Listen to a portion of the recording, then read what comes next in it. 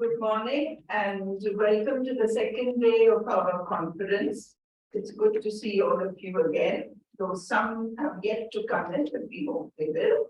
Let me introduce the chair of the session, Dr. Manjari Kamath, Professor of the History Department, who is also the Associate Dean of the Faculty of Humanities, University of Mumbai.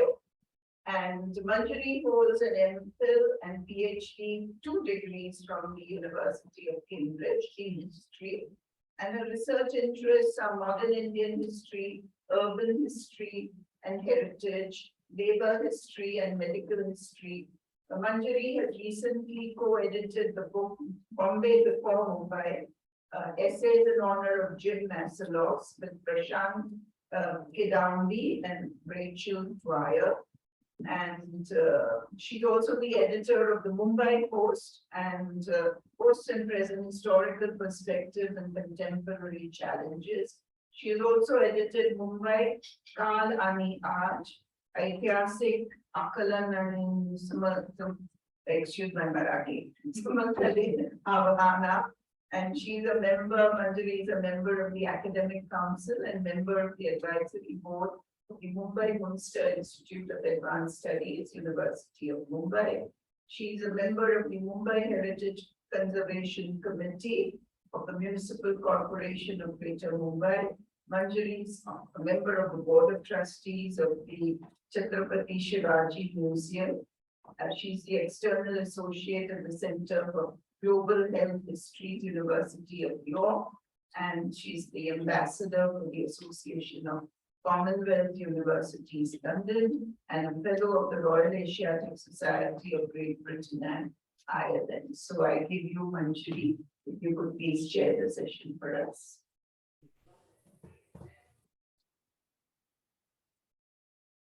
Thank you very much, Professor Panucha.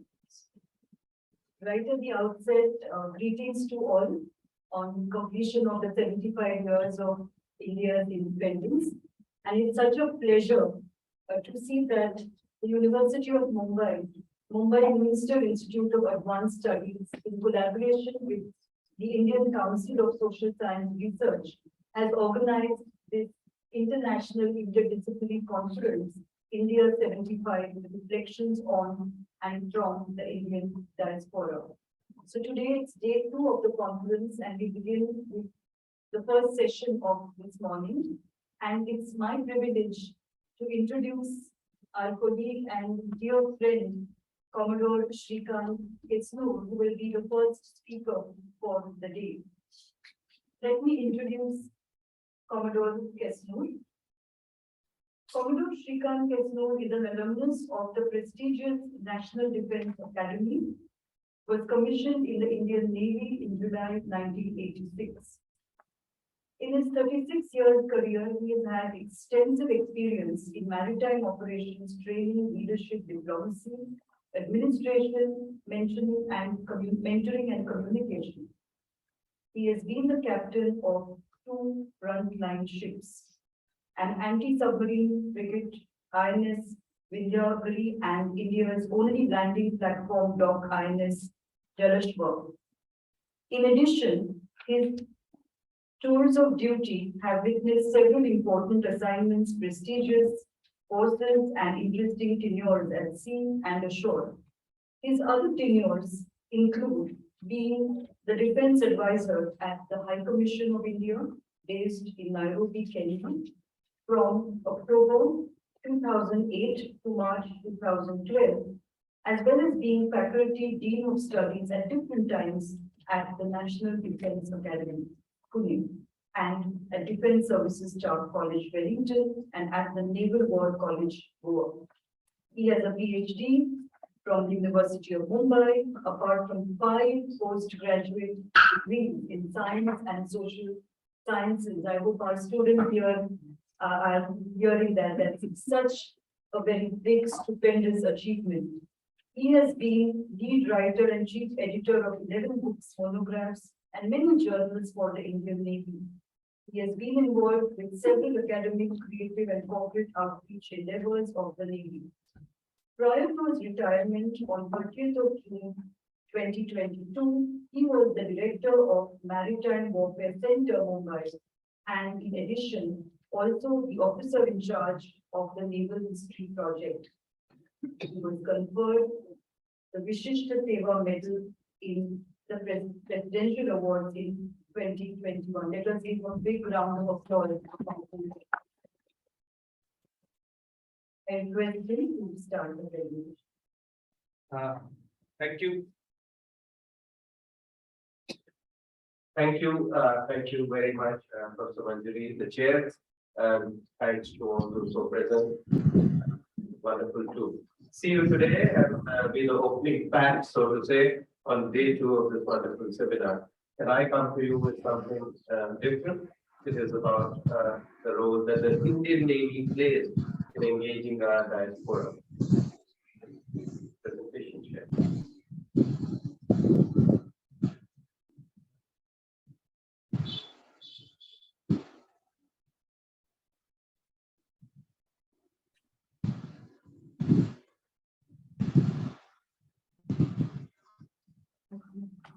Okay.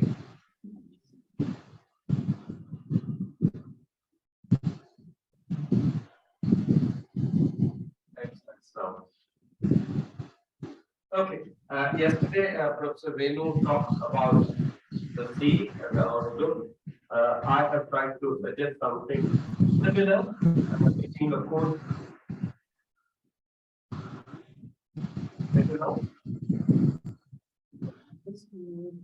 This song. Someone moved to. And done. Okay. Okay. So I have borrowed a quote of Shiv Vishwanathan, who talks of the road as a commons for participation and suggests that in fact, while the road of course is, the sea is as much and probably with more antiquity of commons for participation. And one example of that is what we have in the Navy called 70, 80, 90, 100 principle.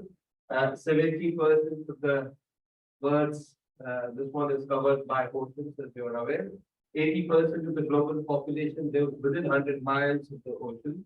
90% plus of India's trade is carried over oceans, and almost 100% of global communication is done through the sea. So this is the way we communicate, including this present Zoom calls are happening because of these underwater cables that need protection. So it's talking of the sea as a global connector. Now, just as we said, that the inherent difference between the Army, the Air Force, and the Navy is that because navies operate in international waters, they have an essential diplomatic character. And because merchant ships transport material regardless of nationality, the space that we operate in is international. That's why the phrase is the Army is invaded by navies build bridges. This is no disrespect to the Army, just essential characteristic of it. Plus, the Indian Navy has great organic capabilities. That means ships come with lots of hardware and software. And then there are certain aspects unique to the Indian Navy and our forces, our professionalism, our low footprint compared to the other navies and things like that. I could discuss that later. I just thought I'll frame that in the beginning. So my argument, and this has been the subject of my PhD thesis also, is that our maritime diplomacy has provided strength to a lot of our international engagement initiatives. I'll not be speaking about all of them today, but specifically about the diaspora engagement. Now, what is it about the Indian Navy and diaspora? First, it is aligned with our foreign policy objectives. Our foreign policy objectives talk of engaging the diaspora, utilizing them in a big way. And our capital documents, this is the Navy's capital document, maritime doctrine, security strategy for the sea. And it talks about how safety, security of overseas Indians is a consideration, an important consideration for the Navy. And since almost most of them are diaspora, stay in coastal states, which are spread over regions with instability, our maritime interests very much, sort of mandate that we stay engaged and invested with this problem. What happened? How do we connect, so to say, to the diaspora? One is, please remember, when we talk of any policy, act is, look is, how do you do that? You do that through certain means, right? And my argument is that the naval should provide a palpable physical connect, the most visible manifestation of the Indian Navy or of India is an Indian naval ship with a flag. So it sort of gives an immediate connect to people in diaspora that this is a piece of India they're seeing, because naval ships continue to be national territories even in foreign countries. Interestingly, it also reduced the imbalance of power in ancient days, and I'll talk about that. In several of these countries where colonial entities were still there, an independent India's naval ship there reduced that imbalance of power between the ruler and the ruled. I'll give some examples of that later. It gives an assurance these days to our diaspora. I think as we've grown in Navy, I doubt that Uganda or Fiji will happen now, given the type of naval strength that is there that we have. It also provides ships and naval sort of events, provide meeting space for different entities. Often we forget that in the host countries, there's the host nation people, host nation government, and the diaspora. And often the ships provide venues for all of these people to be together. It showcases India's capabilities in a huge way, and particularly our science and technology or our culinary skills or our soft power. And it provides a continuing narrative of India. This is something that I keep saying, that Navy's narrative of diaspora is not frozen in time. It doesn't start and end at Davos. It goes beyond that unto the modern day. So that's one of the important and most importantly, throughout their role models of behavior, continuously some of these things keep coming. And I would also argue that we talk of lots of soft power issues like food, medicine, Bollywood. The naval ships are excellent carriers for these other vectors. So what happened? Mind you, this is not new. Right since the inception, the INS Delhi, this is the log of INS Delhi, the old, it is full of the various foreign ports that visited right from 1949 onwards. So Delhi and Mysore are flagships. Vikrant later, they mapped this complete Indian Ocean region, Indo-Pacific region that we talk about today. And they were making interesting sort of moves in a post-colonial landscape. Brahmaputra was the first one to go across the Atlantic in 67. So it changed the impression of India in those nations, particularly in countries that had just become independent. They felt proud to see someone of their own having this kind of navy. And we were, as they say, showcasing India because those countries didn't have, the Delhi was called the Queen of the Orient, for example, or the Mysore was called the Empress of Indian Ocean. And there's a reason for that. No other country in this part had a navy like that. We were also getting to know the terrain and making very subtle political points. And I'll be talking about that too in the next few minutes. Also, our training initiative, we must not forget that in the first 20, 30 years after independence, when you send a navy ship to trade abroad, or you get, a ship from abroad, from UK or other places, you're sending 200, 300 people. So it's like a huge delegation, who's there for 6 months, 1 year. They're meeting all parts of people in the host nation, and those exchanges provide some important information about how subtly the impression of India was changing, because these guys were doing very well in courses, they were talking, and they were knowing the profession very well. So gradually the impression of India from what certain stereotypes existed before independence was changing after that. This is Panditji going all the way to Indonesia on board the INS Delhi, a very historic ship with 3 prime ministers on board the deck in the same photograph. And he went, posted Sukarno on board the ship and then disembarked. So many of these early initiatives you had, for example, Marshal Tito, President Arthur being hosted, Chavan Raj being hosted, Zupong being hosted. So this was a frequent thing at that time. Another very interesting photograph Please see this. This is the INS Delhi 1951, and they are hosting Jomo Kenyatta and Tom Mboya, the leading lights of the Kenyan freedom struggle. And remember, this is 12 years before Kenya got independent. And even though the senior officer of the squadron was a British officer, he was told to host Jomo Kenyatta. Most importantly, it was a white sergeant who went to receive Jomo Kenyatta at the railway station. And look at what he said. He was put on the ship for 3 days. And he told Captain Karmakar, the person in the middle, that's the great Upper Sahib Pant in the port and suit. He told Captain Karmakar, the last time I boarded a British cruiser, INS Delhi was a British cruiser, it was as part of the shipping party, the lowermost labor, and now he's being hosted. Thank you for your kindness. So this was important way in which a difference was being thought to be made. I can read some parts of this, but I thought I'll keep this reading to the end, talking of the ways and means in which this behavioral pattern started changing. What are we doing today, ladies and gentlemen? The nuts and bolts of our maritime diplomacy is vast and wide. I'm not going to talk about what each of these mean, but please see the countries. These are all countries in the Indian Ocean region with whom we are engaging with, and they all have significant proportions of Indian diaspora. As far as the Navy is concerned, we take a wider meaning of Indian diaspora, and I think this discussion came up yesterday also. For us, the phrase is overseas Indians.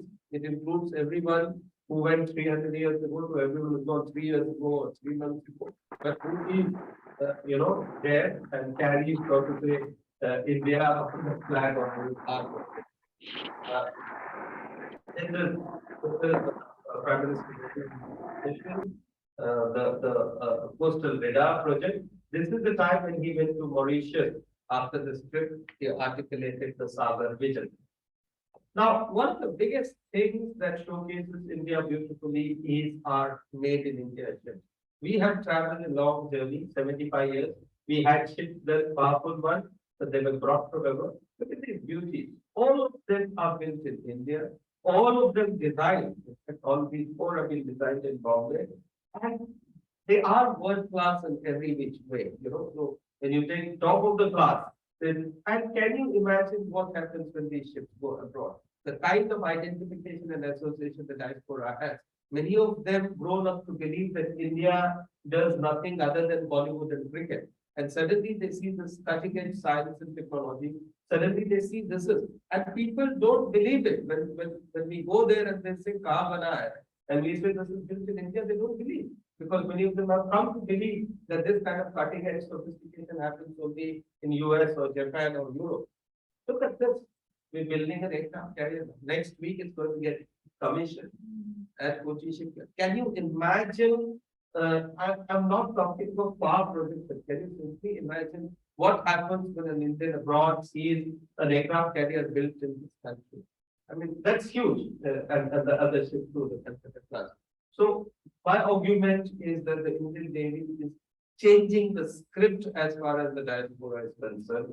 It's making them much more proud in a very distinct way of what the host country is. And this is how the Indian Navy spread. I just took a graph of 13th May 17 to show that we are becoming a global Navy. But I said, okay, let's look one day before I retired, what is the Indian Navy doing? Still spread all over the world. What was it doing on the 15th of August? We were hosting the tricolor in 6 continents, 3 oceans, 8 ships, different parts of the world again. And look at all the, the 3 oceans covered. And can you imagine the pride that this tricolor gets or it generates in all these places? Those are all photographs of the diaspora there with signatures.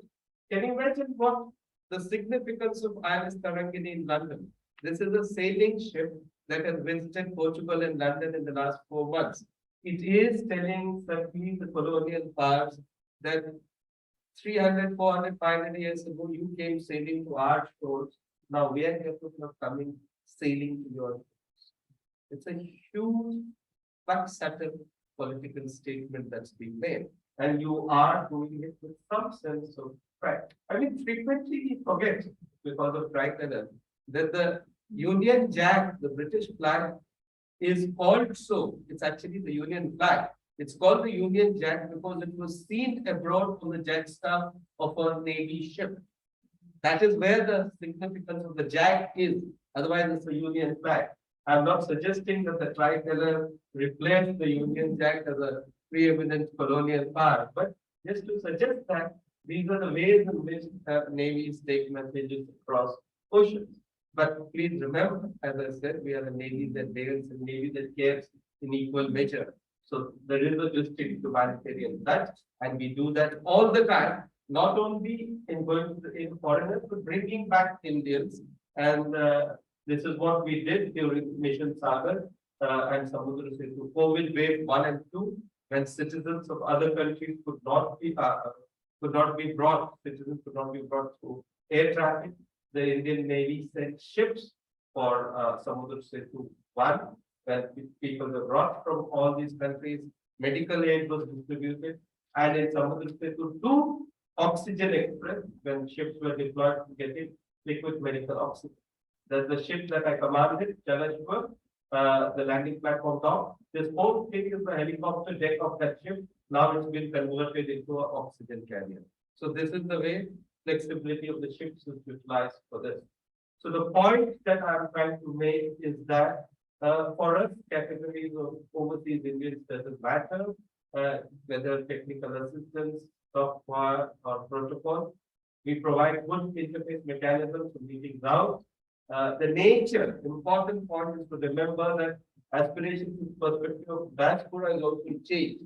They view the world differently, they view Indians differently, and by showcasing both tradition and technology, we represent both continuity and change. Look at this, and this is classic. Sushma Swaraj at Mauritius. Reception is on board an Indian Navy ship on the Pravasi Bharatiya Rivers when she's talking about, I'm sure the presence of Indian Navy ships on the occasion of 180th anniversary will qualitatively enhance the long-standing and multi-faceted cooperation. So the ship provides a venue for the Pravasi Bharatiyas and the Bharatiyas to meet along with other elements of state part. Look at what the Foreign Minister of Madagascar says. Very happy to visit Shardul and meet its crew when we gave them some aid after floods. Grateful to the government and people of India. Instant identification of the ship with the government and crew with the people. And this is what I suggest. The cosmopolitan nature of naval ship's crew, what Panditji had said, every naval ship represents a microcosm of India, is there every time. So when you go to different parts of the world, you're showcasing the best of India, not merely in technology, but also in your inherent cosmopolitan nature. Different languages, different people, different this one. And people there who are often sectional, the Kerala Samajam and Sikh Samajams in these places, see these ships representing the diversity and not being sectional. So that's a very important message that they take. This is new way, as I said, as we build talent, as we build infra. This is a Navy officer who has created world-class training infrastructure for Qatar Armed Forces, Umlendu Tiwari, and now this Daira group is spreading across West Asia. I'll not be surprised if in the next 10 or 20 years, Daira becomes the most important naval and military training entity in all of West Asia. So he was given the Pravasi Bharatiya Samman a couple of years ago, the first person from the Indian Armed Forces to be so honored. Yesterday, I know some of the people who heard me before, I've seen this frequently. Yesterday, I think the Consul General asked, how does India see itself? What is the story that India is telling? And I think this is a perfect way to say, what is the story that India is telling? This is the Navy Chief presenting to the Prime Minister of Tanzania the chart, the survey portion of the port of Tanga. Port of Tanga, a site of World War I battle in which the Royal Navy and the Indian Army was involved. It was a disaster. 1,200 or so Indian casualties were there, 400 deaths. Nobody wants to remember it. The Germans won that battle easily. There were lots of failures from the top British leadership for that. But 100 years later, when the Navy chief presents a chart surveyed by an Indian hydrography ship. We are world class in hydrography of a ship made in India. He is giving a new vision, a cooperative vision rather than contest and competition. And he's saying we are willing to share expertise. So he is giving a new framework essentially. And Admiral Lamba chose a nice date, 28th of July, which was the start of World War I, few 103 years ago. So I would argue that we put a closure to the disaster of Kanga and showcase the new navy of a new nation. So I have finished, but ladies and gentlemen, if I have got 2 minutes, I'd like to read some paragraphs to showcase. Yeah, you can stop sharing. This is from Admiral Qatari, who was the first Navy chief, but this is when he went as the fleet commander to East Africa. And what does he say of the ship visits there? And he says, very interestingly, that this is the Indian Navy fleet which had visited East Africa.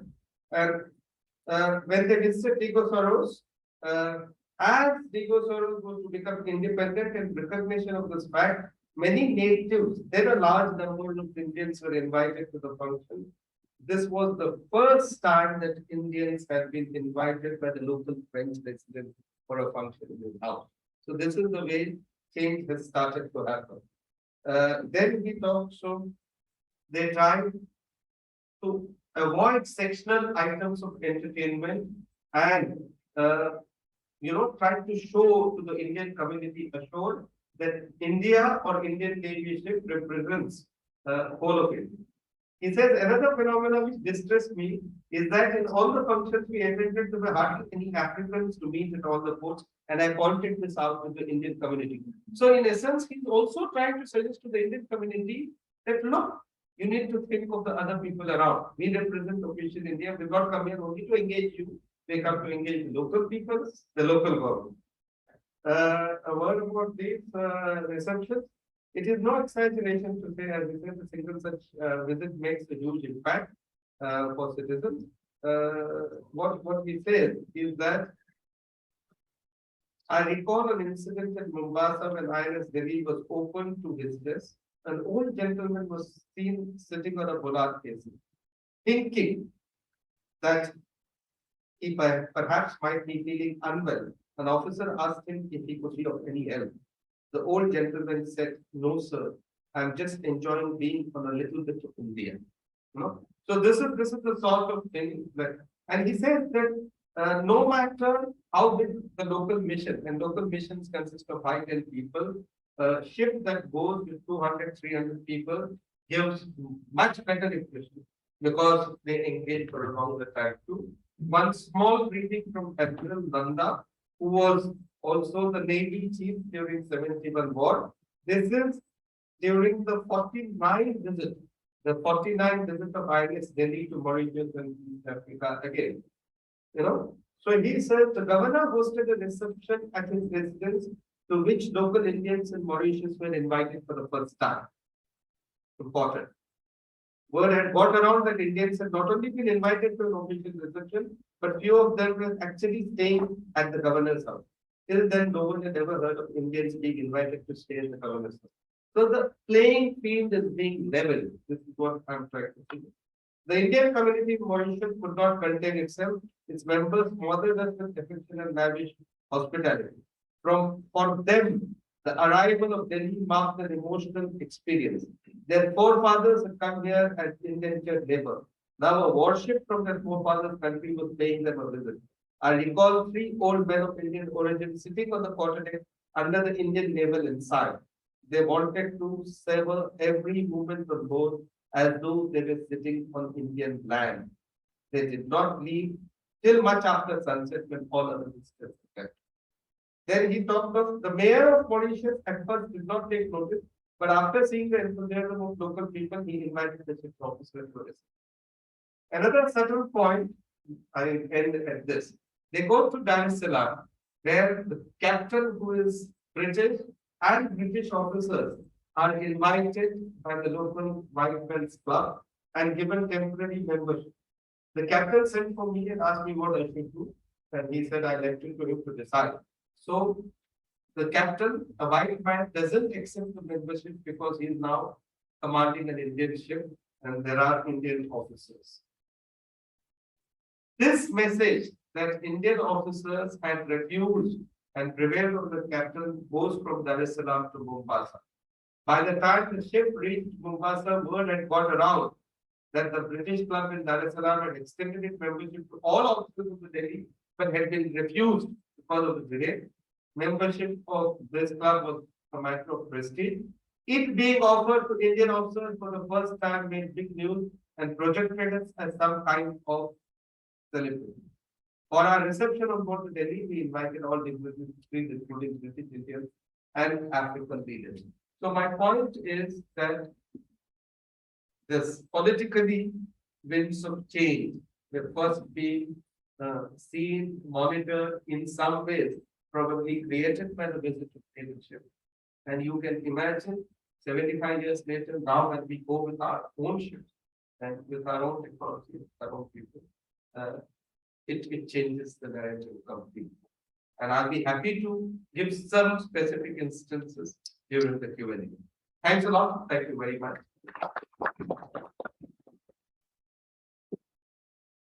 Thank you, Commodore Kosnoor, for that fascinating presentation about the engagement of the Indian Navy with the diaspora. And we are delighted to know about the various achievements over the course of the last 75 years. And I'm sure there are lots of questions from the audience. But what I will do as a chair is we go to the next paper so that then we can really have time to discuss and afterwards. So I will go to the next paper in the session, which is going to be presented virtually. And a warm welcome to Dr. Nandi Bhatia. Are you there? So, Yeah, hi. yeah. So I just want to thank everybody for the invitation before you start the talk. You have the recording, right? Yes. Yeah. So pleasure, and I would like to introduce Professor Nandi Bhatia. Professor Nandi Bhatia is a professor in the Department of English and Associate Dean of Research in the Faculty of Arts and Humanities, University of Western Ontario, Canada. Her research interests include post-colonial literature and theory, literature of the 1947 partition of India, diasporic literature and theatre. She is the author of Acts of Authority, Acts of Resistance, Theatre and Politics in Colonial and Post-Colonial India. Performing womanhood, theatre, politics, and dissent in North India. And she is co-editor with Anjali Gira Roy of Partition Lives, Narratives of Home, Displacement, and Resettlement. At present, Professor Nandi is working on a Social Science and Humanities Research Council of Canada funded project on female performance in India. She has served on the editorial advisory boards of the Journal of South Asian Popular Culture, Feminist Review, TOPIA, Canadian Journal of Cultural Studies, Negotiations and International Journal of Literary and Cultural Studies, and the Forest City Film Festival for her research. For her research, she was awarded the John Charles Polanyi Prize for Literature and was named the University of Western Ontario Faculty Scholar. A big round of applause for Professor Nandi Bhatia. And today, at this conference, she will be speaking to us on celebrating independence, remembering partition, stories from Canada. I would request you to start. I will start.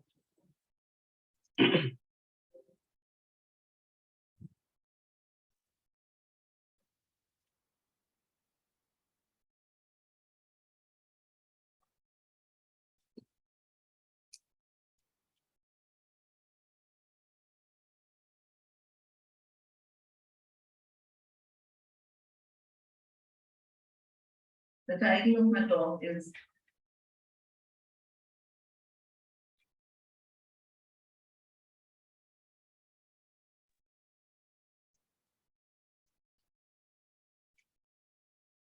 Would you like me to read my paper if it's not working? It's working, just I'm sharing the screen. Please give us a moment. Should I just read it? If you will, it is working, I'm just sharing the screen, ma'am.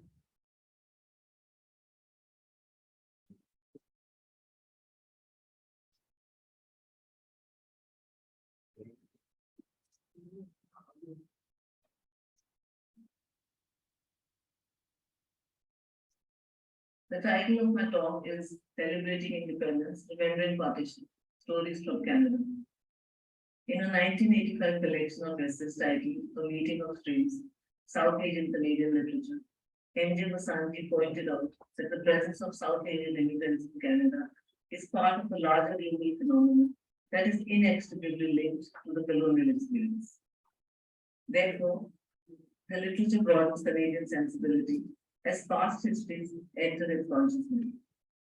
Indeed, many critics see the expanding corpus of Indian writing in Canada, produced in multiple Indian languages, as a single achievement that encapsulates through its many themes the in-between roles of the Indian diaspora in Canada, or what constitutes was writing in hybridity and oscillating midway between different modes of life and experience. Many of these experiences are entangled in global historical migrations and memories, and are pivoted around the 1947 partition of India, which appears as a subject of monumental importance and records intergenerational stories about characters whose families faced displacement, but whose lives are mediated by temporal and spatial distance from the subcontinent. What can these stories tell us about the poetic of diasporic literature? In my talk, I analyze select literary texts produced, performed, and circulated in Canada, where partition either becomes a reference or constitutes the central theme. My examples include Rahul Verma's play Trading Injuries, Anushri Roy's play Letters to My Grandma, and Anita Badami's novel Can You Hear the Nightbird Call? I argue that by remembering partition in Canada, these writers not only narrate partition's trauma, loss, and survival in the subcontinent, but also address other kinds of urgencies which respond to regional political developments in Canada, question how these developments affect minorities, and offer possibilities for bridging divides across sections in the material places where they reside.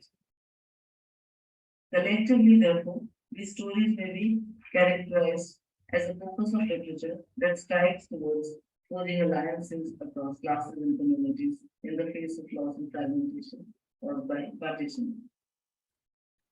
A brief mention about the South Asian diaspora in Canada will help contextualize the paradigmatic shift from the subcontinent to Canada in the text under discussion.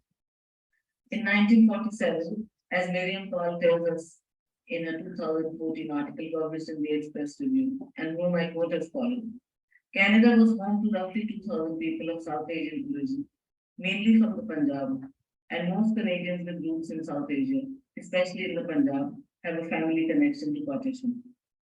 Canada's policy of multiculturalism encourages immigrants to preserve their culture and history. In this way, the history of partition is now the history of Canada. It is hardly surprising then that when India celebrates its independence and commemorates partition in August, it is remembered simultaneously in Canada through newspaper articles, gatherings, flag hoisting, discussions, and marches. The topic has also received attention in literary, cultural, and filmic representations.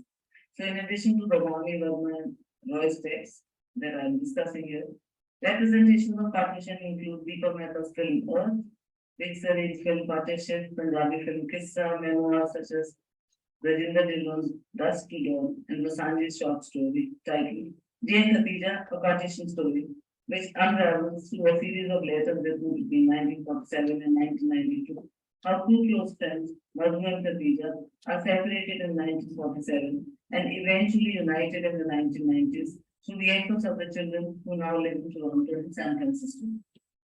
Such texts are a reminder that Canada is now home to nearly 2 million Canadians who claim their roots to South Asia, and many among them have some connection to the partition.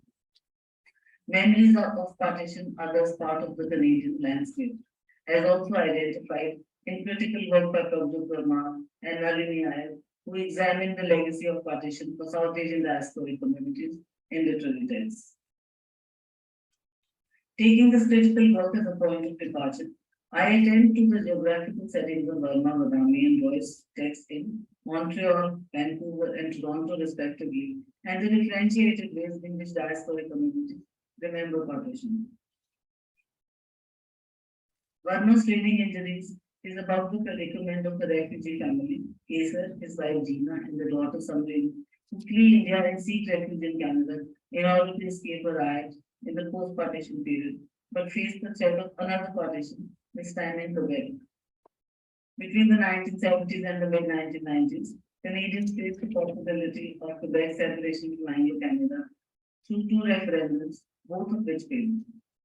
In any case, the sovereignty of Quebec is an issue that continues to haunt the Canadian political landscape and is foregrounded in stage directions, which emphasize that the play set in late 1979-80 Montreal, where a separatist campaign to take Quebec out of Canada is in the air. Verma, who founded the theatre group Tisri Dunya in Montreal in 1981, announces the mandate of the play as evoking India's partition to express the characters' fear of losing their home once again if Quebec were to be separated from Anglo-Canada. While Quebec's demand for a separate nation is not to be equated with the partition of India, the tangible loss experienced by Kesar's family, who do not have a home to return to in India, raises questions about the human cost of separatism. In drawing upon what the characters see as a parallel situation, the play attempts to urge a rethinking of the Quebec crisis from the perspective of an Indian immigrant family that is scrambling to make ends meet. To emphasize the vulnerability, Burma's characters include working-class refugees who face abuse and torture and who fear their acceptance of minorities in the case of a successful referendum. Badami's text, In Hear the Nightbird Call, weaves the story of the Air India tragedy of 1985 through the intertwined lives of three women and the migration within India and between Canada and India. Like Burma, Badami evokes the partition and emphasizes how its microscopic history cuts into the narrative of time that characterizes a novel. This is exemplified through Sharanji, or BBD, as she comes to be known in Vancouver, whose memories of Punjab after migrating to Canada in 1923 are beset with the loss of a family during the partition riots. Because of these losses, BBG has no home to return to in India. She claims Canada as a home, characterized by the Taj Mahal, the house that her husband Paji buys for her, and the Delhi Junction, the restaurant that she sets up in Vancouver, which becomes a hub for the convergence of South Asian communities. Through a subtle yet powerful description, Badami illustrates how the thought politics of the subcontinent play out in the Delhi Junction. Someone will quote a passage from Anita Badami's text. In 1965, when war broke out between India and Pakistan, the battle came to the Delhi Junction as well. The seating maps altered, and Hafiz and Ali Bhai moved defensively over to a separate table across the room from the Indian group. The linoleum floor between them turned into the line of control, an unseen barrier of barbed wire stretching across it. Anger, hurt, and loss simmered on both sides. As the war across the world went on and casualties mounted on both sides, conversation between the two factions in the junction ceased altogether. And when parties began to vocally support the Indian side, Hafiz and Ali Bhai stopped coming to the cafe. But when the war ended a few months later, they reappeared as if nothing had occurred. A good meal with familiar spices in a foreign country meant more than the enmities generated by distant homelands. In this description, Badami creatively explores How diasporic communities navigate identities, nostalgia, and identity politics around food from home. So we see that the restaurant and food culture become important sites for community interactions, where tensions play out and are subsequently resolved. Throughout the novel, partition lurks as a memory that affects BBG personally and mediates relations amongst communities. When concerns emerge about the potential breakup of the Punjab yet again, they are counteracted by the following reverend, and I'm quoting again from the text. It was maps that caused countries to exist and inspire. Maps caused bitter wars. Maps erased people and landscapes just as efficiently as we created them. This reference to maps gestures towards the altered landscape of South Asia when Cyril Radcliffe, a British judge, redrew the subcontinental boundaries hastily and is rendered contentious by BBG who says, why should we concern ourselves with such matters? We are Canadians now. I don't like the idea of more partitions and separations, more fiddling with borders. BBG's claim that she's Canadian now also challenges the notion that underlying all diasporas is the subtext of the term. Instead, she expands the definition of the Canadian home when she tells her friend Leela that inside her home it will always be Punjab, with its delicious and familiar smells of cumin and coriander and cardamom, and the tantalizing aromas of parathas, in addition to a small entrepreneurial business, which she called East India Foods and Groceries. Within this home, she nurtures a memory of pre-partition Punjab through the last letter from her sister Kanwar, dated February 11, 1947, which she had read so often it was beginning to fall apart. The letter reminded BBG that a few months later, in August, the British had left the Indian subcontinent. Punjab had been divided between two nations, and her families and her home in Punjab had disappeared. Haunted by this letter and the news of Kanwar's disappearance, BBG finds solace in her home in Vancouver. Her memories of partition also become the vantage point through which intergenerational histories are told and remembered. Histories of the Pomagata incident in 1914 that had brought back BBG's father to Punjab when he could not disembark at Vancouver, and the effects of the 1984 riots on her niece Nimrod's daughter, whose death is remembered through partition.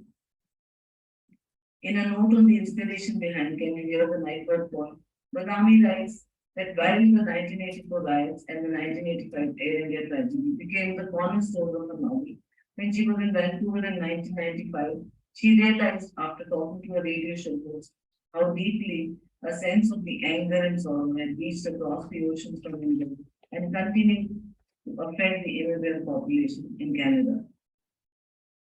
She says, I began to think about the baggage that immigrants carry with them when they move from one country to another, of loss and love and anger, and how they sometimes allow these emotions to overwhelm reason.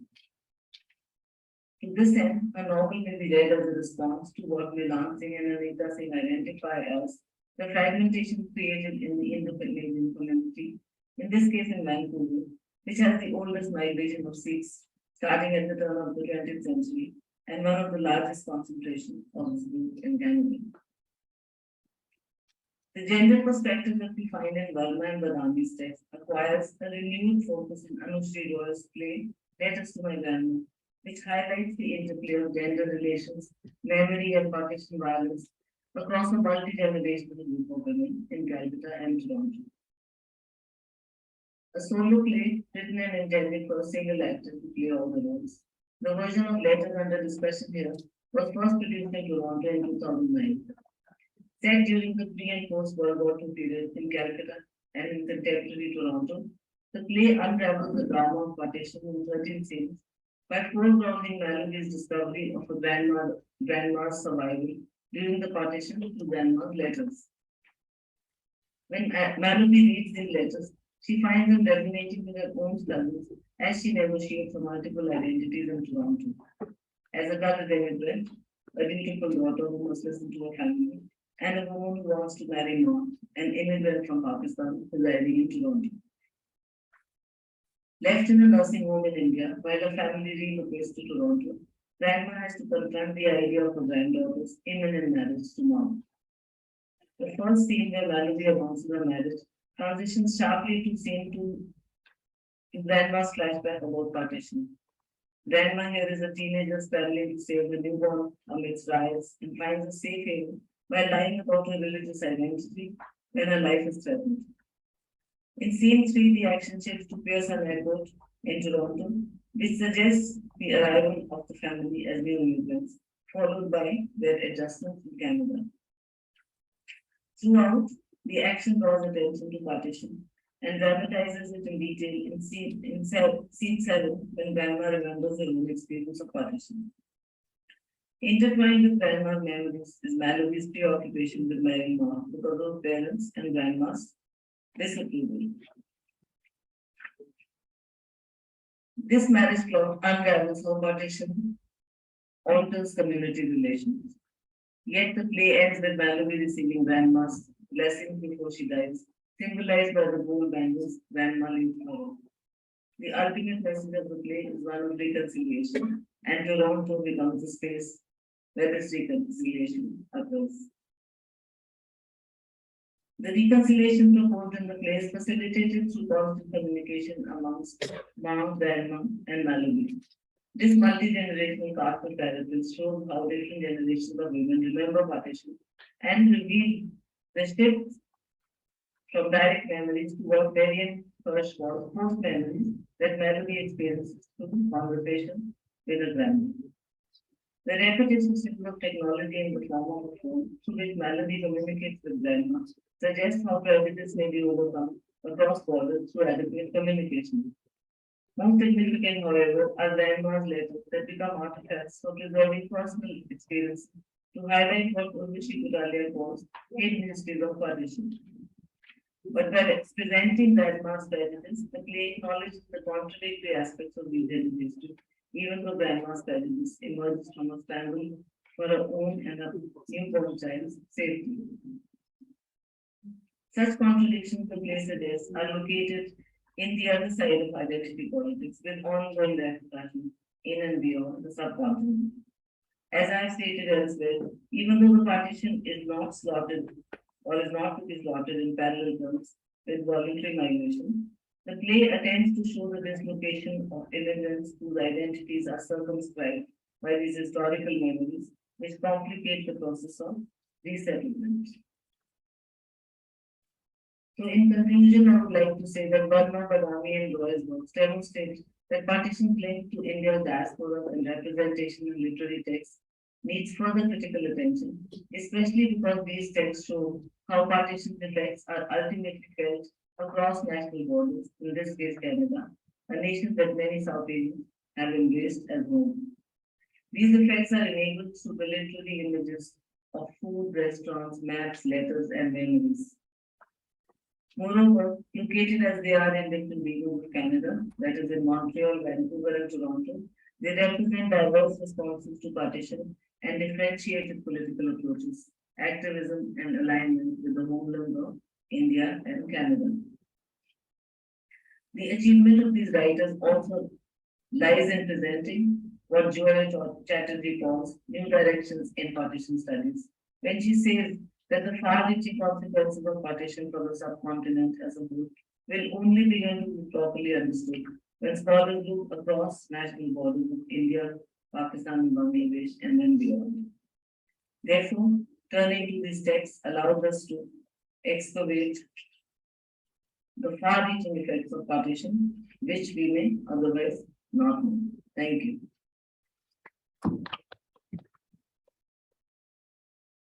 Thank you, Professor Bhatia, for your presentation.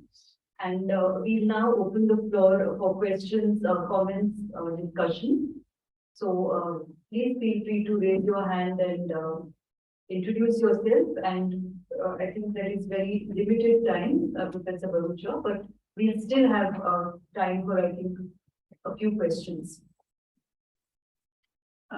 Manjari, we are not having a tea break outside. Okay. We are serving tea and coffee and biscuits here, so there will be time. Okay. At least 10 minutes for the questions. Right. That's great. So, Professor Khalpekar, my colleague from Department of History, has a question.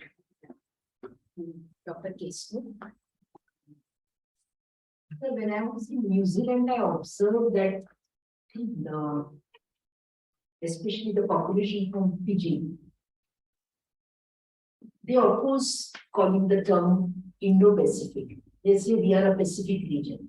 They very much object to this terminology being used by Indian speakers as Indo-Pacific. So what is your take on this? One of course, strategically, everyone is probably entitled to their own opinion. But that directly goes against the range of questions being corrected. You call it whatever term, for example, the Pakistanis recently have started calling it Asia Pacific because they don't want the Indo, not realizing that the Indo refers to Indian Ocean and not India. That's the kind of myopia about these discussions. The point is, Indo-Pacific has been a connector right since 2 or 3 millennia. For thousands of years, the space between Japan in the east until West Asia and East African coast have been connected, and that's before the colonials came. Irrespective of what you want to call that region, it was a common geographic space where ideas, goods, commerce, culture, civilizational exchanges happen. So if Fijians today resent that, one wonders whether it is to create, I mean, this is my view, I don't know what is the official view, to create a distinct Pacific identity. If so, I would find it rather amusing because the Pacific is a bigger ocean. I don't think you get subsumed by the Indian part of it. But these are understandable among small states which feel that bigger. Recently there was a news item saying that Indian Ocean states feel very much threatened by big powers coming here. So I guess it's natural for smaller states to feel a little threatened by invocation of paradigms, which suggests that lots of big parts will now come. The moment you talk of Indo-Pacific, then the US, Russia, China, India, they will all start coming, making it their ground. So they might feel a little threatened. Small nations, small states have the problem. But I think it's a commonly accepted term. And it's an accepted term so much so that the Americans changed their command to, the nomenclature of their command to the Indo-Pacific command, So I think it's accepted by many people. And it's not just Indians who suggest that this is the Indo-Pacific. It's a common phrase people use it. So I would respect what people feel. But I don't see it as threatening Fiji or any, it's merely a geographical expression of an oceanic landscape. There's one more question. Please introduce yourself. Good morning, everyone. My name is Chitra Vasudevan. I'm from Jawaharlal University, Deputy Council. And now I have a question to Commodore Srikanth. First of all, thank you, sir, for such an insightful lecture. And you have explained very well about geopolitical analysis of Indian Navy in Indian Ocean. So my question is, Indian Ocean is vital for us to take power politics. All power focus on Indian Ocean, like US, France, China, Italy, and ex-colonial power also. Sir, also, as Alfred Mahan said, if in 21st century, who will control in Indian Ocean become a great power. Now, China has deployed plan in 2021, and now China has become a great number one trading partner with Africa. So, what is the challenges? How, like we know, Indian Navy is doing great, and recent our government has launched a lot of initiatives. So, sir, how he all these aspects? Could you please highlight? mean, I don't know if this belongs to the diaspora part of it. But quickly, to answer you, I guess the right. So, China's view is coming to the international, it's invested in Africa. We must remember that it's a growing economy. We are at 3 trillion, we are 12, 14, 15 trillion dollars economy. Our defense budget is $50, $60 billion. This is about $300 billion. So we're talking about a big scale. Incidentally, Alfred Mahal didn't make that statement strongly attributed to him, but lots of people do. But the spirit is right. The point though is that India, remember, has distinct advantages, and I'm linking this back to the diaspora, has distinct advantages in the Indian nation, and one of our biggest advantages is our diaspora. And if Operation India, the way Indian Navy corrects it, Operation India finds, this is my feel, that if Operation India finds the way in which the Indian Navy, the Indian diaspora can connect very well with each other. And I can give you millions of instances, for example, the guy who was acting as an arms leader for Pakistan in East Africa was an Indian, the PIO. The guy who was doing all the infrastructure projects for the Chinese in East Africa was an Indian person. And frequently I wondered, should India not engage these people more in a very central way to make sure that this doesn't happen? So perhaps we need to find that. Can we engage our diaspora more fruitfully in ways that we handle this geopolitical challenge? It's not easy. They are citizens of another country. But that's how I see. The Chinese challenge has to be met not by Indian Navy, but by India as a whole. The Indian Navy is playing its part there. Thank you. Any other question or? Yeah, may I say something? Yes. May I? Dr. Sushila. Dr. Sushila, yeah. Gopal. Thank you very much, Professor Bhatia, for the discussions on Badami. Thank you. We work on her novels. Thank you very much. Thank you. Thank you, Dr. Gopal. Yes, there's a question here, and I think that will be the last question since there's time. So this is not really a question, but a thank you for your presentation, and also because it's interesting. So far, we hear about air operations where they evacuate Indians like from Kuwait, from wherever there's a civil war or a military conflict or a coup, Afghanistan very recently. But we've never heard of the Navy, doing these operations. When I think it's not made national headlines. So you're telling us about how you've done this during COVID.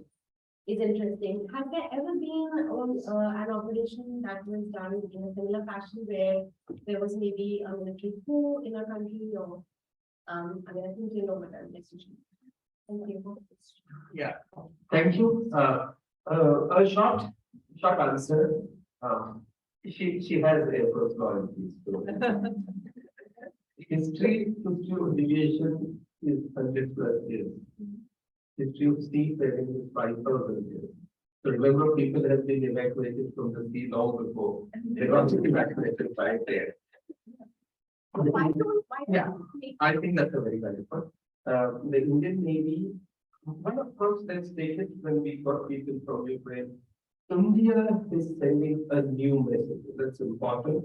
Whether it's Ukraine, whether it is COVID, Samudra Setu, whether it is a few people stuck on Socotra Island, I would not use that. There were a few fishermen stuck on Socotra Island. I think India, and I'm not making a political statement over the last 10, 15 years, is making a statement that any Indian, anywhere stuck, we will try and help them. I think that's a very important statement. That's why I said that Fiji or Uganda would be unlikely in today's scenario. The second point, the country chooses whatever means, the Air Force, the Navy, whatever, often a combination, civil aviation. But India has done that before, forestalling coups, not necessarily to evacuate people, but to send signals. In fact, there is initiations that's happened before. I'll tell you the name of that operation. when ships to the world. In Sri Lanka, was surprised that we happened. But over the last decade, in terms of evacuation of people, we have pulled out people from Lebanon, of Sukun in 2008, 2011 from Libya, and 2015 from Yemen. And in each of these, we brought in 1,000, 3,000 Yemen, we brought 3,000, 4,000 people, of which 40% were foreigners, including US and European nationals. And all of them, the Europeans and US people who were stuck in Yemen, told their citizens, contact the Indian Navy ship, because it was the Indian Navy ship that were going into the arms way to pick up. There was a combat situation. Contact them for getting out. So what I'm trying to suggest is that this gives you huge international equities. The fundamental difference between the Army, the Air Force, and Navy when we do rescue is the Army and Air Force do it brilliantly, as does the Navy, but because Navy does it in international waters with international citizens, you earn international equities, which can be any cash that you want to. I think there's one more question which will be the last. Dr. Bharti, this is a question for you. You began with talking about Mohit Vasanji. I personally find him a very interesting and fairly less research scholar. However, if you see the trajectory from his first book to the latest one, Nostalgia, you find him moving towards science fiction. But yet I found a very interesting diasporic concern underlying it. So do you have any comments to make on that trajectory in Vasanji? Okay, I'm really sorry. Your question was very blurry, so I couldn't hear it properly. If you could just give me the Can you hear me now? main thrust. Sorry, yeah. Can you hear me now? I can hear you, but it's very blurry. So I'm going to raise my volume and see if I can. 1 second. Problem with Zoom. Okay, let's try. Kirti is typing it in the chat box. Okay. Would you really want to comment on the very interesting trajectory that Vasanji has taken from his first book to Nostalgia, where he moves to science fiction? So is this a question about a specific novel of Vasanji? I'm talking about how he's moved from a very core diasporic writing to science fiction and nostalgia. His latest book, Nostalgia. Yeah, I haven't read his latest book, but I think the one that connects to, well, there are several that connect to partition. So there's the In Between World of Vikram Lal, and then even a Delhi Obsession, which came out a few years ago, maybe a couple of years ago, 2019, I think, which is interesting. I thought that was interesting because that really navigates different worlds. Like it moves between India and Toronto, and the protagonist falls in love with this woman and he keeps going back to Delhi, but also it's set in kind of contemporary context. It develops into an interfaith relationship, and so how that gets kind of violated in the novel. I think he's placing the history of partition in and its ramifications in the present, but also trying to insist or trying to communicate that it's the protagonist himself is very much located in kind of a global context. And so he talks about that. So in one sense, it's a novel against a rigid kind of identity politics, I think. As for the science fiction, I haven't read that novel, so I can't comment on that. Thank you so much. Thank you. Thank you very much, Professor Bhartiya. I think we can, I would like to just conclude with a few closing remarks, and then we can end the session, and tea is being served here. So I think we have a little bit more time. So I would like to thank Commodore Kesmoor and Professor Bhatia for excellent presentations. But if I may, in these 5 minutes, have one or two, three questions which either Professor Commodore Kesmoor or Professor Bhatia can address. And it's more towards, initiating a brief discussion of some common themes which have come up during these two presentations. So one is basically that as far as the diaspora is concerned, one is not speaking of a monolithic sort of group, as both your presentations show. There is a diversity in terms of the different countries, in terms of racial groups, community, caste, class. You all spoke about the past and the indentured labor. Professor Bhatia speaking about partition. So this is just one point on which I would like to say whether any sort of thoughts you have in terms of how this is affecting the discourse, or anything particular you would like to share. Second is a common theme which has come from these presentations is this whole feeling of nostalgia, that this word has come often in both the presentations. So now that we are at a vantage point of 75 years since the events of independence as well as partition, is there a sense by which, now looking at India, because the impact of partition is felt on the subcontinent, but no one is speaking about the diaspora and the other countries. So there's a double, there is displacement which has taken place by which people have moved borders, so Pakistan and some are in India. But in this case, we are talking of those who have been displaced and are not in India or Pakistan, but are in other countries.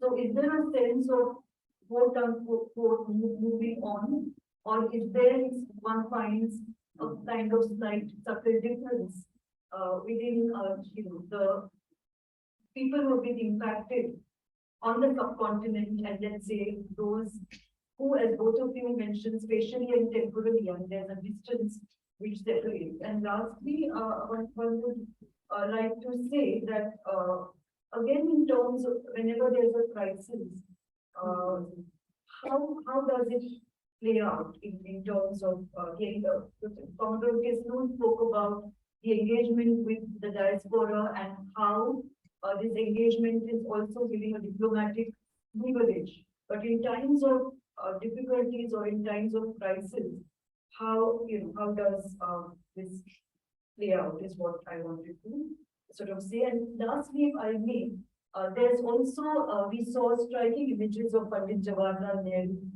The whole, what the Navy was at the time. Some of us teach papers on maritime history, knowing the history of the maritime history before independence. And the Navy has come a long way, and Commodore Kesmoor has shown us that. So, especially when it comes, like you showed us about through the non-alignment in those years, right, till today, how, the achievements of the Navy. So is there something you would like to share about the empire? Because when it comes to Indonesia, Sukarno and Nehru were very much together in, during even the national movement of the two countries. And then, of course, there's the Cold War and how that plays out and today. So in terms of the post-colonial period and the empire and how it's today, would like to comment. So I think I'll stop there and it's open to both of you. So maybe we have in 5 minutes we can wind down. Doesn't she take it first and then? Professor Nandi Bhatia. Okay, so I know there were a lot of questions packed into your, very eloquently addressed larger body of questions.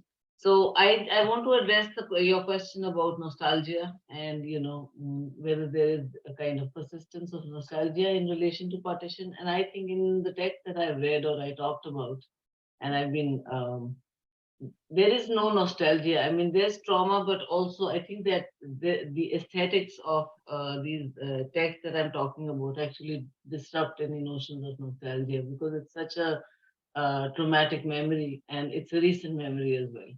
So, 75 years is not a long time. So that's why I think when we talk about partition, it kind of complicates the general or larger theories of diaspora, where there's always seemed to be a subtext of return, and we find these protagonists, some of them not wanting to return or cannot return home.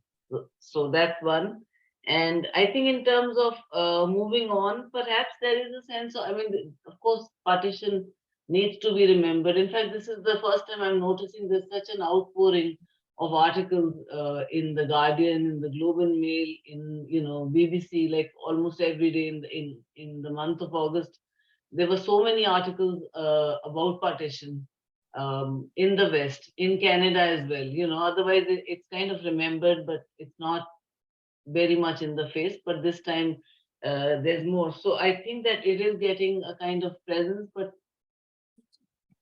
in terms of the larger discourse of decolonization as well, the larger global discourse of decolonization as it should be. So that's one. And then perhaps there is an attempt. I mean, the other thing, the thread I've noticed is that doesn't talk. Of course, there is trauma and there are survivors' testimonies, but there's also an attempt to start remembering the friendships and the neighborliness and the kind of attempt to achieve alliances and harmony and cutting across class, or you talked about caste. So there are all these other kinds of histories that are emerging about partition that I think undoing or expanding beyond the discourse of trauma, which is not to be dismissed, of course. Yeah, thanks. Thank you. Hi, just one word. I think remembering can also help in giving a warning not to have such things repeated. Thank you. Yeah.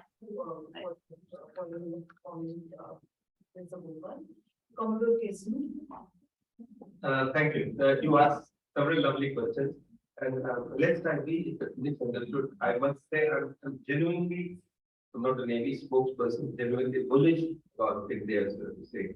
So I'm glad you asked this question. Maybe short answers. I believe there are several. Let's go. It's time. So okay, you're audible. I'm audible? Yes. Yes. Hi, Arvind. Thank you. I don't know if they can hear me. No, the speakers thing is. Something's gone wrong with I that. think that Okay. So I believe there are several diasporas and they all tell interesting stories, and we must look at them. In my 3.5 years there, where I roamed extensively around East Africa and my other trips abroad, you can't sort of locate them to some section of people. The Jahaj Bhai, there are one section. There are several diasporas. Each one of them tell different story. Each one of them has different package of memories. Each one of them relates to host country differently, and I think all of them are worthy of mapping. But I'm no cultural historian or cultural studies expert, so I will get this part. Important point what you say is, how does the Navy match this post-colonial landscape? And very interesting. I mean, I've not told you all the things. Senior British officers who displayed racist overtones were told to fight out the Navy ties. Important point. The relationship between whites and browns in the Navy reflected outside. Most importantly, in 1967, when the English withdrew west of Suez, the Indian Navy chief then, Admiral Chatterjee, made what seemed an ambitious statement then. In typical naval manner, he said, India will now be in charge of the whole Indian Ocean. And he was reprimanded by Swaran Singh, his own defense minister. The foreign minister disowned his statement, and probably the way he put it was wrong. But 50 years later, it's he who's been proved more right than Swaran Singh, because India is the first responder, the preferred security provider in a lot of this place. So I suppose in some ways, India is doing what Britain used to do. Remember, they didn't want, Royal Navy didn't want a big Indian Navy. They thought we will do all of this, like typical colonies. India is doing what the British did without the colonial overhang, with a very humanitarian face, in a new collaborative venture, in a very friendly way. We're stepping out to help in every which way, but we don't do it without, hopefully, without the big brother attitude. I mean, I'm not seeing things to suggest that. And I'll illustrate this with a very, very beautiful incident, 30 seconds. In 2010, when it was hit by piracy, when it was hit by piracy in a huge way, they decided to have a carnival to sort of get faith back in their people. And lots of people raised their eyebrows. They invited the Indian Navy to not only provide security to the carnival, but also to take part. And then there was, the carnival was advertised, they provided some Brazilian troupe, so that Brazilian, whatever, samba girl, the flamenco dancer, she was the poster girl of the carnival. Now, there was, the Indian Navy sent its troop, they provided security, they did air displays, everything. But most important, this is important, we did food stalls in the National Day Parade in stadiums. The biryani and gulab jamuns cooked by the NDTV cook sold more than anyone. The city parade was fantastic. The Sardars who did the bhanga and dance on the national stage were greeted very well. So much so that next year when the carnival was advertised, now the space, the poster shared between the flamenco girl and the Sardar Indian Navy doing the bhanga dance. So my point is that the Indian Navy is also capable of immense soft power, medical assistance, for example, countries. In Maldives, sorry, another very quick 30 seconds. Maldives, about 4 or 5 years ago, they ran their rivers osmosis plant shut down, which meant no water in the country. Now, what is a normal problem for an Indian engineer became a national crisis there because there, so hotels, nothing could turn. The country was going to come to a grinding halt. So Indian Navy did 3 or 4 things. First, you send the ship to send water. Thereafter, the ship started making water and laid pipes to supply. Then the ship's engineers went to repair the plant. So I'm talking of multiple organic possibilities that the Navy has because of its strength, which can reach out to countries in the region. So my argument is we are changing the narrative and this requires greater research, maybe a study or monograph by MMIAS. So, We take you up on it. so on that note, we would like to conclude this fascinating session, and I define it at the last sentence. But I think this session has opened up, my colleague here will agree with me, to a range of histories which have been neglected thus far, and the transnational histories can be worked in this way, like from what Professor Bhatia and interdisciplinary, of course, as this session has shown. Emotional history has also been on the margin.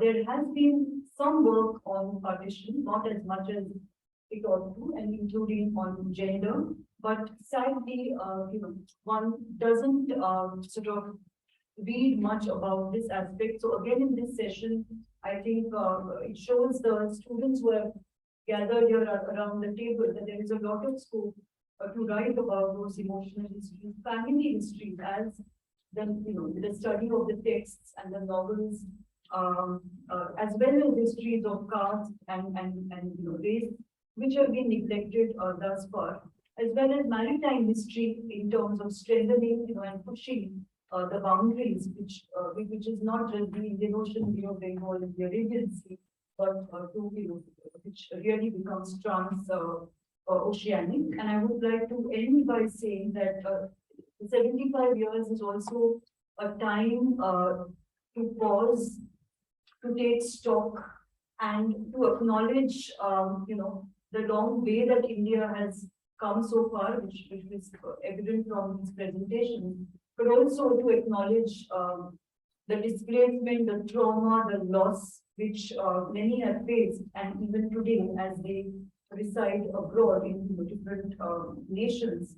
That especially when you look at histories in terms of Ireland, one of the things which has been commented is India somehow has not come to terms with it. We haven't found, we do not have the sort of memorials or discussions on this. But again, on this occasion, we find that there has been a Remembrance Day as well as conferences such as these are opening up these issues. And I think mainly, as both the papers show, it is also the bridges which can be built, which the Navy is doing a wonderful job, as well as the diaspora amongst all the nations and building the bridges with India. So thank you, Commodore Kesnoor and Professor Bhatia for your presentation. And I would like to thank Professor Nilüfer Bharucha, Professor Smita Shukla, and Professor Klaus Stiertorfer for organizing this fascinating conference,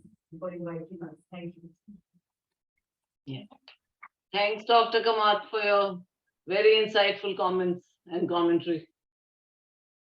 Thank you. Thank you, and thank you, Commodore. Thank you, Manjari. Thank you, Nandi. Thank you, Commodore Kesnoor. But before we end this session, could I request our volunteers to present? Well, Nandi is, I mean, we can't give it to Nandi, but we'll give it to Manjari, our memento, as well as to the bomb. No, you want the chair. Yes, I should have the chair first. The chair first. The chair. Thank you. Thank you.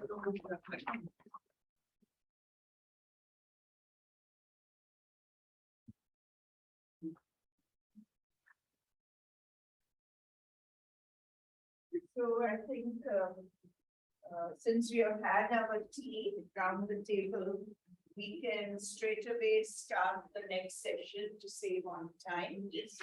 And They want the introduction to it. yeah, you have it introduced. True. We have requested Commodore Kesnoor to step in as the chair for the next session, since Professor Rajesh Kharat has sent his apologies just this morning, saying there's another meeting at the university and he cannot be here. And the Commodore very kindly agreed to step in. This is again yet another very interdisciplinary session. We have got Professor Smita Shukla and Dr. Robert Degas talking about the economic aspects of the diaspora, and we have got Advocate Armin Vandrewala. Give her a hand, please. We're going to talk about law and the diaspora. So I will turn the session over, and since the Commodore has just very recently been introduced to all of us, I shan't be introducing him for this session as the chair. Dr. Smita Shukla is going to join online. She's already there. And Robert Degas will also be joining us online. So I hand over the session to Shikha. Thank you, Professor Bharucha. I sort of agreed because I'm greedy about collecting these mementos. If I get one more after this, it will be.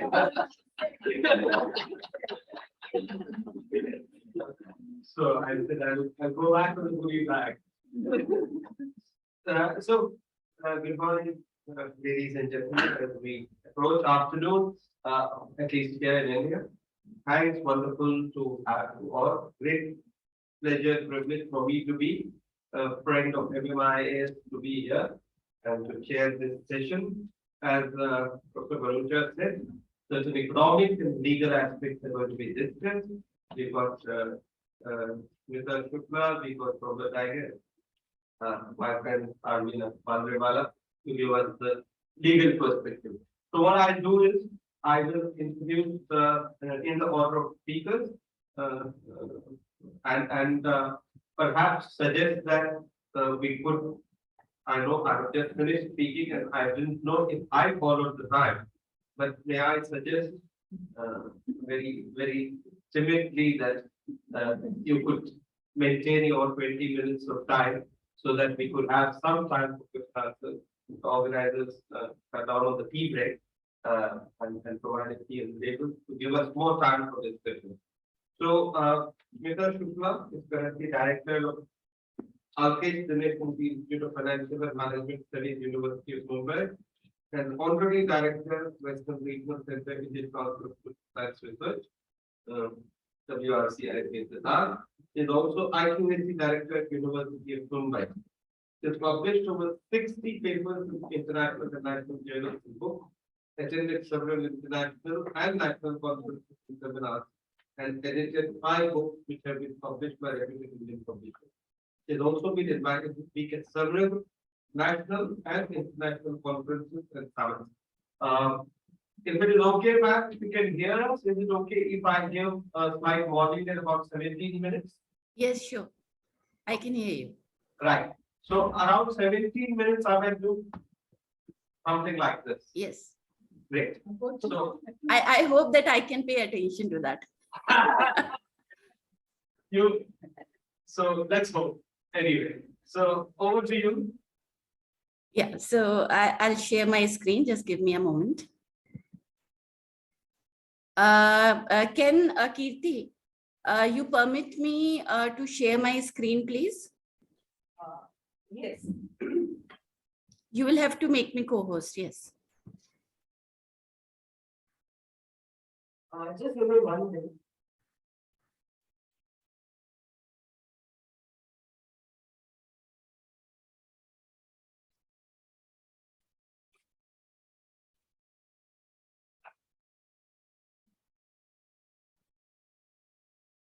I'll just make you, just give me a minute.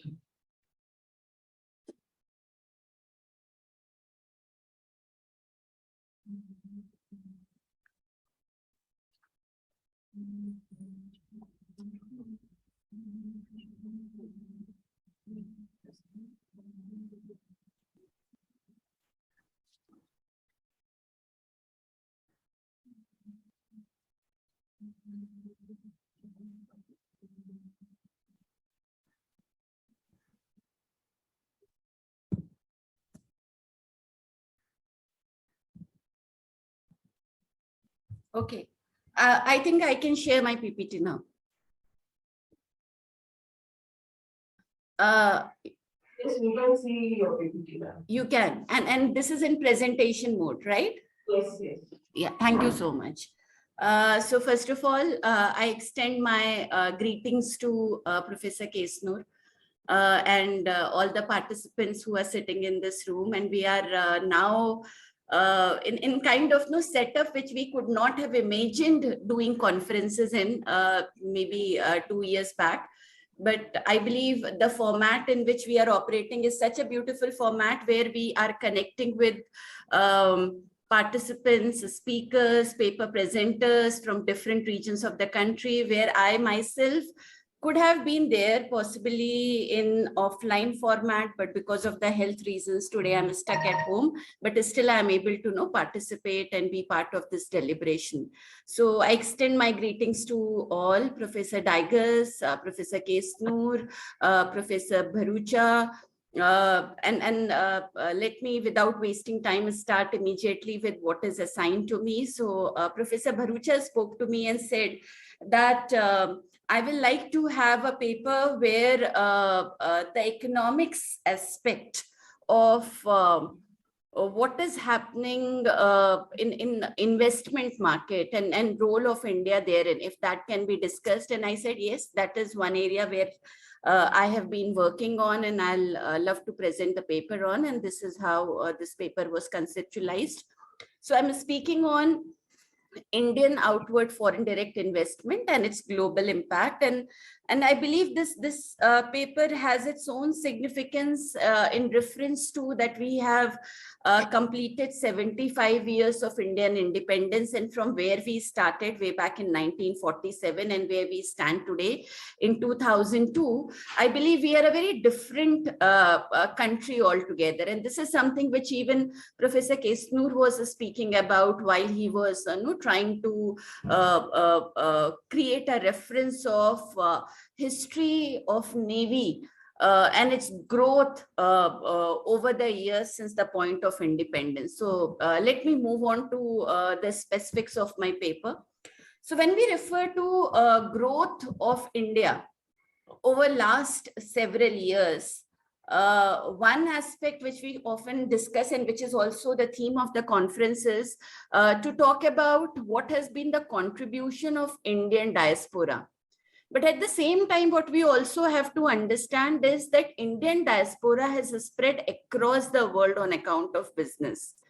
Somewhere when you look at a point of independence way back in 1947 and several years after that, Indian companies were not left with enough confidence to compete in international or global markets.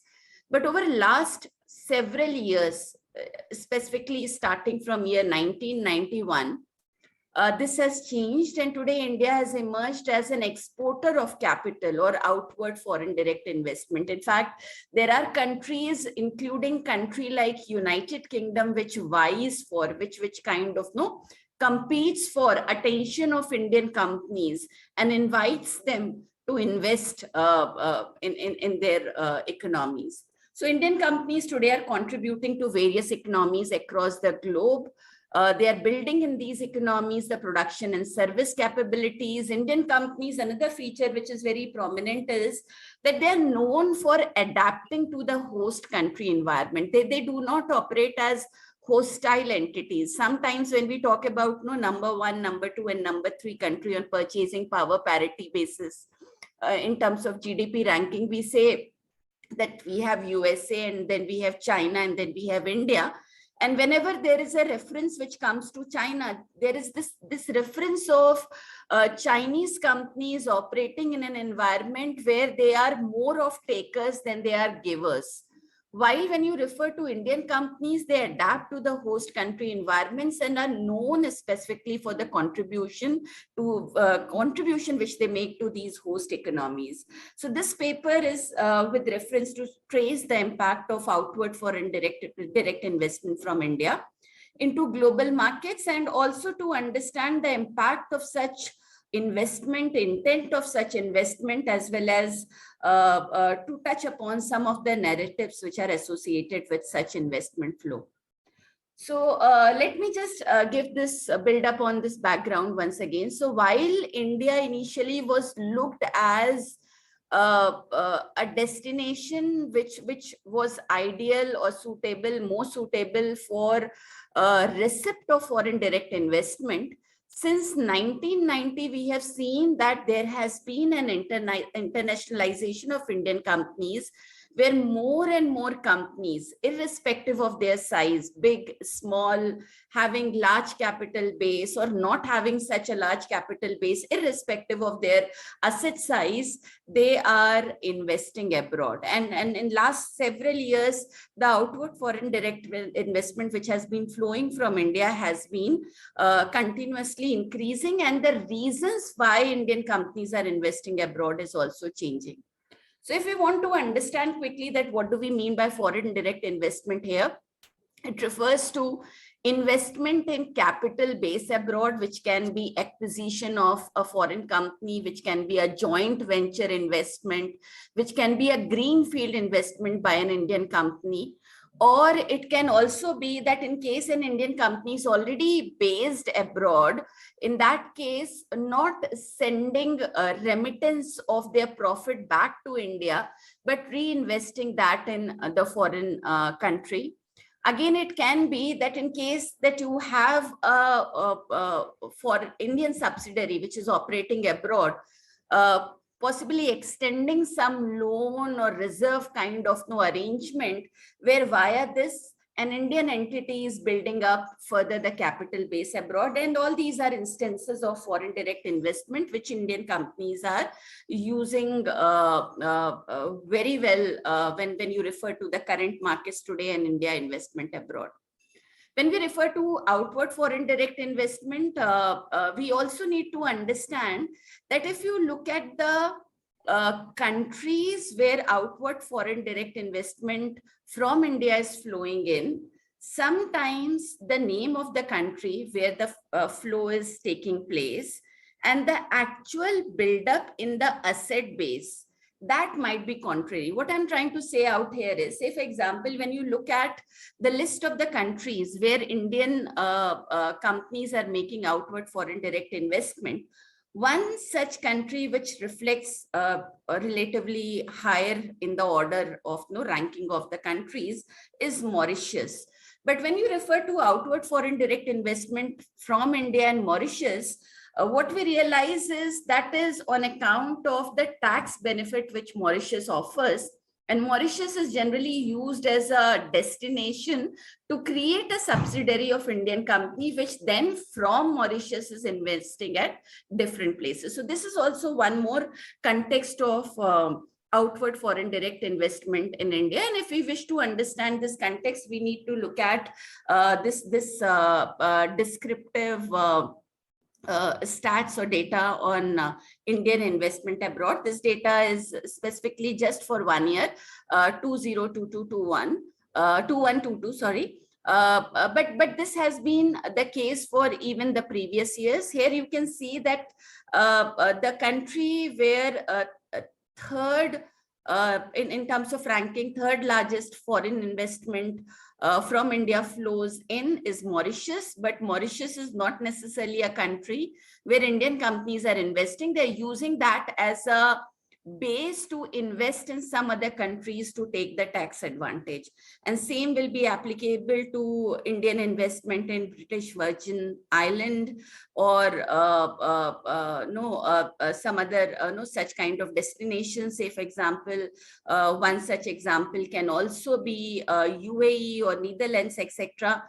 Though they are not perfect examples of being tax haven like Mauritius, but yes, they also have been used to route further the outward foreign direct investment from India. Again, when we try to trace that how outward foreign direct investment from India has moved, we see that there have been phases of this growth. The first phase I will take up as the period of 1975 to 1990s, where Indian companies were restricted by government guidelines in terms of their investment abroad.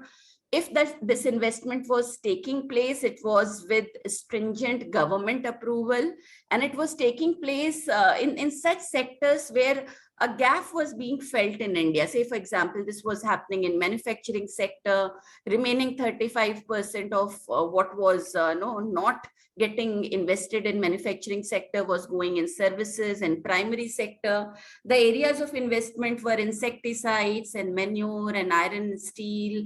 Then it was cowhide, shoes, primary goods, more or less primary goods, etc. And generally, it was taking place in such sectors where moderate degree of mechanical refinement was required, because India at that point of time was not holding confidence or capability to make high technology investments abroad. And in this case, a maximum investment was also going to non-industrial countries or developing countries. Almost 86% of Indian investment was going to developing nations at that point of time. Then we had the process of liberalization, globalization, to some extent privatization, which started in 1991. And when you look at the next wave, which lasted for another 1 decade, 10 years, we saw a change in pattern of outward foreign direct investment. And this time, maximum investment was taking place in the developed markets. So almost 60% was taking place in developed markets, and out of that 51% was going to United Kingdom and United States alone. Maybe for the first time, restrictions were removed from Indian companies to invest abroad, and they were very, very willing to explore the international markets. They were getting confidence from domestic competition that they can compete with international companies. At this point of time, what was also witnessed, that service sector started emerging, or the pharmaceutical and drug sector started emerging. For the first time, these sectors started showing growth. ICT, IT, ITES, these industries became one of the largest investors abroad. So there was a change in pattern which was witnessed in the decade of 1991 to 2001. Beyond 2001, again, we saw a change, and by this time, FERA, Foreign Exchange Regulation Act, had been replaced by FEMA. And this again brought in a change in terms of not just the freedom which was available to Indian companies to invest abroad, but also the amount they could have invested abroad. And during this phase, specifically in the year 2006 and 2007, we saw some phenomenal merger and acquisition activities by Indian companies. Say, for example, Tata Chorus deal, I believe everyone will be able to recall, or say, for example, Hindalco Novelis deal, everyone will be able to recall. And these were the deals which entire world started looking at and started noticing. And then we had this global financial crisis starting from 2008, which created some dent in outward foreign direct investment from India, and which lasted till 2013-14. But in any case, Indian companies continued to invest abroad. So what do we see? In case we have to understand the pattern of investment of Indian companies abroad, what we see is, one, it was the regulatory environment which to some extent was inhibiting the Indian companies to invest abroad. And once the regulatory environment and the limits in terms of the amount they could have invested abroad, the Indian companies started flourishing. And when you look at that change in the regulatory environment, one I've already spoken about, which was changed from FERA to FEMA, or increase in FDI limits, initially starting from permission to invest abroad up to 2 million, which got extended to 4 million, further got extended to 15 million, further got extended to 100 million, that almost 100% of the asset base of the Indian company was permitted to be invested abroad. And then that went up to 400%. And that was very, very clearly reflective in mergers and acquisitions and joint ventures which Indian companies were making abroad. So it was just this moment of possibly removal of regulatory inhibitions from the side of the government and the newfound confidence of Indian companies which changed the environment. When we refer to the existing literature on OFDI and we try to understand and map that what happened in India, what can justify the OFDI pattern and flow from India. So there are certain studies which are available, which indicate that generally when any country and companies from that country decide to invest abroad, they look at commonalities, say for example, common language, if they have some historical linkages, is there any advantage of acquisition of natural resources, is the country where they are investing in has a stable currency, or there is a common currency market which can lower down the transaction cost, or can that reduce their own business risk.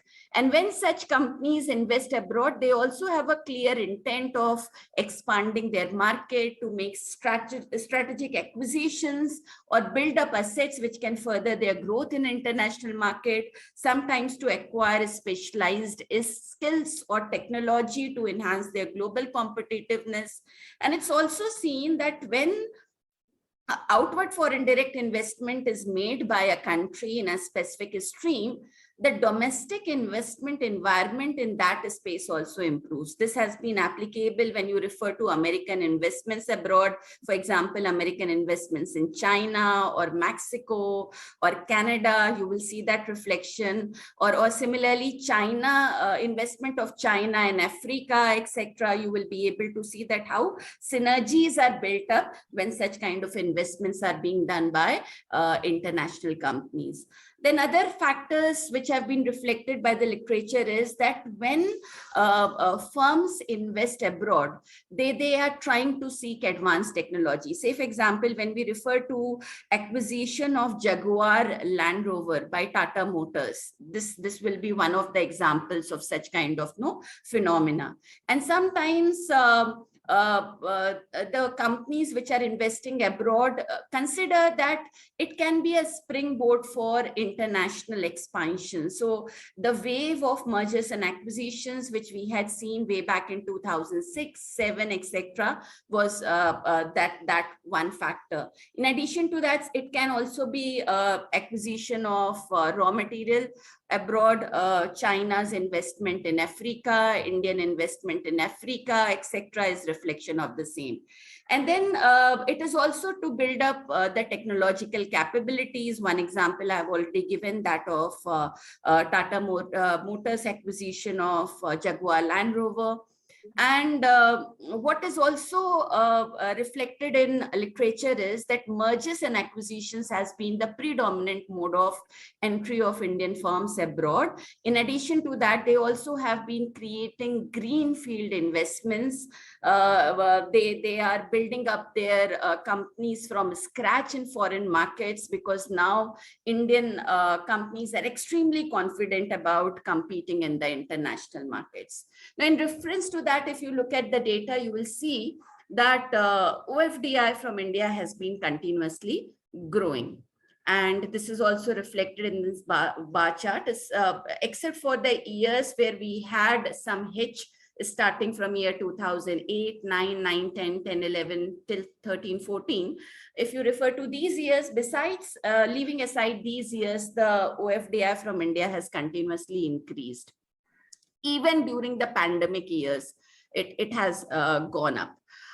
Now, what I'll try to do is quickly look at the reasons for Indian investment abroad when you refer to some of specific continents. I can't cover countries, so I decided that I'll be looking at continents. So say, for example, when we look at Indian investment in Africa, some of the reasons why this investment was made was first, government of India as well as the private entities realized that in case they were not waking up to the opportunity which was existing in Africa, then China was in fact gaining over. Indian government realized that in case they want to have access to resources, critical raw material resources, natural resources, metals, minerals, energy resources, etc., they need to have a base in Africa. And this is reflected in terms of acquisitions or joint ventures which were made by companies, public sector companies like ONGC, etc., abroad. Even Indian private sector companies, say, for example, companies from Tata Group or Aditya Birla Group, or say, for example, Reliance also reflect the same. And in addition to that, what also happened is last 20 years also have been the years of African growth. There are several countries in Africa which showed a lot of promise. Some of these have been countries like Ethiopia, Kenya, Rwanda, Congo, Angola, where Indian companies were definitely interested in. And then there were certain tax havens like Mauritius, which made Africa extremely interesting for Indian companies. Indian companies have been investing in various sectors, which includes energy, which includes telecom, which includes cosmetics, which includes office supplies, etc.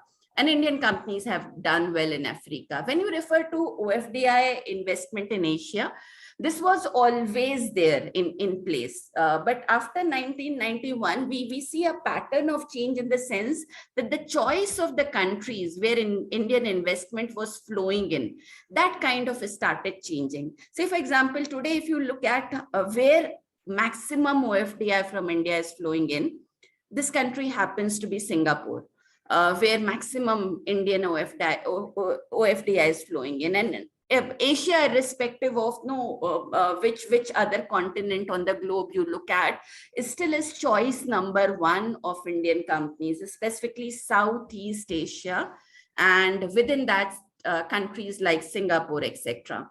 So when you look at Indian investment in Asia, investment is taking place in areas like energy, automobile, iron, steel, IT software, with Singapore being the main choice in terms of the countries which Indian companies are investing in. But besides Singapore, other countries have been Indonesia, Malaysia, Philippines, Thailand, etc. And one change which we see in this pattern is services sector is taking lead and technology companies from India are taking lead in terms of investment which is being made in these destinations in Asia.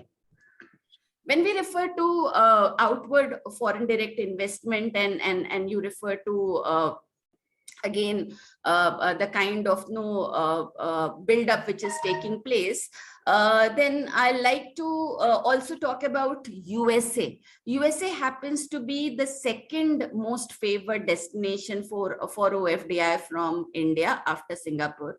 And there has been a specific reason that why this has taken place. One is Indian companies see this as a very good research and development base. USA is known for innovation, and there is a synergy which Indian companies see in that. They look at USA. Yeah, I can understand. I will try to wind up as quickly as possible. Yes, ma'am. We have more than 20 minutes already. Okay. I'll try to wind up as quickly as possible.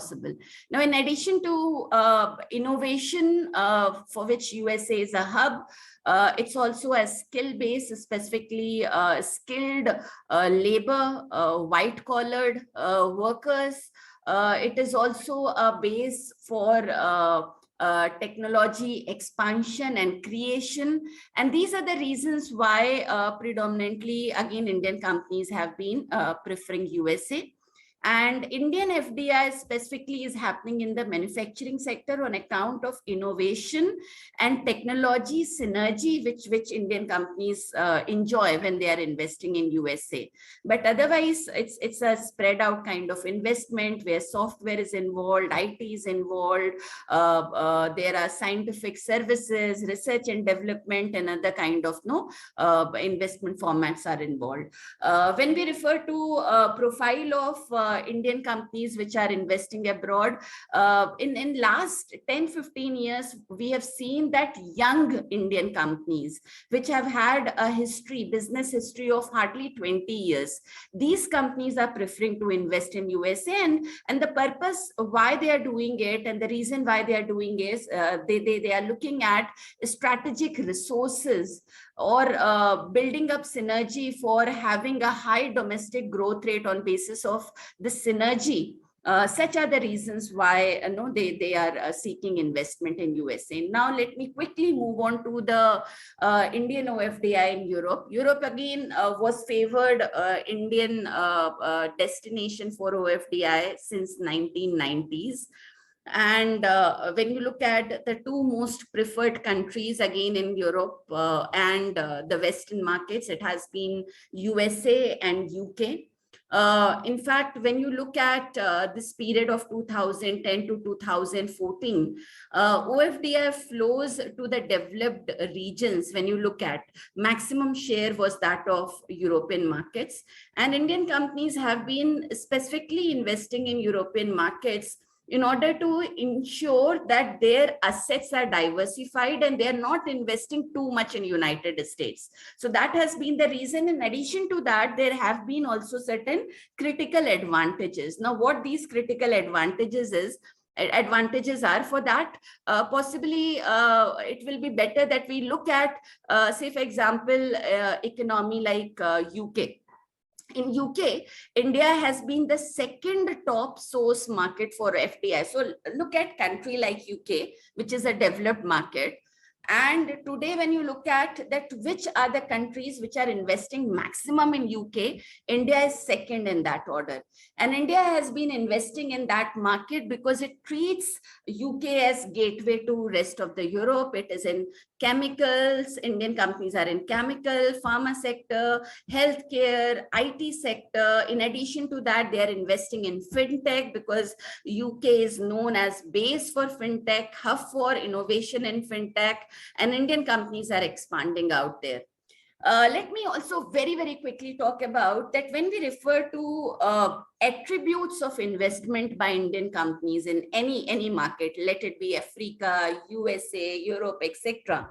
Indian companies have preferred to be polycentric or regiocentric. What do I mean by that is that they have tried to adapt to the environment of host country or the region and have blended beautifully in these markets. If, say, for example, when you look at Jaguar Land Rover deal, even though that's an Indian company, Tata has never made it that way.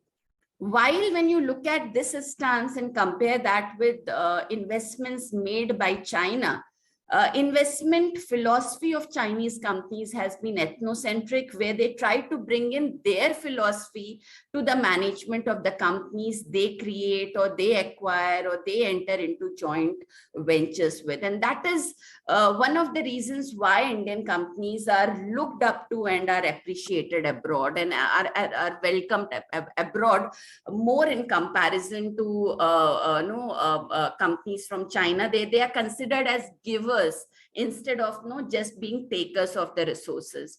So let me just quickly now wind up by saying that when you look at OFDI trends of investment from India, Indian MNCs are increasingly rethinking about how do they build up their supply chain capabilities, and whatever acquisitions, greenfield investments they are making, they're trying to build up such kind of value chain global opportunities abroad. In addition to that, Indian companies are becoming more and more confident of investing abroad because the kind of resources they need, they're available to them on account of their rising valuations within Indian market and extended resources which they can obtain from Indian market. Then the cost of investing abroad has lowered also in last few years, several years, when you compare several investment destinations. In addition to that, internationalization of Indian companies has been on account of external competition which they have faced successfully in domestic market and the confidence which they have gained in that process.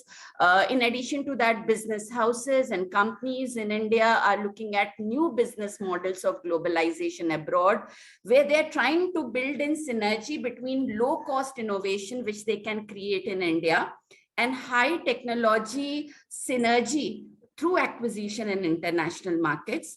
And last but not the least, we also need to consider that at the same time, Indian companies have been smart enough to build up advantageous investment scenarios based on the fiscal regimes in countries like Mauritius and Singapore and British Virgin Island, Netherlands, Switzerland, and Cyprus. So let me stop here.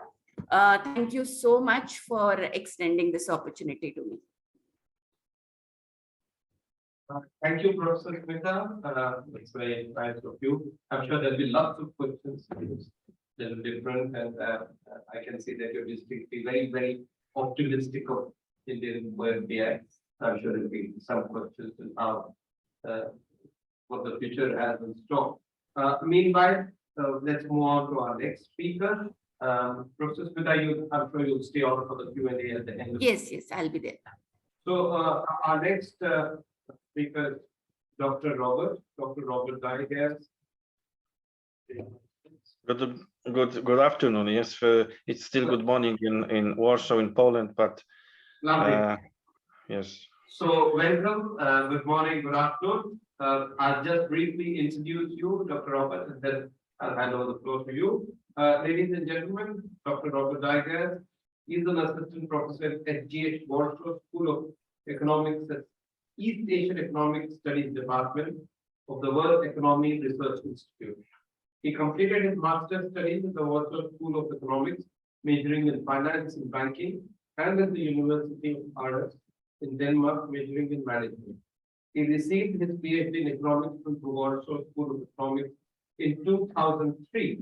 Interestingly, his dissertation topic was strategic management in the mobile telephony industry in Poland, 1995 to 2001.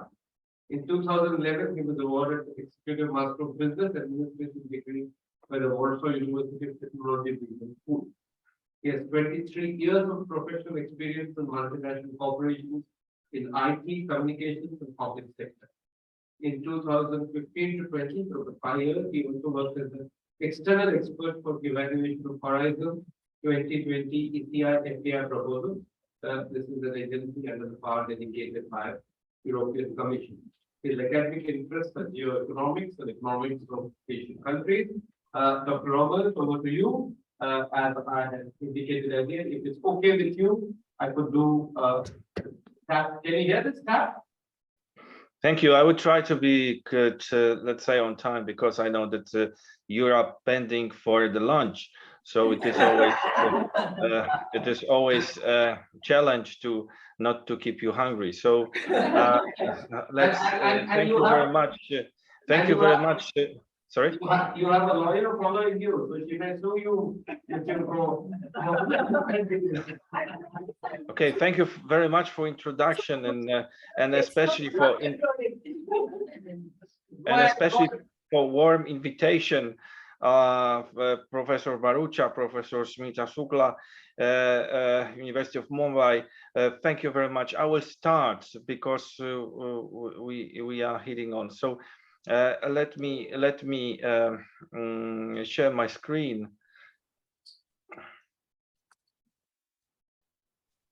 We'll be giving you access as co-host. Just give me a minute. Okay.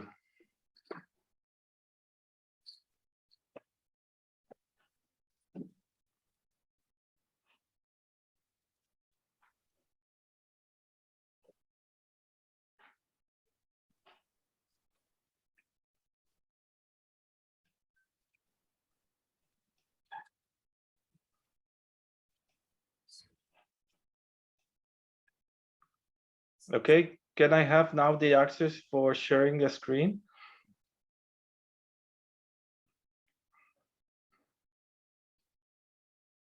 Are you able to share your screen right now? I will check. No. Not yet. Oh.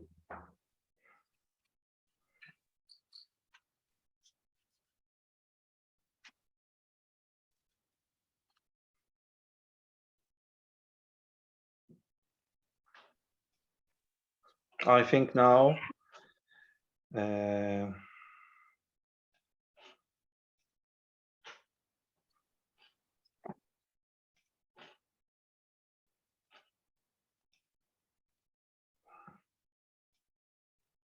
Can you see now? Yes, we can. Okay, so the title topic which I want to briefly discuss is Polish-Indian bilateral relations, Indian diaspora's influence in Poland. So first of all, I would like to just briefly discuss what is the methodology of this research. It is based on empirical research of existing literature and accessible data for Indian diaspora and Polish-Indian bilateral relation based on the government documents and agreements. For the literature review and the engine search of Mendeley was used, there is not enough data and literature positions regarding the influence of Indian diaspora on the Polish-Indian bilateral relations. That is the gap in knowledge, which should be fulfilled at least partially by this article. The author, it's me, used also my publication regarding Polish-Indian relations, professional experience and contact with Indian people who work and live in Poland longer time to formulate some thoughts. The impact of COVID-19 and war on Ukraine were included in this article, which are quite important for the conclusions and interpretations of presented data. The research is conducted using the secondary data source on migration, economics, Indian diaspora. The existing literature reports by IMF, OECD, WEF, statistics from Polish government authorities and government of India are mainly used. Other publications and reports of government and private entities available in the public domain have provided a valuable input. First of all, I would like to say that Polish and Indian relations have a long history. Our trade relations, that's why I put the remnants of some historical document, which is archived by the US government, foreign service offices. It is 70 years now. We, in India and Poland, headed into first official trade agreement in 1951.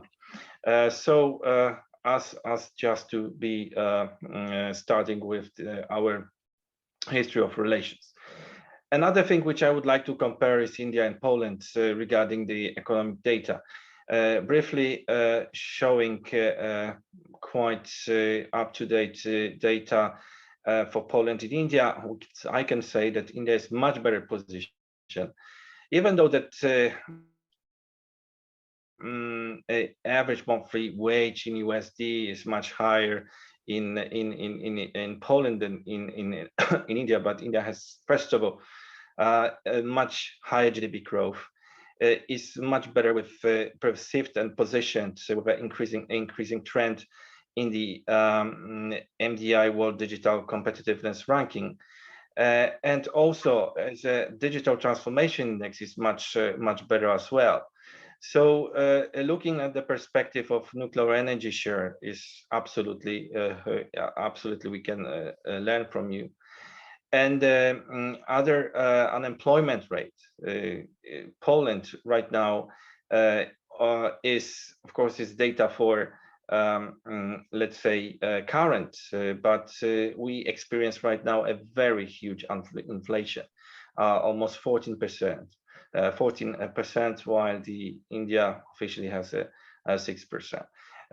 Definitely, you are beating up all the world with number of the people. So this is your human capital advantage. So we even not can compete with that. So based on that, the picture of the economic data, we can move to some aspects of the areas the Poland and India can cooperate, especially due to our last this year visit of our foreign minister, Mr. Rao in India.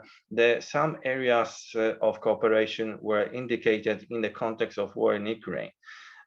First one was the food and agriculture trade. As you know, whole Europe and not only Europe, but also Africa is threatened due to the war in Ukraine with a famine. That's why the let's say India could be a hub, a food hub for the entire world even. So food and agriculture trade is the first area we definitely can cooperate. Environmental technologies, due to the fact that India was able to develop quite impressive results in the sustainable development goals related to the environmental and climate protection. Pharmaceutical and production of the remedies, nuclear power know-how transfer, which is definite. Labor market gaps, construction sector, due to we have a problem with Ukraine because a lot of Ukrainians were called to the war. So many of men which were worked in the construction sector in Poland and also Europe left to fight. So that's why this is a gap which definitely your engineers, your workers, construction people can fill the gap in the European market, not only in Poland. Another area is the mining and film industry. Film industry has a long tradition also, especially Bollywood films are quite popular in Poland.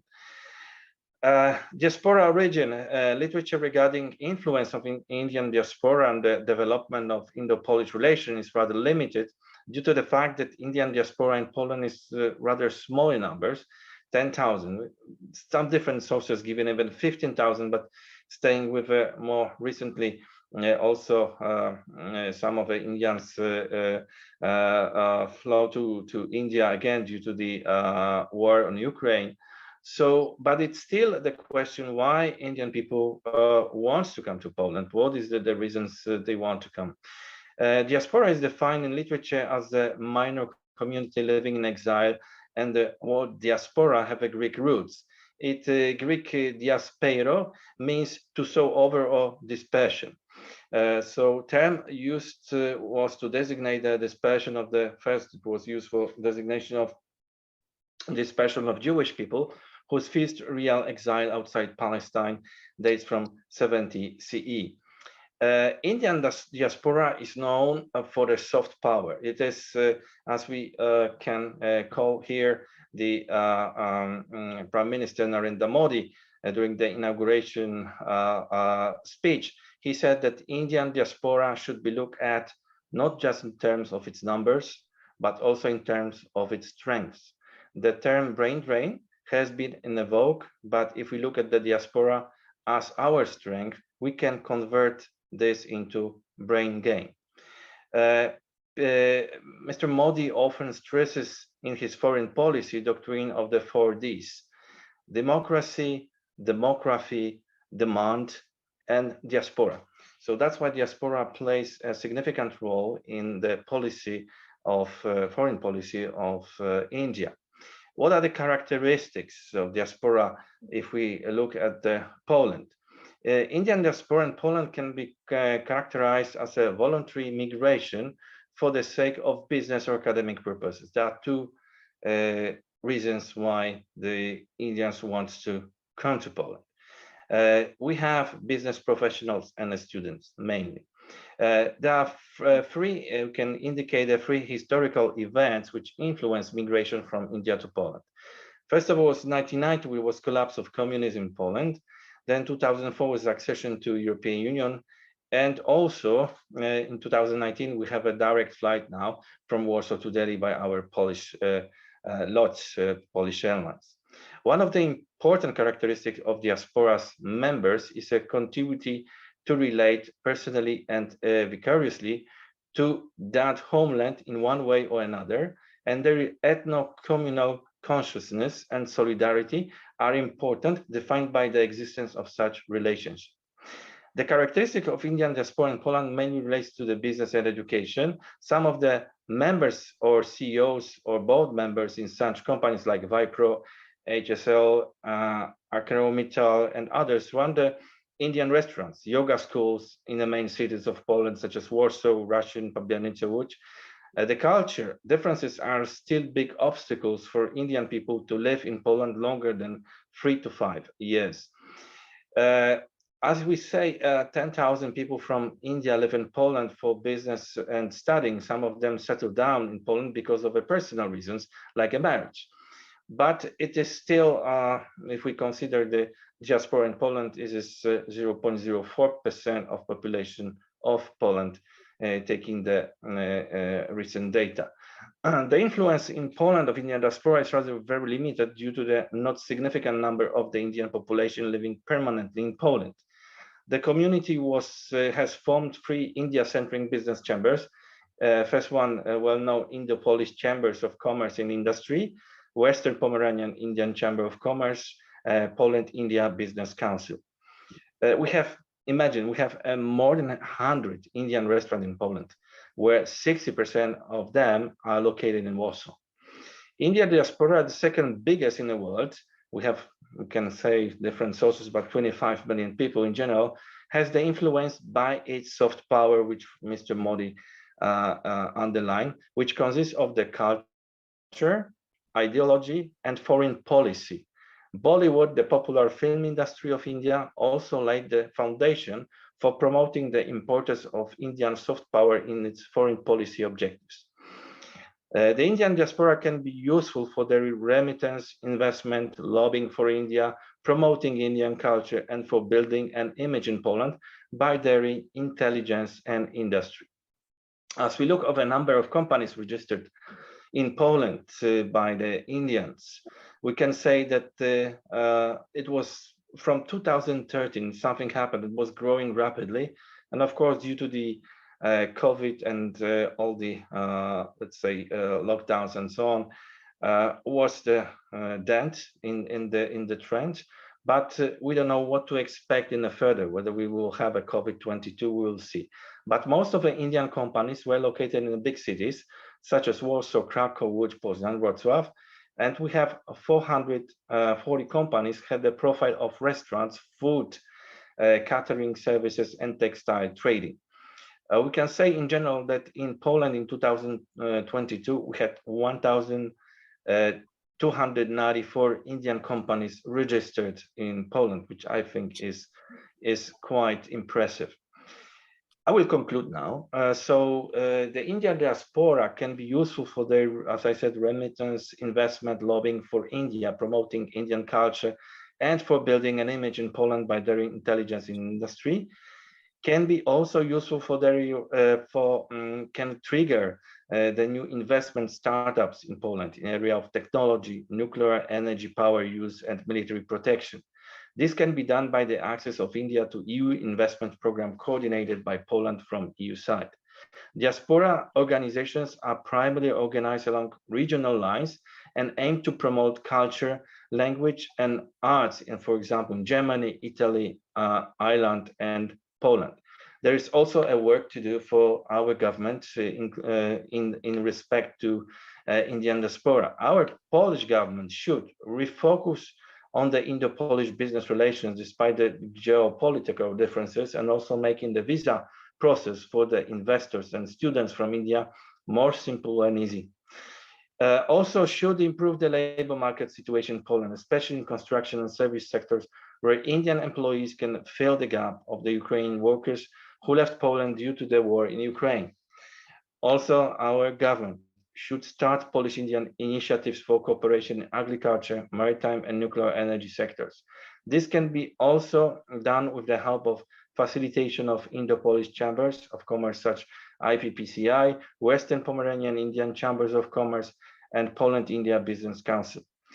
Our government also should create more opportunities for Indian students to choose Poland as the place for international study.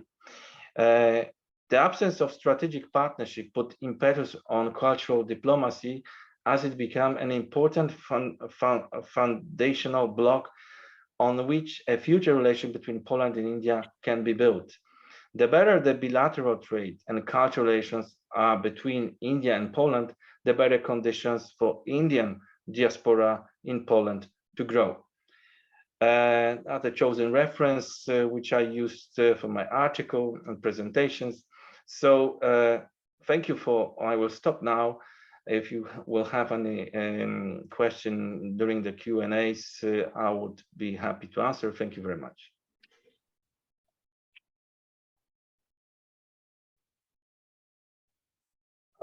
Thank you. Thank you, Dr. Robert. That was very nice, very lucid, and you know, I'm sure you'll stay back for the question and answers, which we'll have at the end of the first speaker's talk. So, ladies and gentlemen, let me now have the pleasure of introducing Arvind Mandrewala. When we first met her, we saw her as an author, not as a lawyer. Well, Arvind Mandrewala is a lawyer and author, practices in the council in the Bombay High Court, and occasionally also in other high courts in India, and in the Supreme Court of India, has also tribunals like the National Company Law Tribunal and the National Company Law Appellate Tribunal.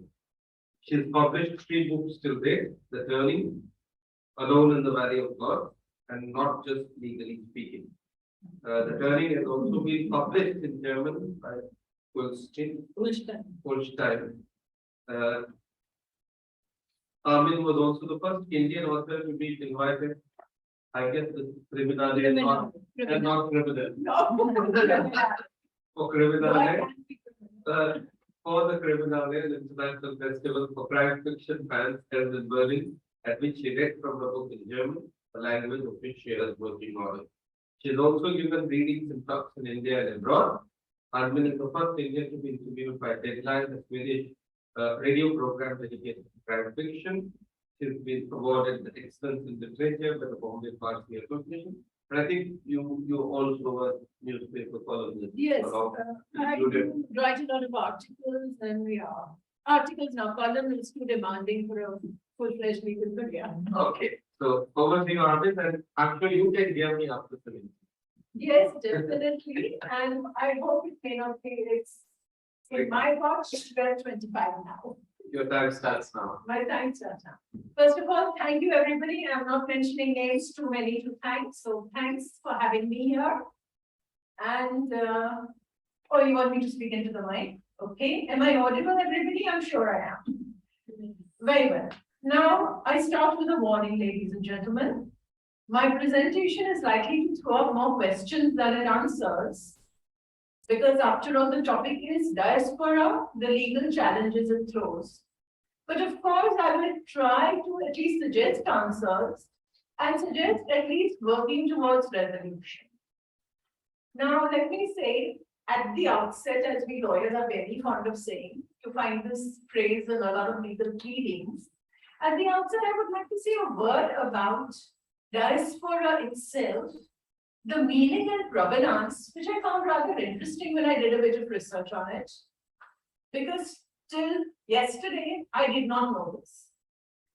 Now, the Merriam-Webster dictionary, as also the concise and the illustrated Oxford dictionaries, give two definitions to the word diaspora. And interestingly, the first is the dispersion of the Jews among the Gentiles, mainly in the 8th to 6th century.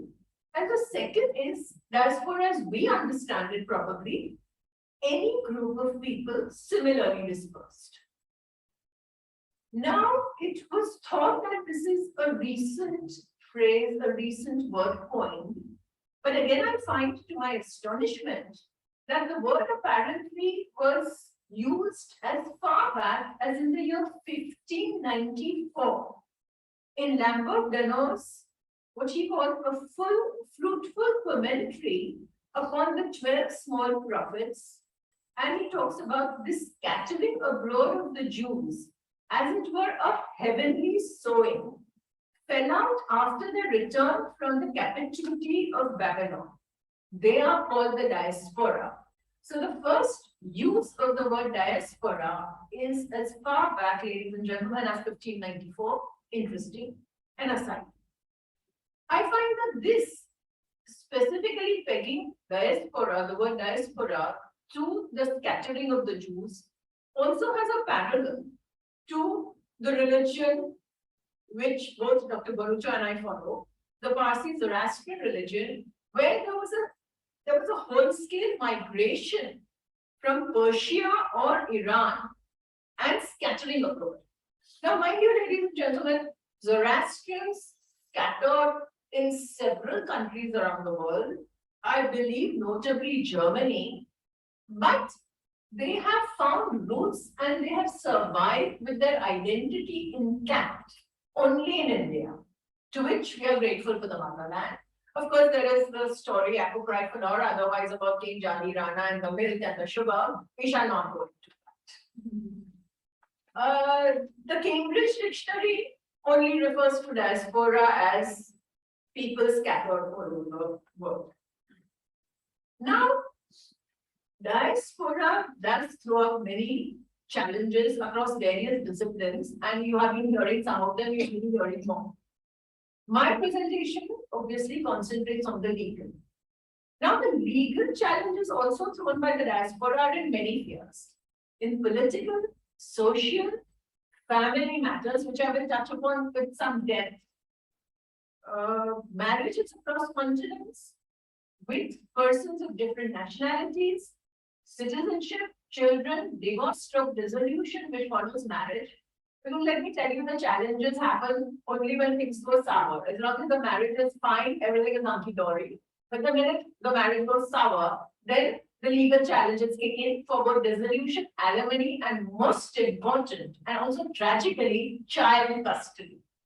What is happening today, and I have personal experience in this because I handle such matters, is terrible. It's really, really terrible. I'll touch on that later.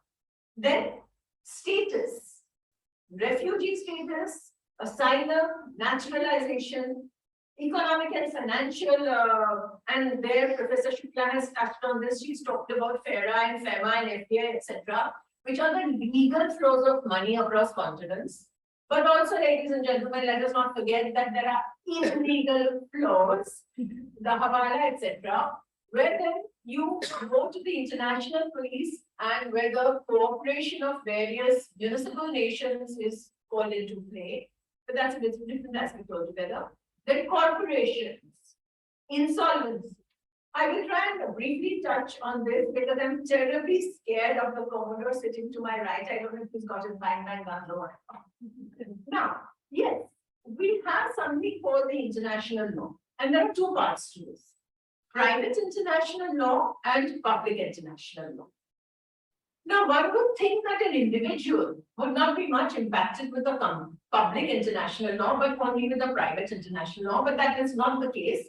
Both impact and both public and private international laws impact individuals, especially those in the diaspora or connected with anybody in the diaspora. Now, private international laws also often called the conflict of laws. Actually, what this body of law aims to do and hopes to do is to resolve various different states' conflicts. Now, I'll just read out a short definition from our Supreme Court, since our Supreme Court has opined that private international law or conflict of laws is simply a branch of the civil law of the state evolved to do justice between litigating parties in respect of transactions or personal status involving a foreign element. Now, ladies and gentlemen, so what essentially is the conflict of laws? Very simply, it is that the laws of the different nations. Now, when you go to a practitioner of private international law, he is not going to argue your case for you. No. What he will rather do is to examine, because there are always two parties to an action, what we call a lease. So let's take the universal case of marriage. Now, let me tell you, I will come to domicile shortly, but domicile is one of the most important ingredients of both the diaspora and international law.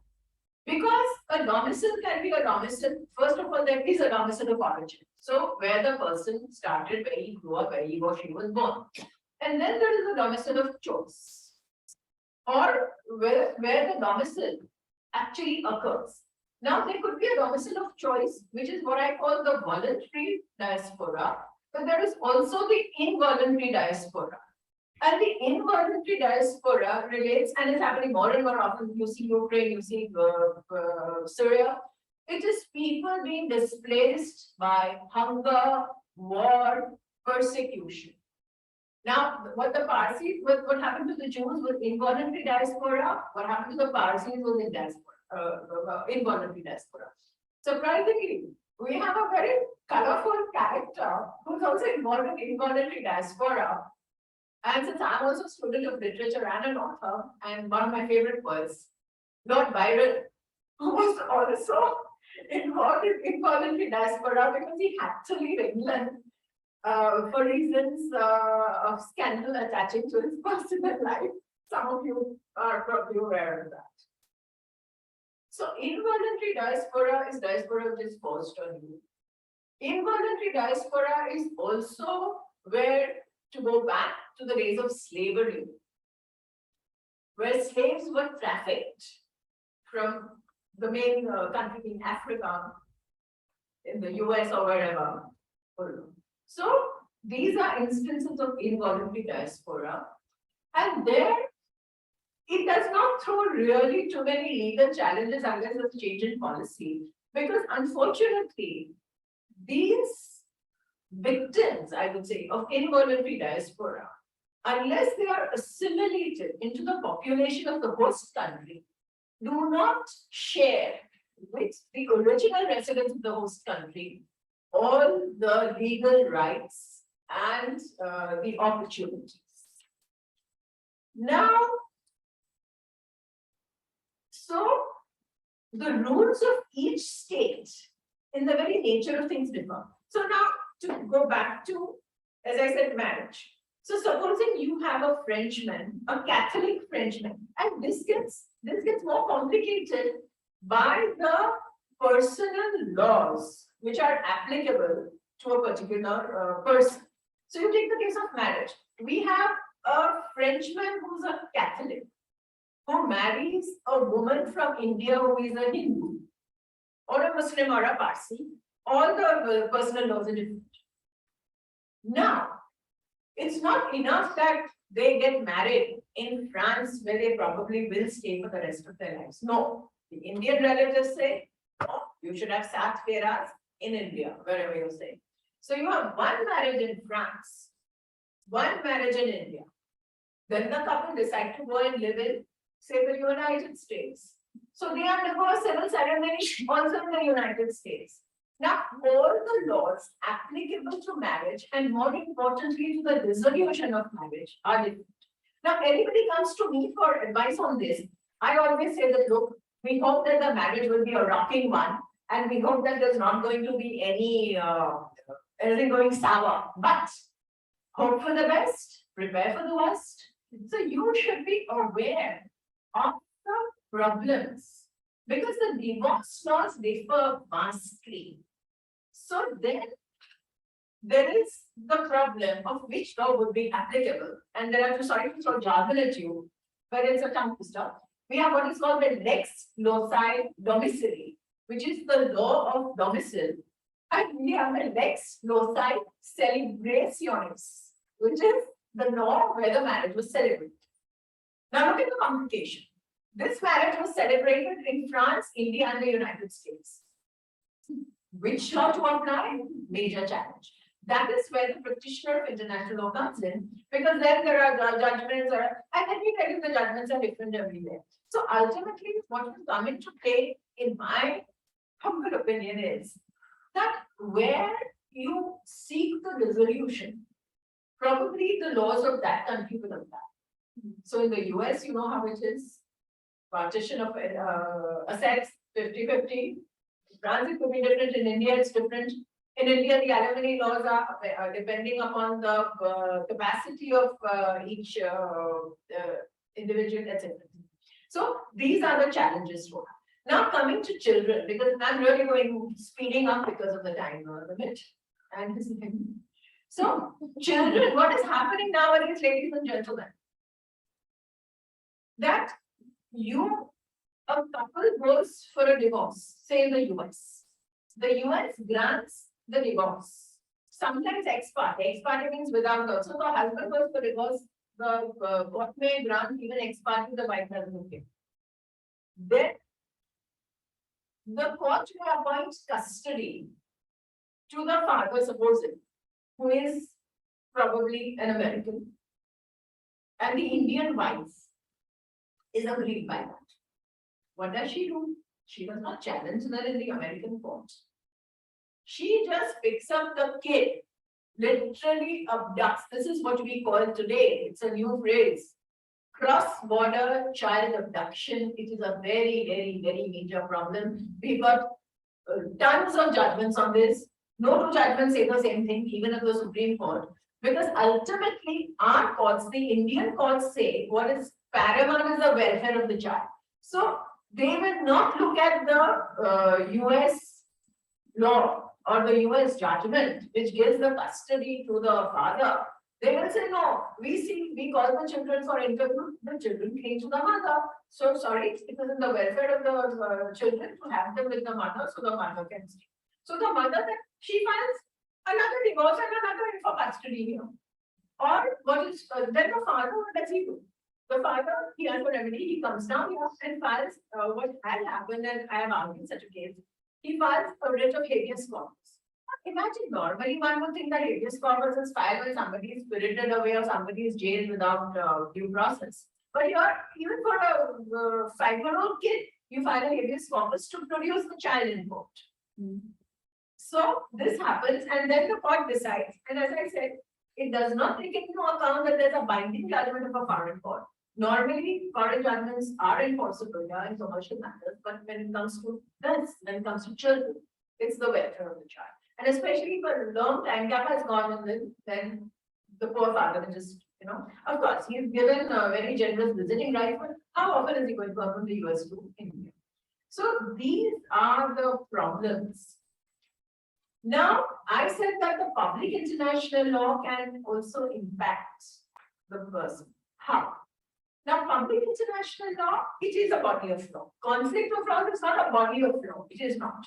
It is, you have to decide which municipal law to follow. That is the resolution of the conflict of laws. But public international law is made up of treaties. And as Professor Digga spoke before me, he spoke about the Indo-Finnish bilateral relations. So there are treaties, multilateral treaties spanning different countries. There are treaties with bilateral. Then there are the UN conventions, etc., etc., etc. Now, one big problem with public international law, there's the law of the sea, as I'm sure Kumaro would know very well. There's law of the air, there's a space treaty, there's a treaty on Antarctica, where about 7 countries I think formed a treaty. So, how do these impact the individual? One of the main areas in which they impact the individual is, I have 5 minutes to it. Yes, thank you. So the main areas where the impact is in cases of asylum. In cases of asylum, in cases of extradition, in cases of repatriation. So there are treaties of expatriation and repatriation and extradition between countries. So if somebody, because let me tell you that the conflict of laws does not address the question of penal laws. They will not get into the penal area or the punishment or the crime. It's generally largely so. So what happens is, if somebody who commits a crime in India, which is even punishable by death, but he or she flies to a country which has no extradition treaty, then it's very difficult, it's impossible to get that person. Okay, so that's how it impacts. Secondly, even the laws of domicile, etc. And let me tell you, ladies and gentlemen, that there is a convention on child abduction also, but I must tell you that India is not a signatory to that. That is one of the, for various reasons, I will not go into that now, maybe right or wrong, but India is not a signatory. Now, coming to corporations, insolvency. A person becomes insolvent in India, but we know today, the most insolvents today are absolutely rich people. So he or she may have assets all over the world. Now, in an insolvency action, what happens? If it's an individual insolvent, it is the official assignee who is appointed. If it is a company, it is the official liquidator who is appointed. This person, this assignee or liquidator, is supposed to gather all the assets of the insolvent. So what happens if the assets are scattered? Again, in defaults of a treaty to that effect, it becomes difficult to enforce this. So these are the challenges with diaspora. Now, another challenge is with regard to food and hunger.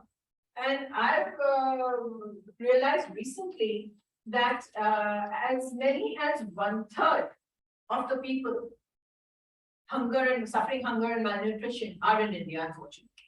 Now, when I was in Australia, and please a disclaimer, no offense to any country or peoples, this is just a statement of fact. I was actually told by an Australian lady that the Chinese are buying up ranches in Australia and dairies in Australia, and all the meat and the milk is being exported to China from those.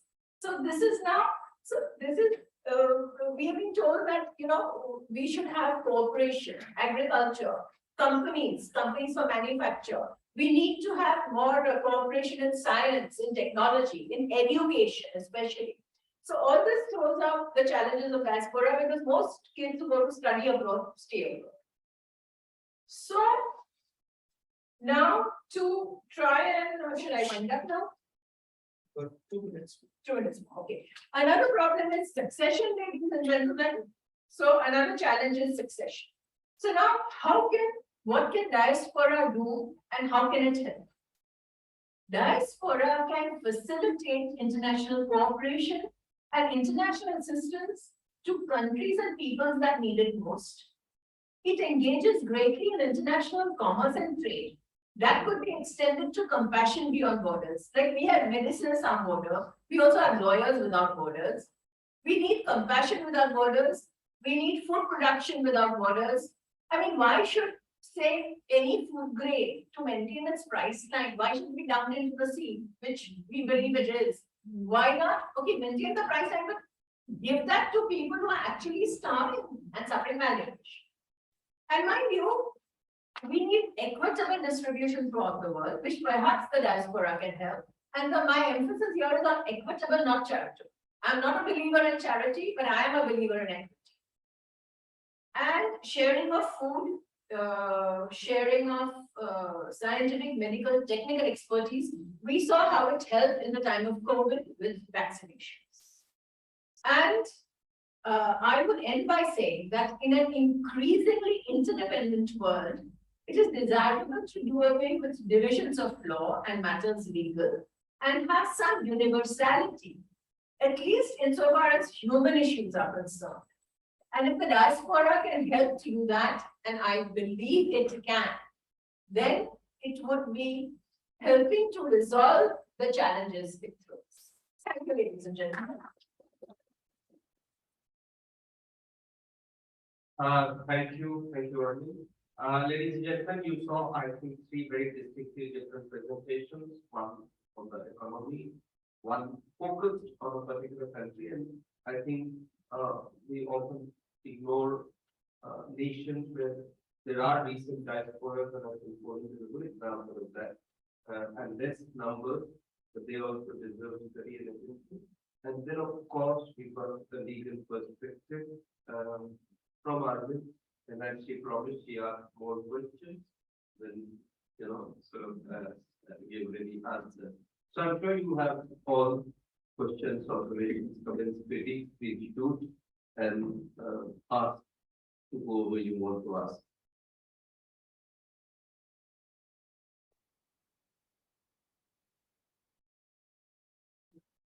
Yeah, yes, Professor Sachin. No, I think, okay. Yeah, thank you. I hope I'm audible to also the audience who is online. This was just out of curiosity. Yeah, this was just out of curiosity that I wanted to ask this question. As you say that a marriage between two individuals from two different locations needs to be celebrated in three different, or like wherever they can be. So when it comes to divorce, do they need to get divorced in all these different locations, or they, like for example, the case that you discussed with the woman who came back with her child and she filed for divorce, will that divorce be considered as applicable in all the situations in all these countries, or they would have to file it, separately? Okay, if you don't want to answer, okay. No, I mean, rather Yeah. one, Got it. we take a touch of 2 or 3 questions and see. Anybody else? No, this is just a comment, not a question. Thanks for that immensely well expounded and a very, very enlightening presentation. Thank you, Arvind. My pleasure, my pleasure. Thank you. My pleasure. Yeah, any questions from those who are listening virtually or from here for those who are speaking from there? Yeah. Yes. Professor Klaus. Hello, everyone. I'm sorry, the connection is not so good here. I'm in Croatia, but nice to listen in, and nice to see that the conference is going so well. Thanks so much, Armin, for your contribution. I got some of it, but it's good to see you all assembled in familiar surroundings. Thanks, Professor Klaus.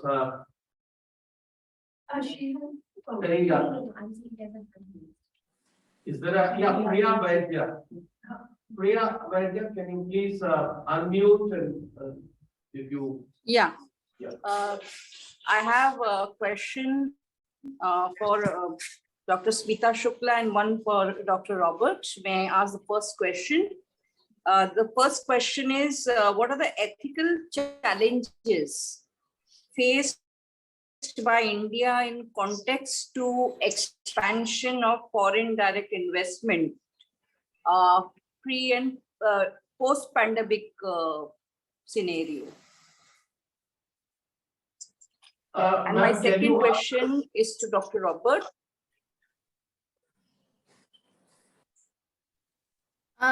Professor Vaidya, can you repeat your question? Maybe I missed out in between. Yes. Yeah. What are the ethical challenges faced by India in context to expansion of foreign direct investment with a special reference to pandemic and post-pandemic scenario? Can you ask your question to Dr. Robert also, so that all the three panelists have a question each? And yes. Yes. Yeah. My question to Dr. Robert is, in his presentation, he mentioned about diaspora organization.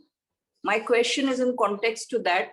How can diaspora organizations strengthen foreign direct investment in context to Poland and India? Thank you. Okay, great. We could have Armin and Robert and Professor Smita. Okay, so Sachin, your question, very interesting and a very good question. Whether, when it comes to a divorce, would the couple have to take the divorce in every country where the marriage is? Let me answer it this way. It's a little complicated, but now, as I said, that the grounds for divorce differ both among the different countries and the different personal laws. So if the ground for divorce, which is available in the US and on which the divorce is granted, that is not a ground available in India, then the divorce would not perhaps be recognized in India. So if the gentleman came here and he wanted to marry again, he perhaps would be hit by bigamy and the vice versa, and the lady would also be similarly hit. But if the ground is available even in the country where she has flown to, then yes, she would need to file again for divorce, and it would generally be granted in view of the fact that it has been already granted earlier. But then this gets complicated with, for instance, the Muslim personal law. As you know, there is the talaq issue. It is a little complicated. So where the person is staying, if that ground is available. Now, if a person, for instance, if a couple have divorced under Muslim law in India, and since that is not available abroad, then that would not be valid abroad. That divorce would not be valid abroad. So it does become complicated, but it would not hopefully impact the children. The children would remain, because there are issues of legitimacy and legitimization also. But yes, the answer is both yes and no. If the grounds are available in both the countries, then yes, it would be valid. If they are not, then we would have to go through the rigmarole again, and there would be some resolution for it. Have I answered it to some extent? Yeah, would you like to go ahead, Professor Smita? Yes, thank you. So a question of Professor Vaidya related to that, what are the ethical considerations which need to be thought of in pandemic and post-pandemic setup when we refer to OFDI from India into other countries.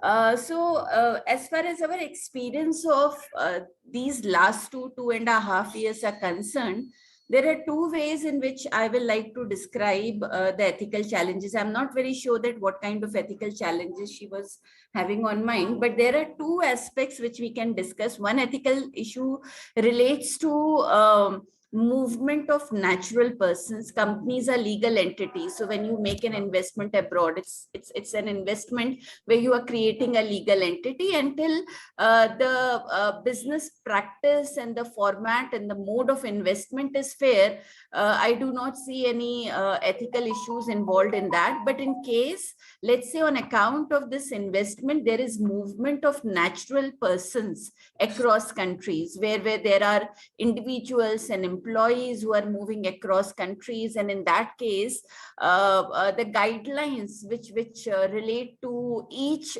country's setup related to COVID restrictions or the practices which have been decided by a country, if they're not kept in mind, there can be definitely ethical issues which can come up. Say for example, when you refer to the spread of monkeypox, and there has been this objection which has been raised by India with certain countries in the Middle East, where India said that justified testing was not done prior to immigration being allowed. So there can be issues pertaining to that. However, as far as India is concerned, and the systems which were followed in this aspect are concerned, there were not I'll not say there were issues reported on this parameter. Second one, which can be an ethical dimension out here, is during the COVID and post-COVID, there have been companies which had to shut down their operations, had to retrench their staff. But again, one thing which we have witnessed pertaining to Indian investments in other countries is that Indian companies have taken this decision to invest in India with a long-term perspective, and just on the basis of hardship which several companies had to go through, such kind of short-term decisions were not undertaken specifically by Indian companies as far as their investments are concerned abroad. So I do not see a specific ethical implication in reference to COVID and post-COVID pandemic and Indian outward foreign investment is concerned. Thank you. Thanks a lot. Thank you very much. Professor Robert, you could unmute. Yeah. Yes, so thank you very much for the question. And Indian diaspora in Poland can impact the FDI growth through being a facilitator. What does it mean? It means that there's not many Indians in Poland, around 10,000, but they are quite involved in the cultural awareness of Indian culture promotion. So also we talk about the two group, which is business and students. Those businesses which are in Poland right now is focused on the food industry and the culture. So through that could be a lobbying, establishing the environment, cultural environment in Poland for the bigger investors, for those they want to invest in Poland. Money like Agrometal, for example, is one of the biggest one. You can find in Poland a lot of companies, big companies like HSL and Vipro and so on in Poland. But these companies are due to the fact that the let's say Indian diaspora creates a cultural environment and kind of support for them to feel a little bit of India in Poland. So that's why there's a role also of Indian embassy in Poland to make the cultural events and invite for the conferences the people from India and from Poland and promote the Indian culture and business. So this is one of the reason why Indian diaspora is important as a facilitator. But to make diaspora growing, we need from Polish government a decision and to smooth the process of the visas, and granting them access to Polish labor markets and so on. So I think sooner or later it will come due to the actual problem with the workers, the labor market we have. For the moment, we have the lowest unemployment rate ever, due to the fact that a lot of Ukrainians are left also Poland. So I can also notice from my personal perspective that more and more Indian people are coming to Poland, even though they stay for maybe a shorter period of time. Maybe they go to the other countries, like more preferences of France, Germany, Switzerland. But still Poland is a kind of also quite interesting right now location for Indian foreigners. As the matter of fact, we have more than 100 Indian restaurants, and there are a lot of Indian people works for Uber in Poland. They work, of course, in other countries, but you can quite often spot the Indian people working in Warsaw. So that's my answer. Thank you. Thanks a lot, Professor Robert. Yes, ma'am. I mean, basically, she said something which, triggered a thought. When you said that when you went to Australia, you came across statements where they said the Chinese are buying tracts of lands and ranches and selling the wares back to their parent country. So I think this was the same. I'm from the pharmaceutical field, and this was the case which we saw recently in one of the pharma companies where Uzbekistan had come for the audit. And 80% of the agricultural land of Uzbekistan is owned by the Chinese. And so if this continues as a trend, by whether it's the Chinese diaspora abroad, I think Indians are in large numbers in these continents and in these spaces. So especially Australia. So I think overall there should be a mindfulness of any diaspora when they go to another country, where the host country, of commitment to the country. It doesn't mean that they do not have sentiments and allegiance to their parent country, but I think this is something which needs to be addressed and needs to be brainstormed about. So that trend should not happen. That kind of, concern or alarm should not happen. That Totally good point. And then there are two aspects to this. Now, one, let me tell you that when large tracts of land are taken over, or ranches or dairies are taken over, it is not the diaspora who does that, my dear. It is the governments who do that. Okay, so it is the government. The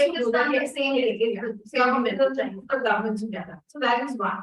Now, this also impacts the diaspora living there, because they are considered, say, Australian or Uzbek. So they do not have access to the materials which are either pharmaceutical or agricultural, which are grown or developed, or when it comes to animal husbandry, are bred in those countries. So this is a governmental issue, and I'll just tell you one thing very briefly, that with the shortage of time I rushed through, so I did not have time to walk. Now, when it comes to international law, let me tell you that there is very little possibility of implementation or enforcement. And Shrikant will also confirm that even when it comes to law of the sea, when it is beyond the territorial waters, issues of privacy, etc., which law applies, because no law applies there in the international waters. It is very difficult. In case of ships, this is the carrier, the flag which it carries is the law. But what do you do on implementation? Now, there, unfortunately, might is right, and there are only two ways of implementation. One is war. So you can do this drone strike, now this recent taking out of the terrorists by America, they've been doing this drone strike, right or wrong, they're doing it. So that is one. The second is economic sanction.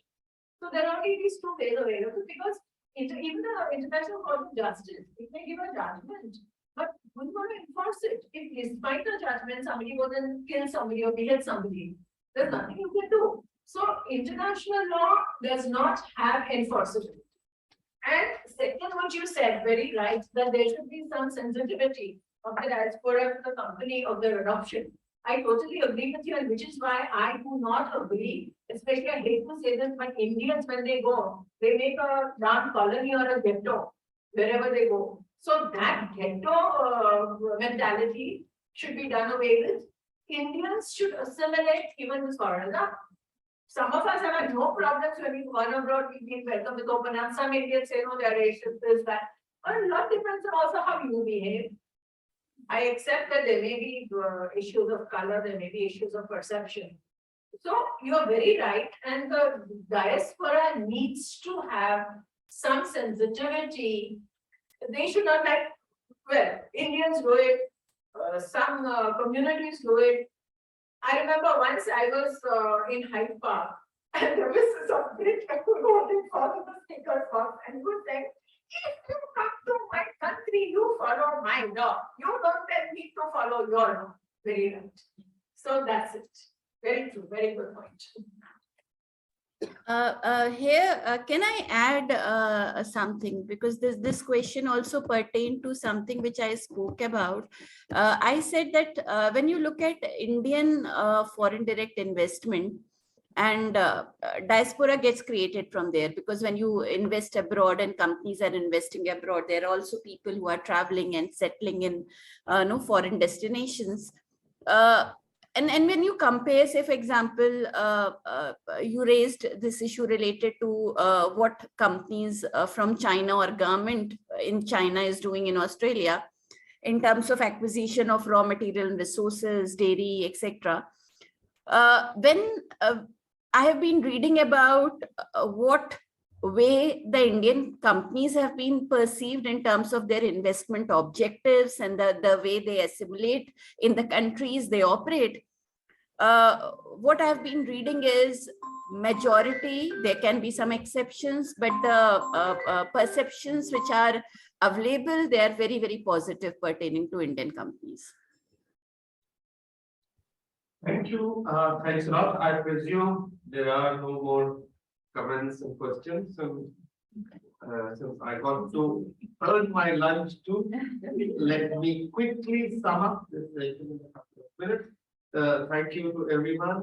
Professor Shukla, I think she touched upon a very important aspect of changed perception of India and how the host country environment also is changing now. And the internationalization of Indian companies. I think that's an important point she made.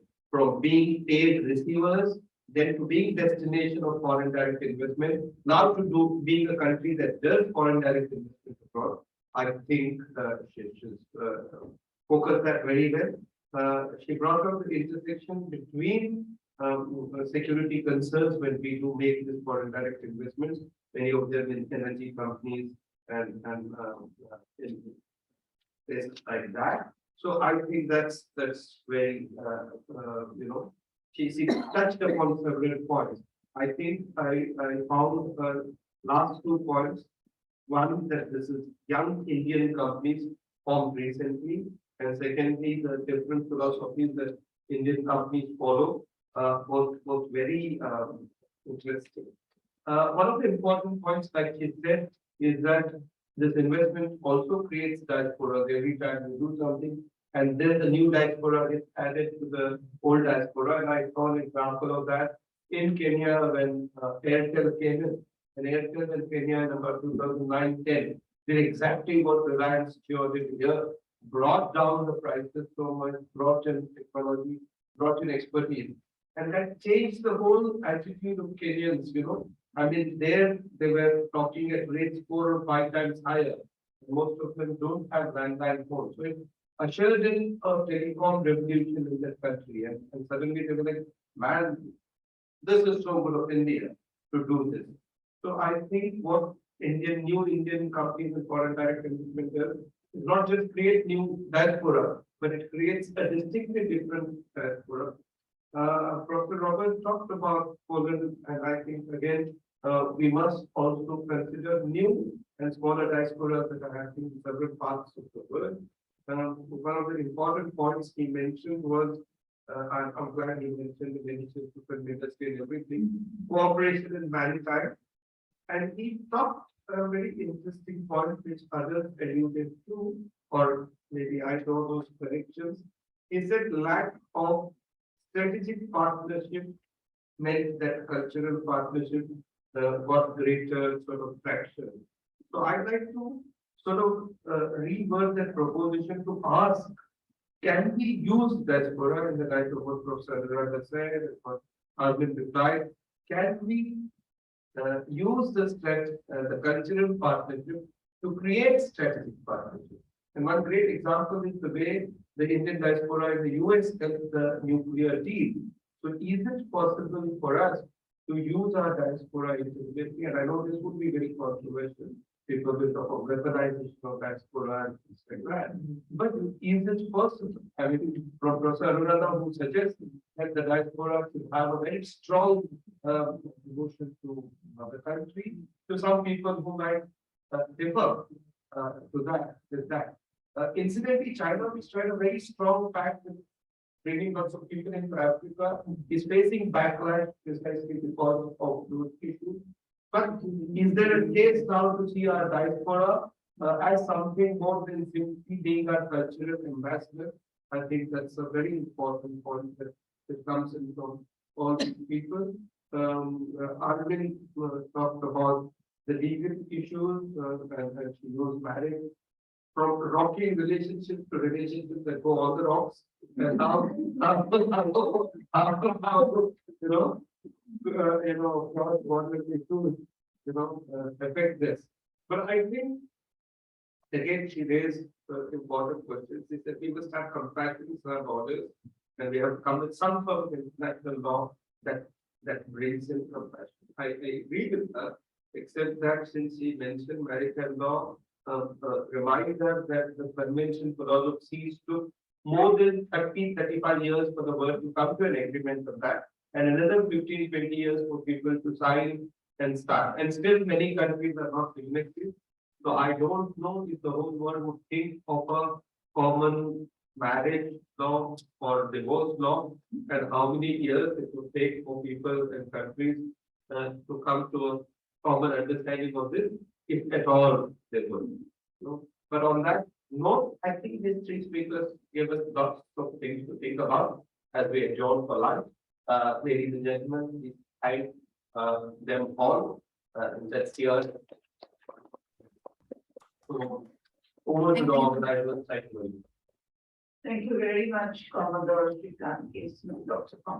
Commodore Dr. Srikanth Kesnu, for chairing one more session. We are really very grateful for that, and to all the three speakers for the wonderful presentation that we have had today. Before we go away for lunch, may I request the volunteers to give a memento to Advocate Armin van Revela.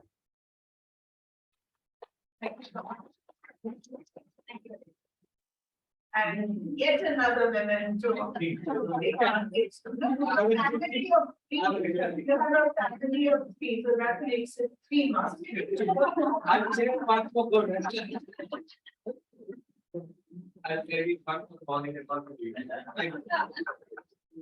Thank you very much. Let us go to the CDS guest house for lunch. The car is waiting. And can we try to come back within half an hour, please? Yes. Thank you. The next session for those who are online will start at 1:45. Katie, am I right? 1:45. We'll be back by 1:45.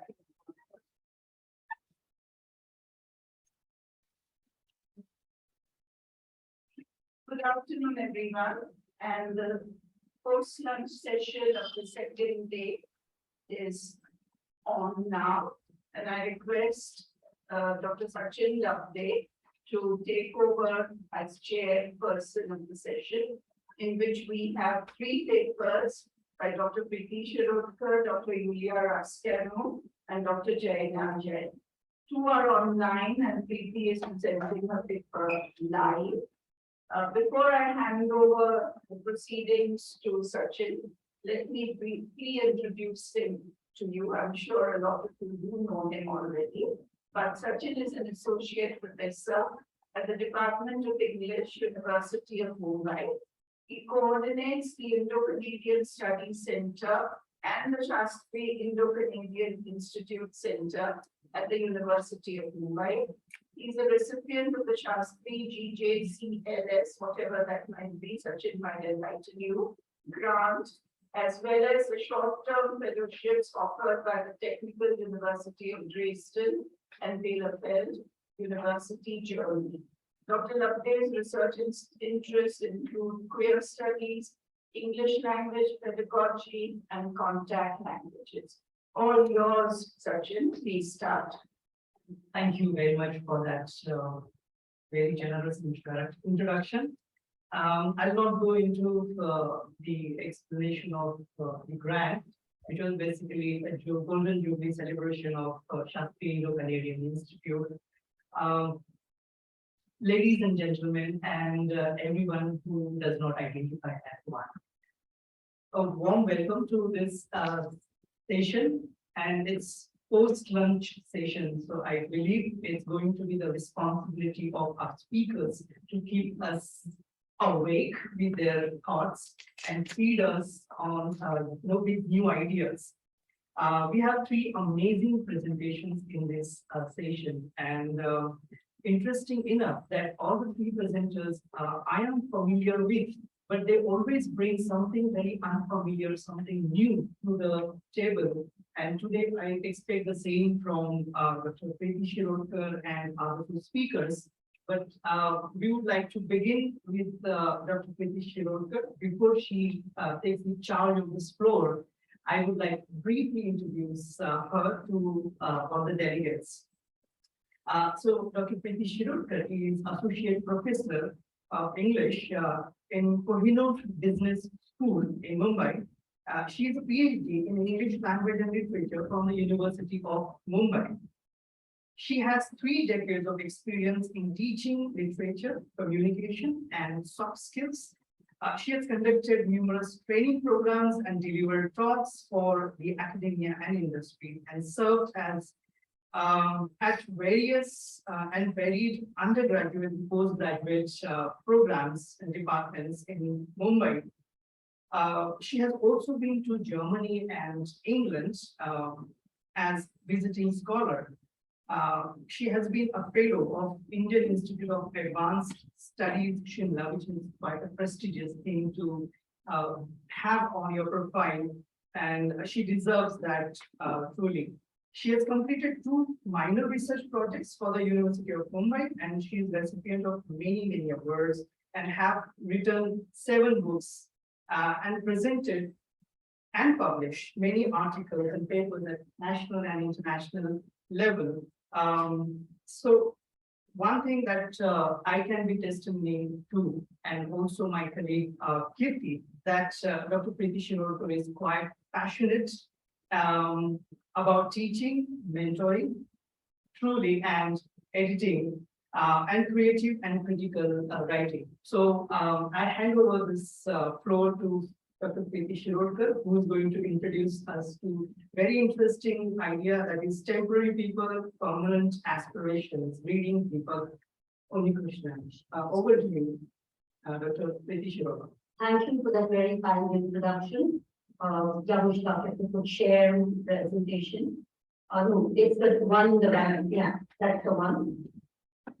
And while this is on, I just have a quick request to Dr. Shirodkar that we have 15 minutes for this presentation, and I'll act like a devil to remind her of this after 10 minutes, if she's okay with this. Just please remind me at 12, and I will be sure to wind up on that. Thank you. Thank you. Today I'm going to speak about temporary people, permanent aspirations, reading Deepak Institution. What I would like to begin by talking about is that is the reason why I essentially chose this book. One is that there is very little written from and about Gulf and the Middle East diaspora. Consequently, there are a lot of misconceptions about it. People think that it is a diaspora of riches, and there is a lack of awareness about the actual problems that people in the diaspora face. In the words of Poland, it is largely a victim or labor diaspora. And in the words of the author, and I quote, "My book is the first work in English published by a creature of the place, a child of the place. So in many ways, there is a lot of uniqueness that goes with this book, and that is what I'm going to try and cover. Yeah, so this book is about a country where few hold citizenship while many toil to make the country work. So, if one were to talk about the author born in Deepak Krishnan, born in 1980, I'm not going to go too much into the details, but he's won the inaugural President's Book Prizes for New Immigrant Writing, the Hindu Prize and the Ward Prize. He was shortlisted and longlisted for many, many prizes, and he has been teaching at the New York University of Abu Dhabi. He essentially enjoys reading poetry. Coming to the text, coming to the book, which I'm going to talk about, Temporary People. The book is divided into 3 chapters. Please note the use of the word chapters. That's not a misspelling. And each of these sections contains, there are 3 sections, each contains a different number of chapters. Right? He spells it that way in order to catch the nuances of the language. The first book, which is called Links, talks about labor in every country, and especially in the Middle East. It talks about how this labor is invisible as well as temporary. The second book talks about, it contains 9 chapters again, and it reflects on how language becomes a point of alienation, where the language of the majority serves as a weapon. It serves as a means of alienation, right? And I think Professor Vijay Mishra began by talking about this, that language can be something which opens doors or it closes communities, right? And the third section contains 10 chapters again, and these chapters explore the meaning of and value of identity and home.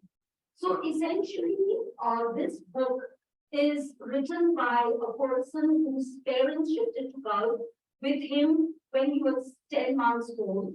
He's grown up there, but he knows that his parents are soon going to have to go back the moment their work life is over, right? So largely like any diasporic, now people may say, can he be called a diasporic in the light of debate, because there is a hope or a forcible return.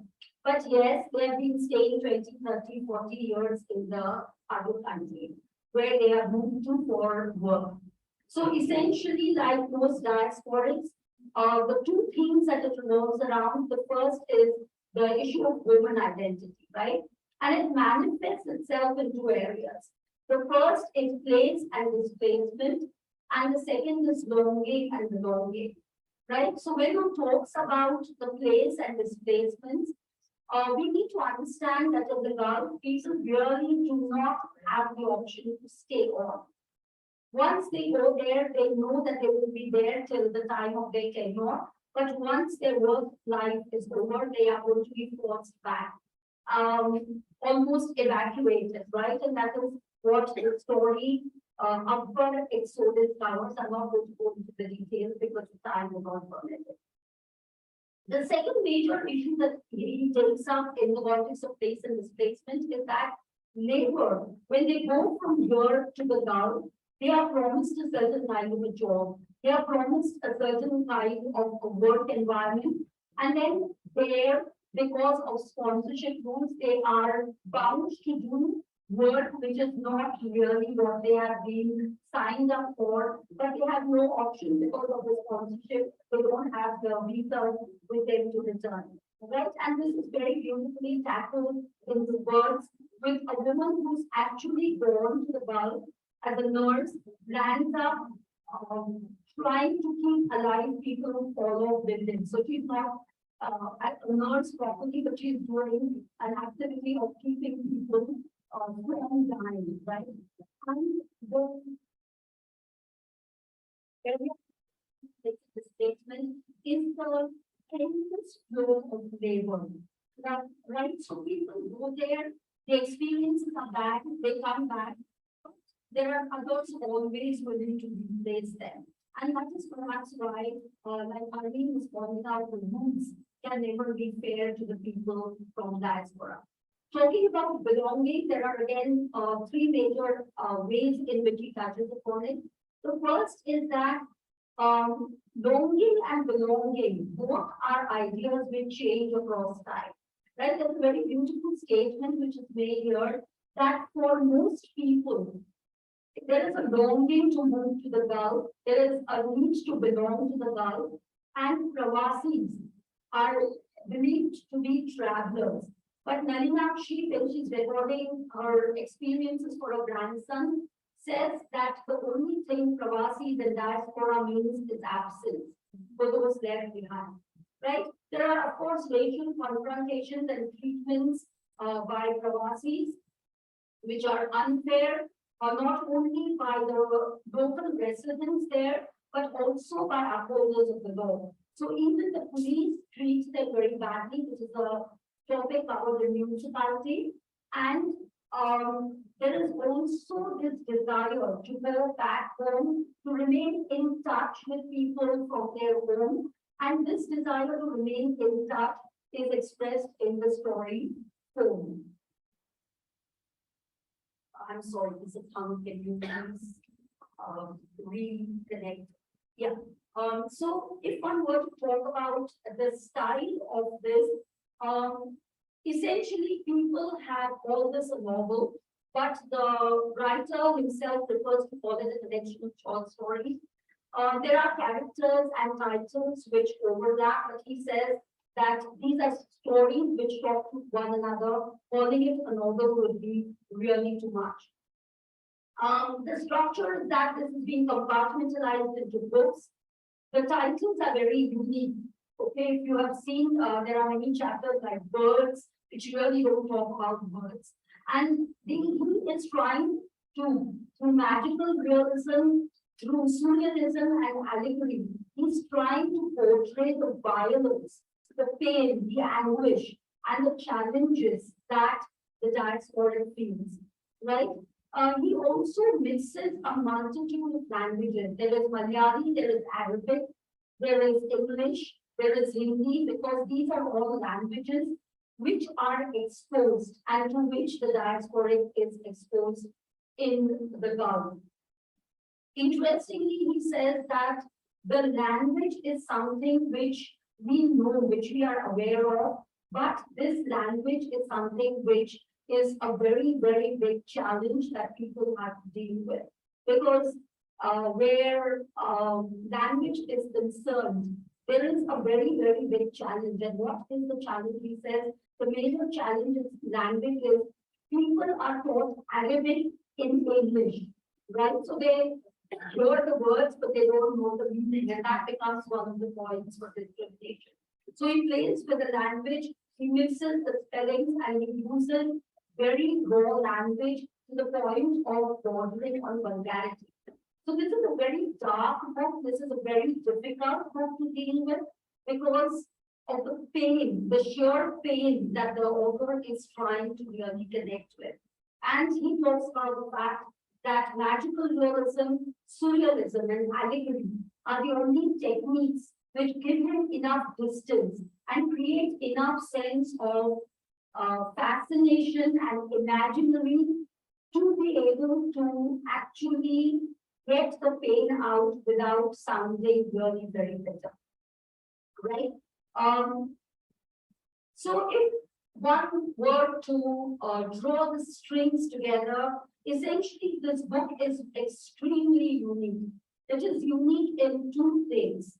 One is the context in which the book is written, because the context of the book is the fact that this book has been written, let me remind you, from a labor diaspora. Whereas nowadays, most of the books that people are reading are from the intellectual diaspora who are moving across the world to find better opportunities. So this is one of the few representations of the labor diaspora, not as indentured labor or anything else, but rather as a reality of modern times, and the fact that because they are labor, they do not have the accessibility, they do not have the rights, they do not have the power to even represent themselves. The second area that I would really like to touch upon, as I'm drawing the argument to a close, is the fact that in the text, he is handling numerous themes. He's handling the themes of pain. He's handling the themes of the fact that displacement is bound to occur, but the displacement is not out of choice. People who look at the Gulf diaspora essentially feel and essentially believe that the Gulf diaspora has arisen from searching for gold, right? So people find money, people find gold there, but that is really not what happens in most of the cases. And that is what he tries to point out. So he says, essentially, I'm talking about people like my parents who are forced to come back. And very interestingly, he covers issues of rape, he covers issues of alienation, he covers issues of violence, he covers issues of unfair treatment that people are subjected to in this kind of labor diaspora, right? So in his own words, he says, the book to me is also a consequence of circumstance. What I have become, what the city has made me into, what the cities made me into. Abu Dhabi, New York, Chicago, because he went to New York and Chicago to study, and that is where he felt the urge to write the book. And I wanted all that. I wanted someone to pick up the book, look at it and go, what is this? I would prefer a conversation rather than someone going, aha, that's how a manual on what Gulf is, right? So he's not really trying to create a manual on Gulf, he's trying to really raise the questions as to whether citizenship, rights, legalities, cross-border travel is really a matter of choice, and what happens when one finds themselves in all these kinds of situations. One of the major things he points out is, in a couple of chapters, he has just listed the different kinds of people who travel abroad. And as he's listing these different kinds of people who travel abroad, he also says that ultimately, whether they are going or whether they are coming, they really don't have a choice. And the question that remains is we. We in Malayalam means where. So he says that the only question that people keep asking you is where have you come from and where you will be going, right? So when the Christian's observations of life is very astute and searing, he's aware that this is not fiction, right? He is really trying to reflect the life of millions. So I want to conclude by saying, by recalling Langston Hughes' poem Harlem. He says, what happens to a dream deferred? Does it dry up like a raisin in the sun, or fester like a sore and then run? Does it stink like rotten meat, or crust and sugar over like the syrupy sweet? Maybe it just sags like a heavy load, or does it explode? So for me, I think the question about diaspora is the question that begs this answer. The gap between the dream of every diasporic and the reality that meets the person in diaspora and on return, if and when that happens. Thank you very much. Thank you very much, Dr. Shubhakar. I'm sure there would be interesting comments and questions, but we will first have two speakers presenting their ideas, and then we'll take questions and answers towards the end. Now, it's my pleasure to invite and introduce the second speaker of this session, who I had the pleasure of knowing as one of the scholars of this university, Dr. India Diaspora. Thanks, Münster, for helping me out with this pronunciation. Otherwise, I would have messed it up. Dr. India, It's a pre-record. Yeah, it's, so while Münster is helping us out with the recorded session, I would take this opportunity to introduce the speaker. Dr. Yulia is an alumna of Marie Curie Construction of Home and Belonging project and University of Mumbai PhD recipient. Currently, she is an associate professor at the Department of Modern Languages of Bucharest University of Economic Studies, Romania. Her academic interests include post-colonial studies, diaspora studies, gender studies, feminism, and methodology in higher education teaching. So, without much ado, I will request Amrita to begin with this pre-recorded session by Dr. Yulia Mushtaq.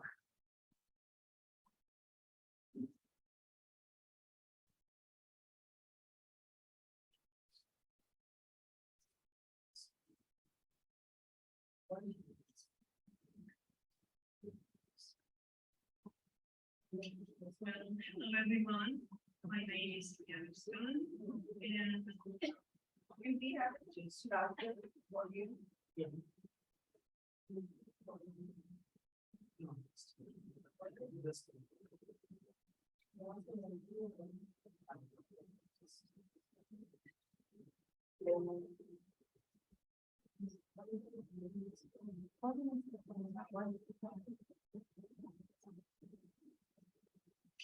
Hello everyone, my name is India Diaspora, and I will my presentation today.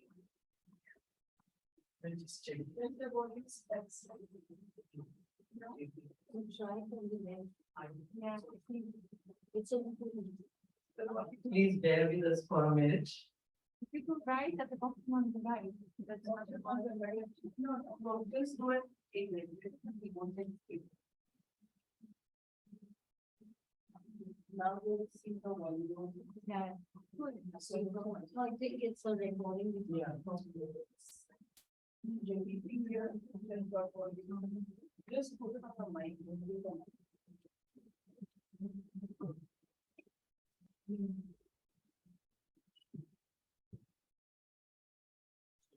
Yeah, try. Today is introduction to the new generation for example. Let me say first that it is a real honor for me to be part of this event, India 75, reflections on and from the Indian diaspora. To move on.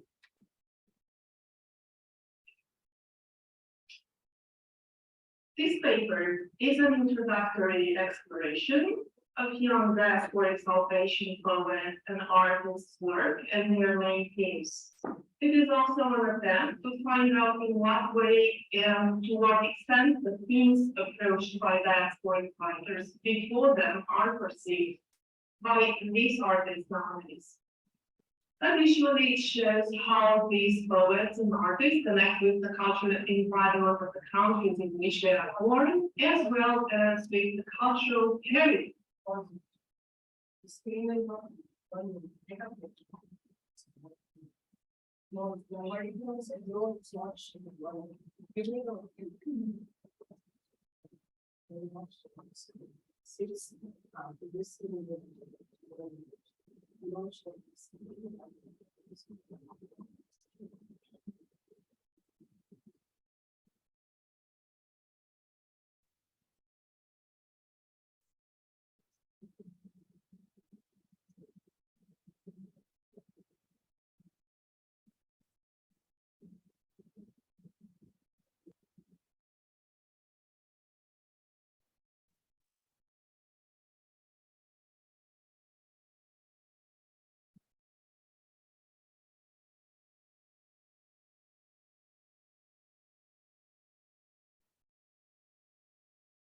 Sorry for your. Well, hello everyone. My name is India Diaspora, and the title of my presentation today is Introduction to the New Generation of Diasporic South Asian Artists.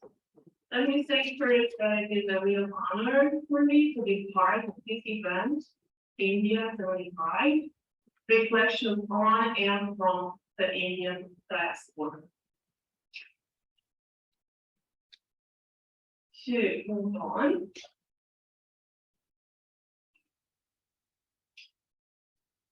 This paper is an introductory exploration of young diaspora salvation poet and artist's work and their main themes.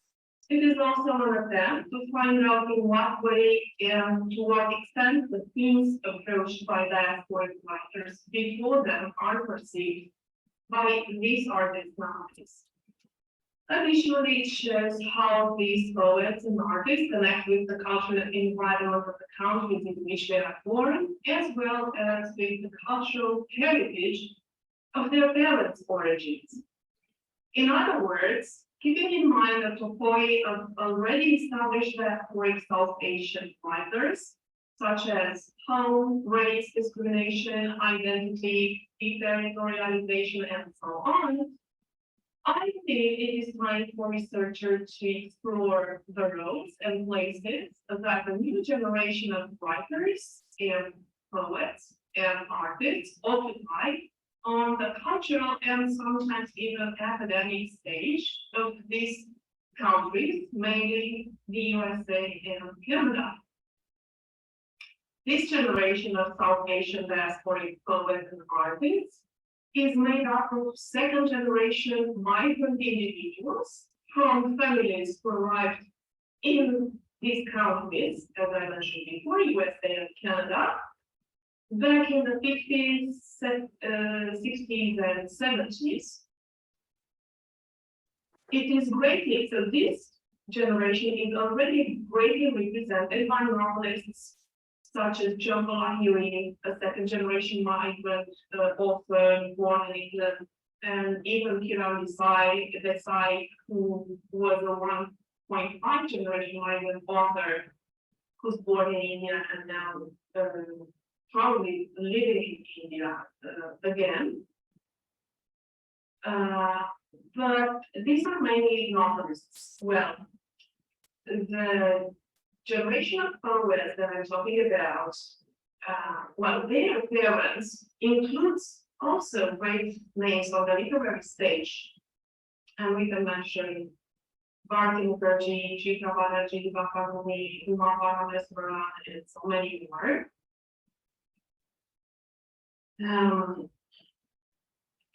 I would like to say one word about the term artist. Well, it is frequently used in this presentation along with that of poets because their public image does not follow one single artistic lane. Some of them are not just writers of poetry, fiction, and even screenplays, but they are also filmmakers, producers, activists, and so on. Their cultural projects also often interplay with other art forms, painting, drawing, singing, performance art, etc. Other South Asian writers who live in the West have been active before them in the film and TV industry, such as Meera Syal and Gurinder Chah. The newcomers are not as famous and as recognized as the names I mentioned here, but they are putting in all the efforts to make themselves heard. The opportunities given by the internet to make oneself a public image, a strong public image, are already known and used by everybody. And the poets I will talk about, Farhia Faizullah, Fatima Asghar, and Vivek Shraya, are also active on social networks, emphasizing and helping their presence, public presence, become even more vivid and their artistic nature to be more direct and instantaneous when it comes to their relationship with the public. They are also connected to the academic environment as teachers or involved in projects for the young, for students. In certain cases, as some of these poets artists ascertain that their work is not positively interpreted by South Asian communities in the diaspora, while being also misinterpreted by white audiences. The paper only slightly touches upon this aspect due to time and space limitations. This new generation of poets and artists being moreover at the beginning of their career, and therefore in the process of establishing more clear artistic directions. However, these new poets and artists are quite aware of the reactions they generate in their public. And let me move on with poet starting by blog. She's the recipient of a Fulbright Fellowship, 3 Pushcart Prizes, and other honors. She's an American poet born in Brooklyn, New York, to Bangladeshi parents. She collaborates with other artists such as photographers, producers, composers, filmmakers, musicians, visual arts, and other interdisciplinary projects. Part of her writing also includes, was also included in the theater production called the Virangana Women Work. She's the author of 2 poetry collections, registers of illuminated villages and scenes.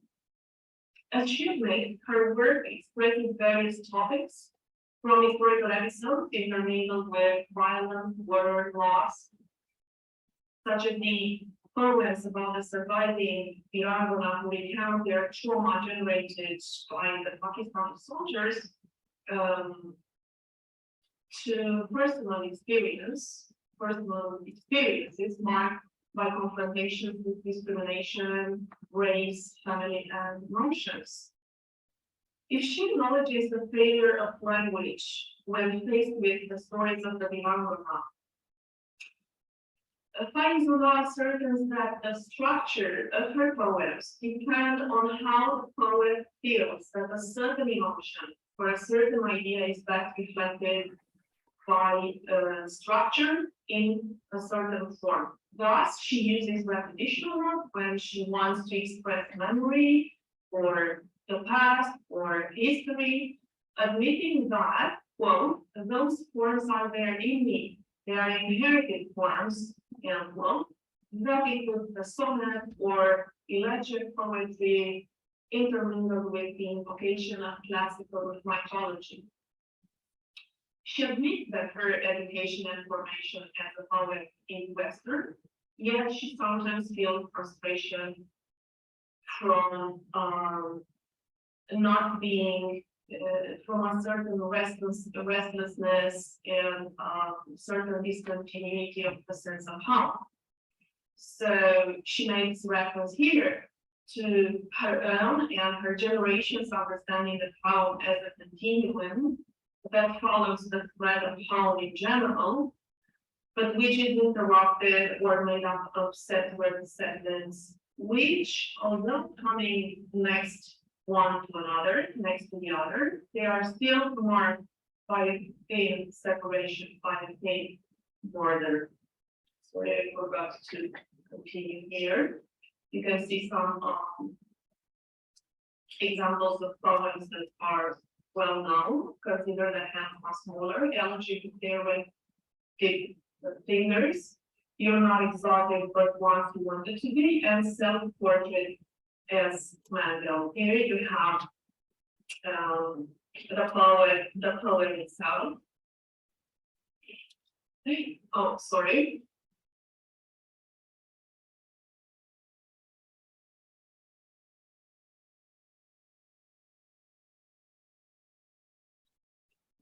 Oh, fine. Sorry for this. To continue, the latter poem, Self-Portrait as Mango, is a sharp reply of the poet to those who label literature by diasporic exaltation poets as Mando diaspora poetry. Disregarded as being less worthy or as less worthy pieces of writing that approach only certain themes that we know, loneliness, melancholy, home.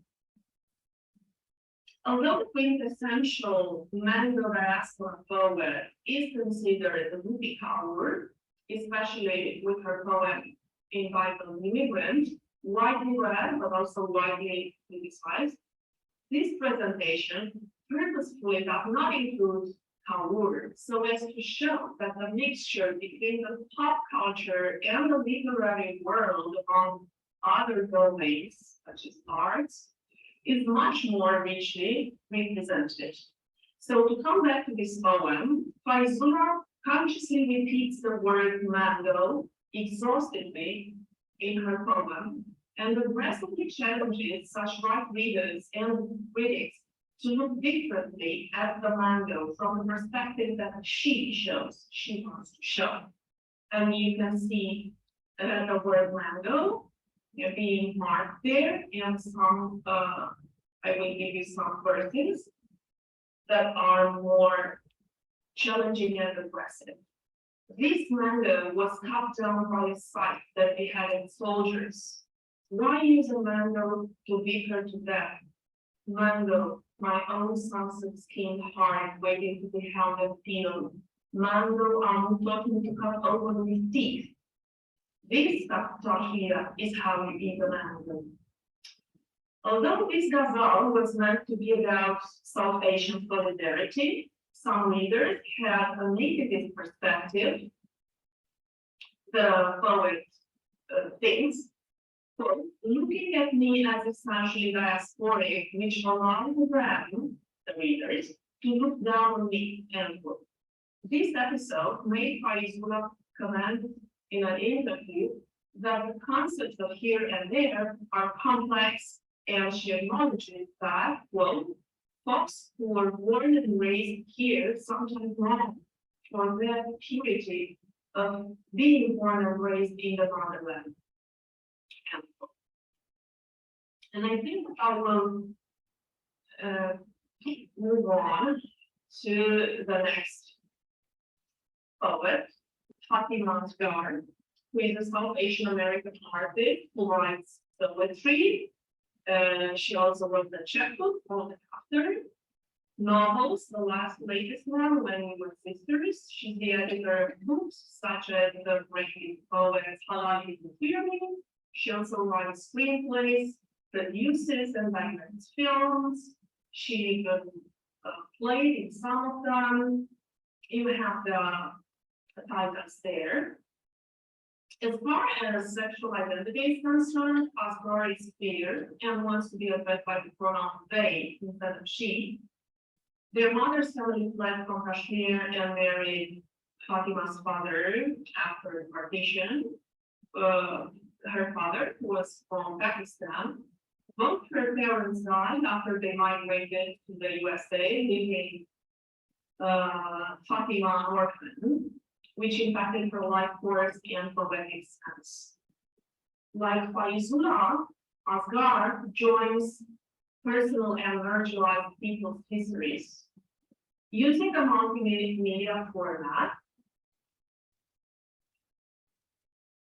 okay, let me just put it. Okay, there it is.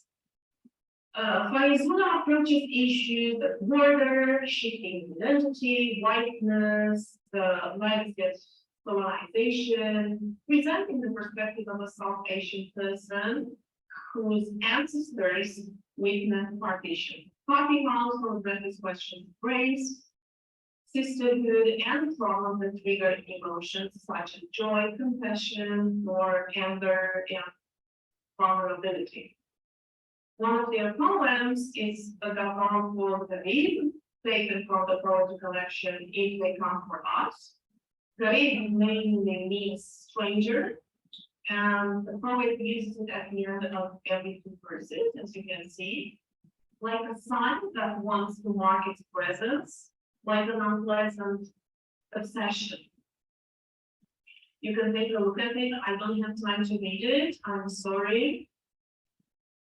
It is a very powerful, beautiful but powerful poem.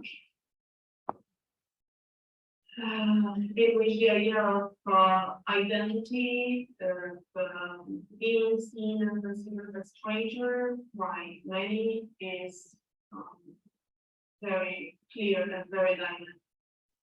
Another element of interest in our literary work is cultural appropriation. Sorry, I thought I had another slide. Well, they believe that it is connected, so the idea of cultural appropriation is connected to either appreciation from other cultures or to evasion and power.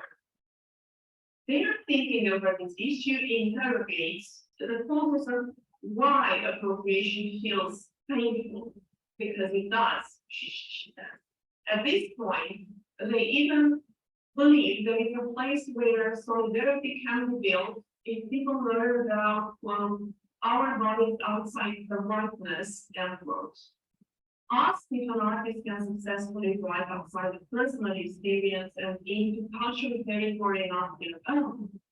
They acknowledge that cultural appropriation is a complex question, but are convinced that it is about, well, people who have positions of power to take things from marginalized communities, celebrate them, and then erase the people who originally created them. I had another quotation related to this, but I don't have time. In any way, the quotation is about whiteness, and she's not delicate when issues such as cultural appropriation, about racism and whiteness are at stake.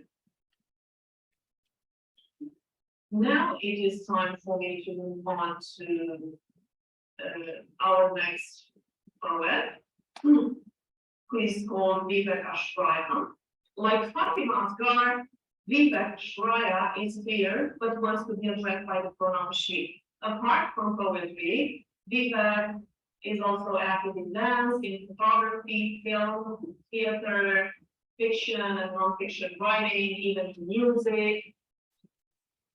You have the names, the titles given there. I'm Afraid of Man is very well known. She of the Mountains, which is a novel. She also makes short films and is currently teaching at the Department of English, the University of Calgary. She has made photography exhibitions, the most well-known is Trisha, and music. As she admits, although she does not have formal training in the art forms mentioned above, she enjoys the challenge of exploring new media. She felt she might offend poetry, although she asserts it was not poetry but the whiteness of it that put pressure onto me. She also said that agonizing over who decides what makes a poem good made her think twice whether to write poetry or not. In her book, Even This Page is White, Vivek felt she had to sound direct and fearless when rejecting racism, so she knew it demanded a lyrical style, a style that was less lyrical, which would support the emergency to fight racism. She rejects suggestions of a more lyrical style that come from white critics and readers, believing that their reason lies in the fact that they can digest such poetry more easily than the raw, direct, bold one that Vivek uses.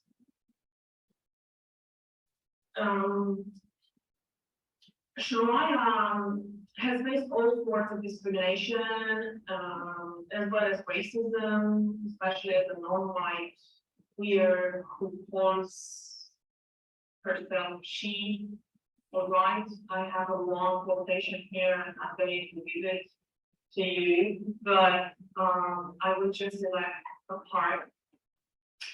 She says, as a settler in Canada, I had to consider what it means to be given a platform, in this case a group, to discuss racism, while Indigenous people continue to face not just racial violence, but also the dismissal of this violence. And I believe that this is very deep. Masculinity is another important theme that Shreya approaches. In I'm Afraid of Man, she confesses, while criticizing the male standard culture, that her relation with men is one more of intimidation and fear than one anger or hate. The book is only 30,000 words long, looking more like a notebook, a format inspired by Avicii's call to action, we should all be feminists. Something very short about her first novel, She of the Mountains. Here, themes such as racism and historical memory and bodies are displayed. It's a reinvented Hindu mythology, which is teach the story of a youngster who first learns, then unlearns his gender and sexuality within the context of social violence. And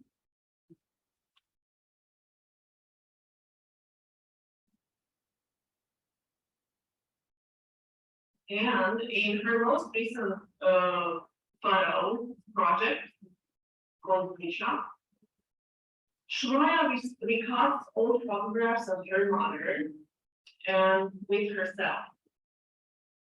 In one of the twin images, which which you can see here, the Shreya's mother, reclines on this chasm. Her image is multiplied and refracted in the second photo, in which Shreya replicates the same pose with the same self in the same outfit, wearing the same poised stare. Boundaries that separate the old from the new are erased, leaving room for a natural interconnectedness of fluidity of bodies and selves. The twin images procedure in photography, especially displaying mothers and daughters wearing the same clothes design, signifying the bond between the two, is trendy on networks such as Instagram, and Shreya knows it and uses it. All right. And of course, a few conclusions. I can say that technological tools have become part of everyone's life. Therefore, part of these writers and artists. Perhaps the immediacy and easy accessibility that provide this impression and misconception that all users can become content creators and web creators that. But the internet is, however, a tool that can be smartly used. Content creators being essential in finding success from a marketing point of view. Right? So it's also the most the best and most flexible instrument that can be used in marketing and in self-brand creation. And this is what these artists do. Another thing is that the list of South Asian poets, artists, writers living in the diaspora in the USA and Canada has been enriched by this generation of children, let's call them, who are continuing things that were major in the previous generation of writers, bring to the front aspects that have been less approached, such as queerness, whiteness, through their style and themes, their involvement in the public space, they definitely demand to be seen and heard. The concept of identity is expanded, new meanings, asking to be included and accepted. One clear characteristic of this generation of poets and artists is that second generation immigrants want to speak for themselves in literature and in art, as they were mainly represented by writers and artists of a different generation, their parents' generation. Now they are expected to appear from a different perspective, in a different manner, in a mixture of art forms, maybe still looking for a suitable form, sometimes shocking and surprising both audiences and critics. Thank you very much. I'm sorry it was a little long. This was my presentation. Hope to see you all soon. Who knows? And finally, may you have a fruitful and interesting conference ahead. Bye-bye.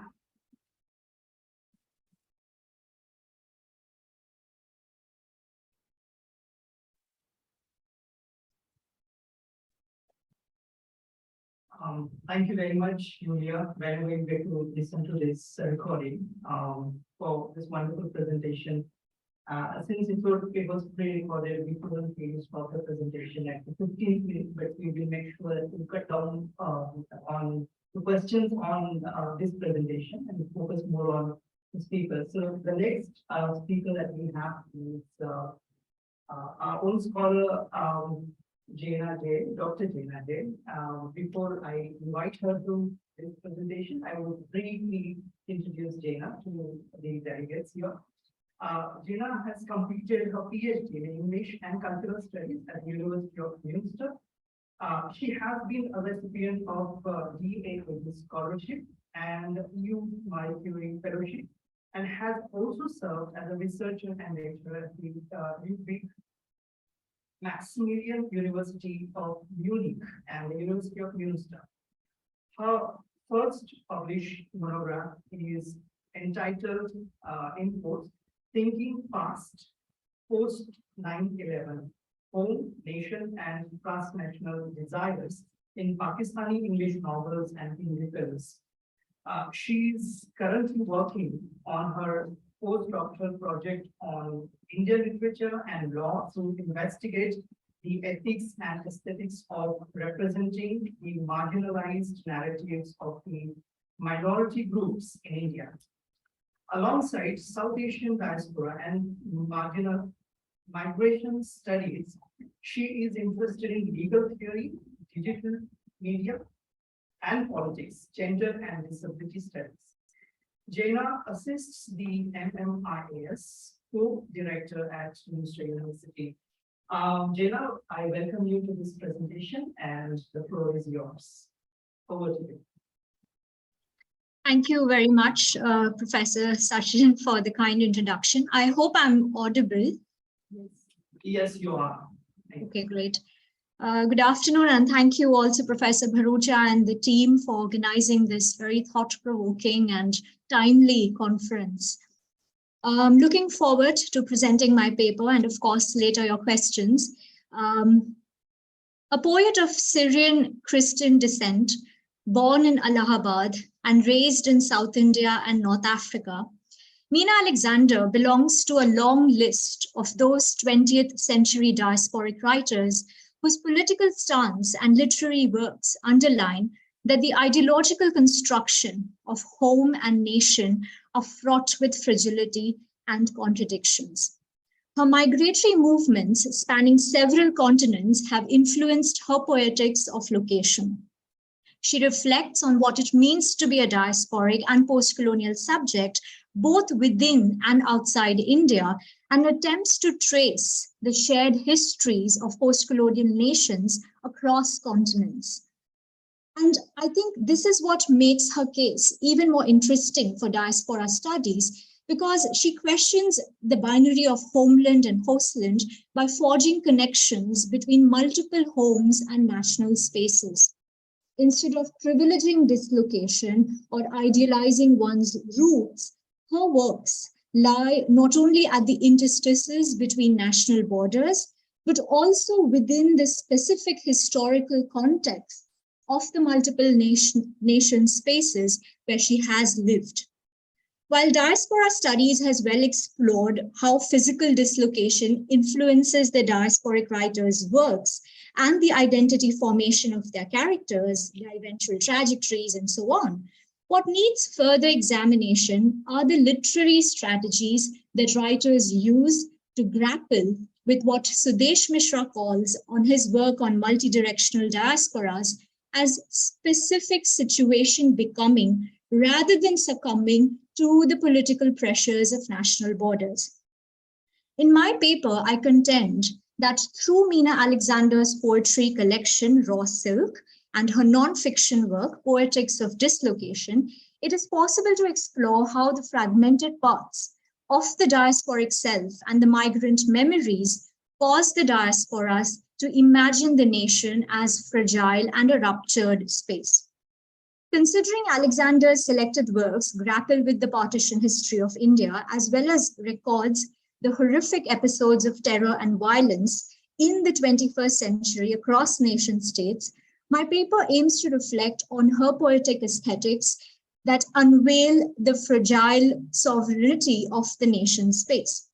What also becomes significant, especially in the context of this conference that reflects on the 75 years of India's independence, is the role of diasporic literature in reflecting on the changing reality of Indian nationalism and its wavering commitment to the democratic principles of equality, secularism, and free speech.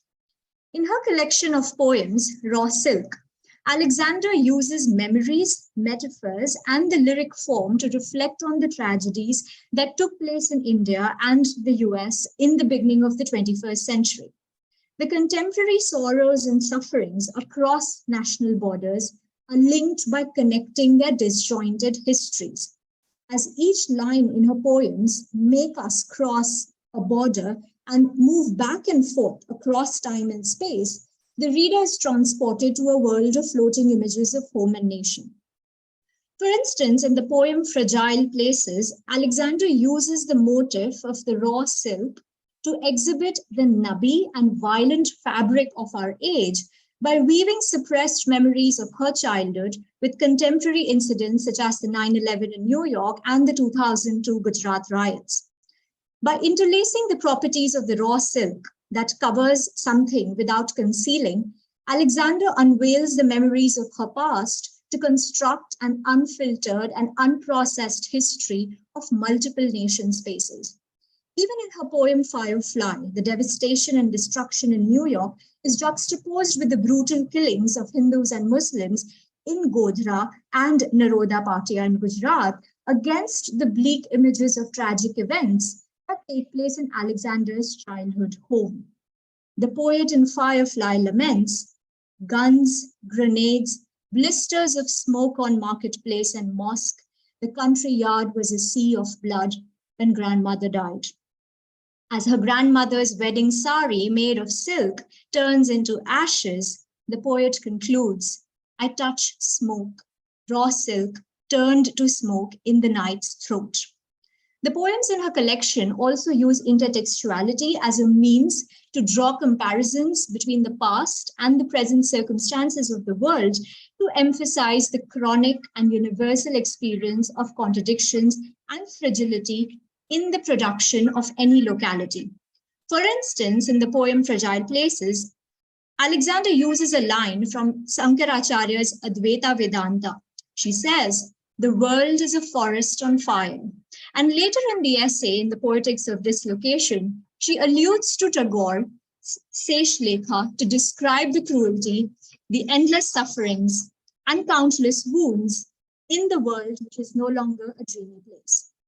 She further explains how the fragile places which we inhabit as human beings are places that we make in order to be persons, in community, in communion, such as the nation space, can be easily broken by means of violence, hatred, and mass killings, often based on irrational practices of race and communal animosity. As the tragic incidents in different parts of the world blur the boundaries between the nation states, the poet laments in the poem Rumors for an Immigrant, there is no homeland anymore as all nations are abolished. The other poems in her collection, such as Letters to Gandhi and Lyric with Doves, are also significant to meditate on the disparity between Gandhi's dream of the independent Indian nation and the blatant reality of contemporary Hindutva politics in India that constantly otherizes and marginalizes the minority communities. Poems such as The Bird's Bright Ring force the readers to hear the voices of the butchered people, like the hawkers, the cobbler, and the beggars belonging to different communities, who witnessed the nightmarish experiences of the partition between India and Pakistan. According to Michel Foucault, in the era of spatiality, complex histories of border work or partitions enacted in the 19th or the 20th centuries now haunt the 21st century because it is often used as a blueprint for contemporary political life. After partition, in the Indian context, a series of complications emerged. Should the nation be reconstructed to include only a certain section of population resident within the marked geographical space? Or should the state continue to define the nation in terms of the larger trans-border communities, such as its diasporas, that it also claims as its own? And what happens in the context of mass migration when a section of population is forced to acknowledge that the hold of the place is no longer necessary or no longer possible? In her introductory essay, Home Ground and Borderlands, Alexander meditates on these dilemmas and claims that we live in a time, as I quote her, when the internal map of a place is torn, when what we are faced with are not fixed settlements, but pinhole scatterings or dismemberments, unquote. As we fall between the longing for a homeland and a forced condition of homelessness, our identities are forced to diagonally straddle unreal borders that cut through existing networks of ethnicity and kinship. And in this process, our identities are shaped by the recognition of shared histories, cross-border contacts, and migrant memories.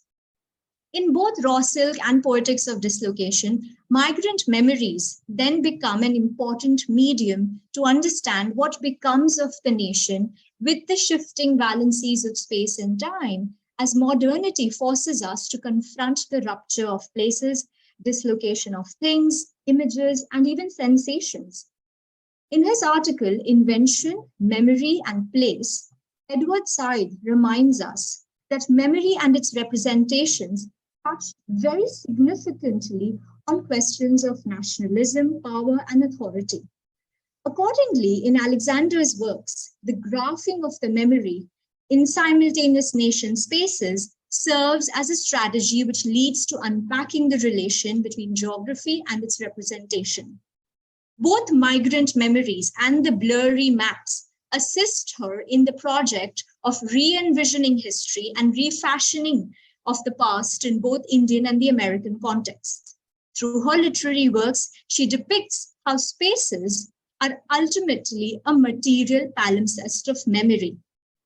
For instance, in the Poetics of Dislocation, she writes about her encounter with the old Dutch maps of Kochi Harbour in the Matancherry Palace built by the Portuguese in the 16th century.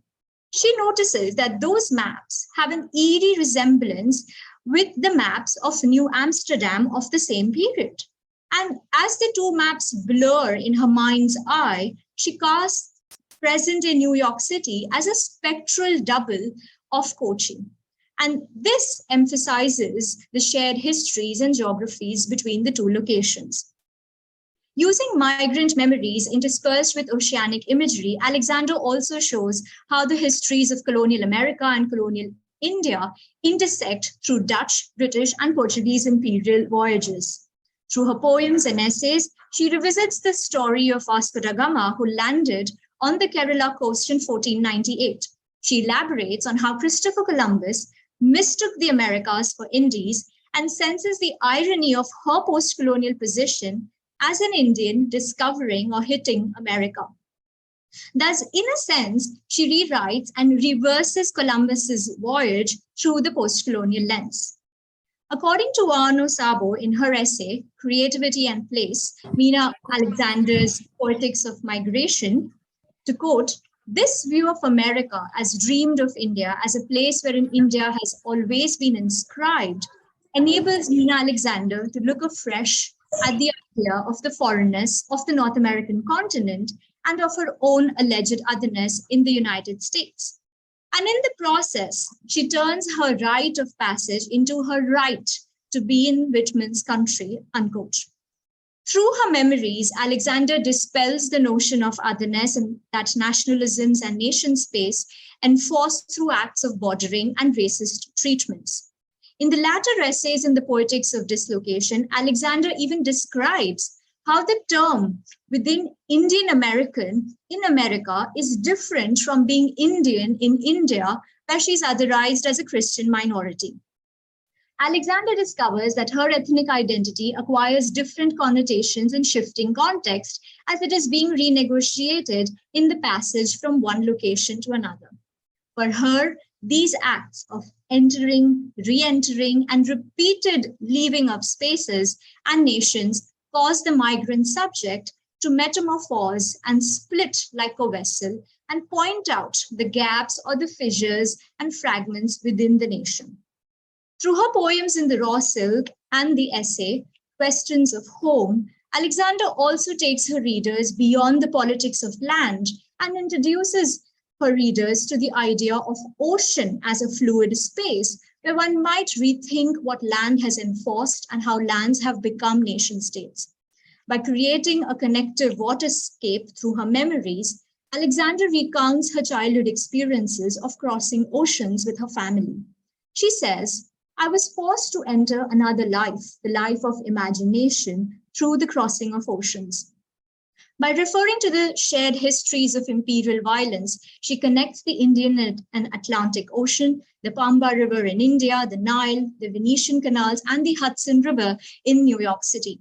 She juxtaposes these encounters with her experiences at checkpoints and borders of the land to reflect on the geographical continuities and the impact of materiality of borders in both framing and rupturing the nation state. To conclude, Alexander, in her last interview conducted shortly before her death, reminds us that we can never attain a steady place or live a steady life, as we are all migrants through time and space that continues to alter, and that we simultaneously gain, lose, and endure time. I suggest that we read Mina Alexander's works as palimpsests of the liquid life of the migrants, their experiences of the fragility of place and memory that articulate the slow darkness of human suffering. This act of reading and deconstructing is significant to recognize literature's ability to help us articulate and comprehend what otherwise can't be said. Thank you very much.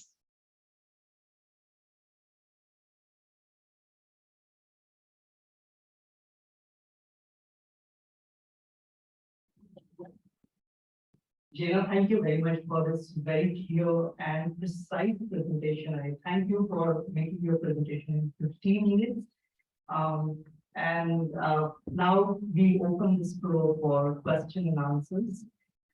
Since we have only 5 minutes, I would request the delegates to be very brief in their questions.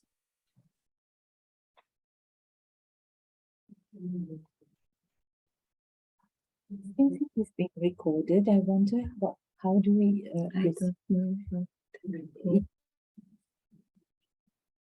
Are there any questions from the delegates in the? Yes, please. Hi, hello. My name is Diana Cleary, and I come from India Diaspora. Thank you very much for your presentation of the role. Oh, can you hear me? No? Yeah. Okay. So, thank you again for your presentation. They were all very interesting. And I've got a question for Preeti regarding the migration to the Gulf. I was wondering where do these people come from? Because I read that article I mentioned for Karen Field, and he was talking about migration from Kerala to the Gulf. So I was wondering whether the majority of people come from there, or is it more mixed? What's the history behind that migration? Thank you. Yeah, so Deepak Krishna's family is himself from Kerala. Most of these people, like I said, one of the primary languages which are spoken is Malayali, because most people are from Kerala. However, not, I mean, of course, the large majority is from Kerala, but they go under the belief that they are going to, make enough money and return. And somehow, because of the rules and the sponsorship clause there, they have to return, but they don't make enough money. And then it sort of becomes a desperation to return almost. So yes, it's largely a Malayali diaspora. Especially the diaspora which is still moving for labor.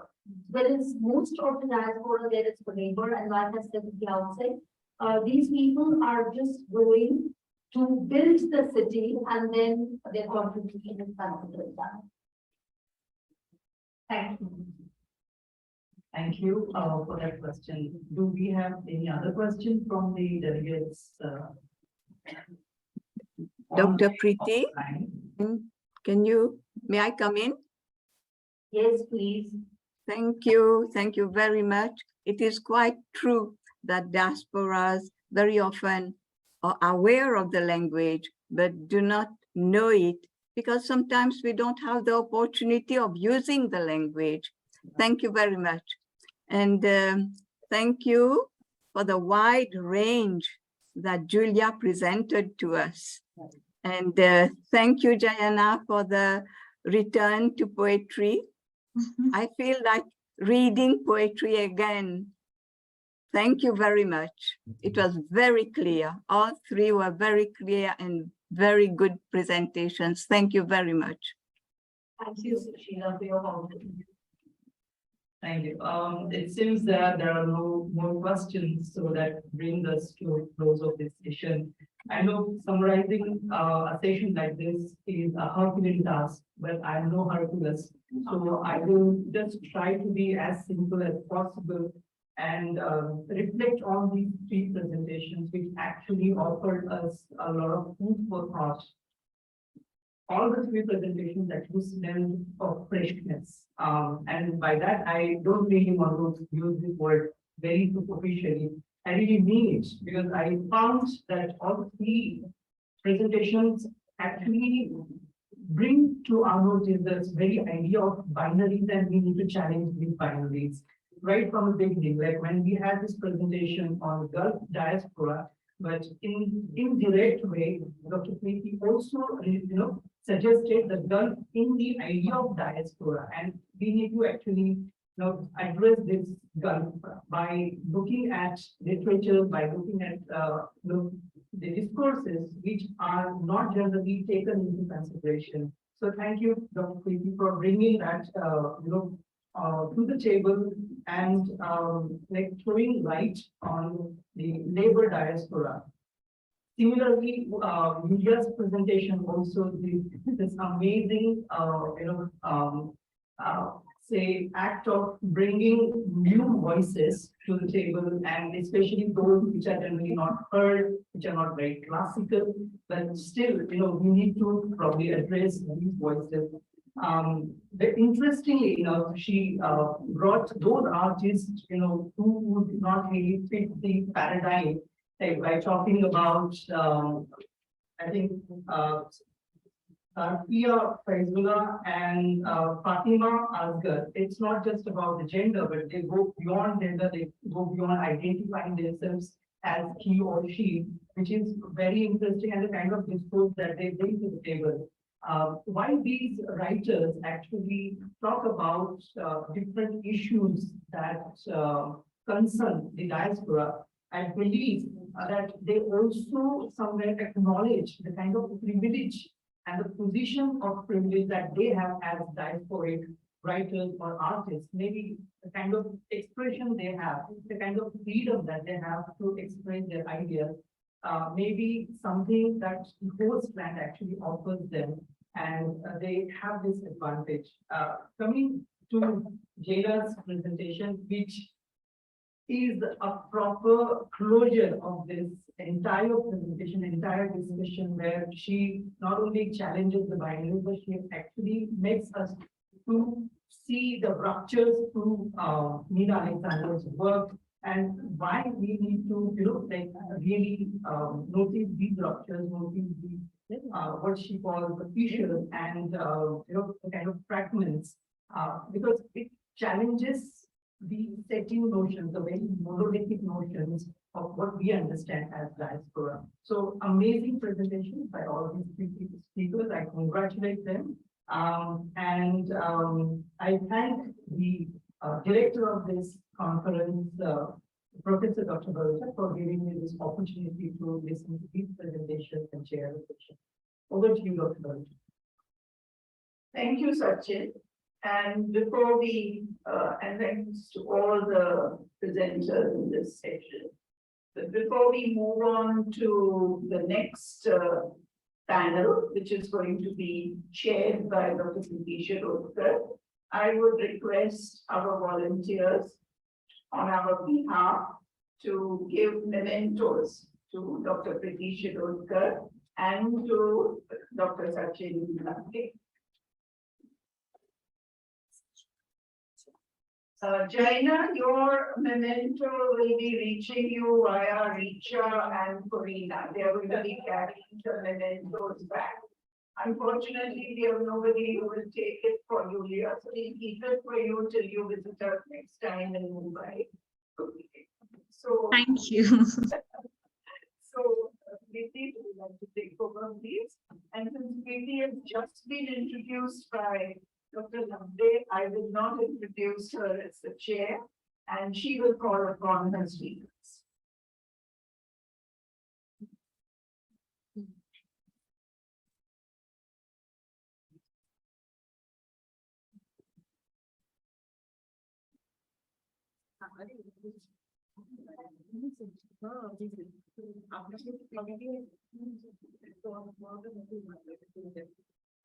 Yeah, for a change of role, I will also change the theme.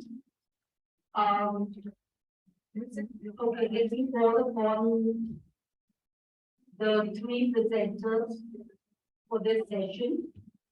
Mushtaq Sheikh, who's going to present on pre-refugee groups, education status in post-colonial India. That will be followed by Anusha D'Souza's presentation on Indians in the Reunion Islands, diasporic reading of Permin Lakia's Boudoir. And this, we will conclude this rapid fire with Shipra Vasudev, who will speak on the Indian diaspora in Africa. I will first introduce all the three of our speakers, and then, of course, we will go ahead with the presentation. At 9 minutes, I will sort of just draw your attention to the fact that it's 9 minutes, and let us try and stick to the time because we are way behind schedule. So let me introduce Mushtaq Ahmed. Mushtaq is a junior research fellow at the MMIAS Center and is an assistant professor of professional communication and ethics and communication skills in the Humanities and Sciences Department at the Tamil College of Engineering, Navi Mumbai, where he teaches written communication, technical writing, and placement skills to undergraduate students. He is an MA honors in English literature and MPhil from the Department of English, University of Mumbai. He identifies himself as a teacher, educator, and pedagogue. His research interests focus on pedagogic intersections between transcultural and refugee studies with special emphasis on the interrelationship between integration policy, humanitarian rights, equity, and inclusion. He has presented guest lectures and facilitated workshops at esteemed universities and institutes in his home country and abroad. He is a certified youth leadership and social change trainer from the esteemed Center for lifelong learning at the Dhaka Institute of Social Sciences, which is the Dean's University. In his free time, he volunteers for the local NGO supporting the values of youth leadership and youth empowerment. Welcome to the panel, Mishka. Anusha D'Souza is a doctoral scholar at the Department of French, University of Mumbai, where she works as an ad hoc assistant professor. Her research interests are post-colonialism, history, francophone literature, in particular food literature emerging from the Caribbean and Pacific Islands. Welcome, Anusha, and our final paper presenter for this rapid fire is Shipra Vasudev. She's a doctoral fellow at the Center for African Studies, School of International Studies at Jawaharlal University, New Delhi. She's been awarded the ICSSR Fellowship during her doctoral study. She did a Bachelor of Arts in Political Science honors and then was awarded a gold medalist in Political Science. She did a Master's in Politics with a specialization in International Relations from JNU New Delhi and a Master of Philosophy from CAS at JNU New Delhi. She has presented research papers at various national and international conferences, seminars and workshops. She's also published research articles in peer-reviewed UGC care-listed journals. Her research interests are international relations, which include maritime security and diplomacy, politics and government in Africa, international theory, BRICS, Indian foreign policy, India and global politics, Africa and global politics, India and Africa relations, and China and Africa relations. It's my privilege to chair this because listening to young minds is, I think, very refreshing and the need of the hour. So with that, let me first start the timer and then request Mushtaq to begin with this presentation. Yes, Mushtaq, you could begin. Thank you. Thank you so much for such a sweet introduction. So, my paper title is Study of the Refugee Groups Education Status in Post-Colonial India. It's quite a difficult task to complete in 10 minutes.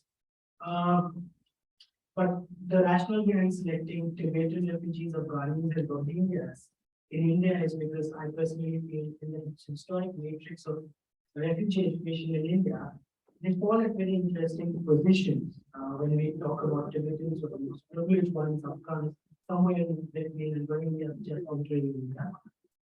So the structure of the paper was this way. I will try to locate the relationship of refugee education in the post-colonial India and then step by step covering each refugee status and then suggest resolutions in the conclusion section. All right, I start with the quote. The government of India recognizes and assists just over 203,000 Tibetan and Sri Lankan refugees, and the remaining almost 41,000 registered refugees fall under the mandate of the United Nations High Commission for Refugees, according to the UNHCR India Curriculum.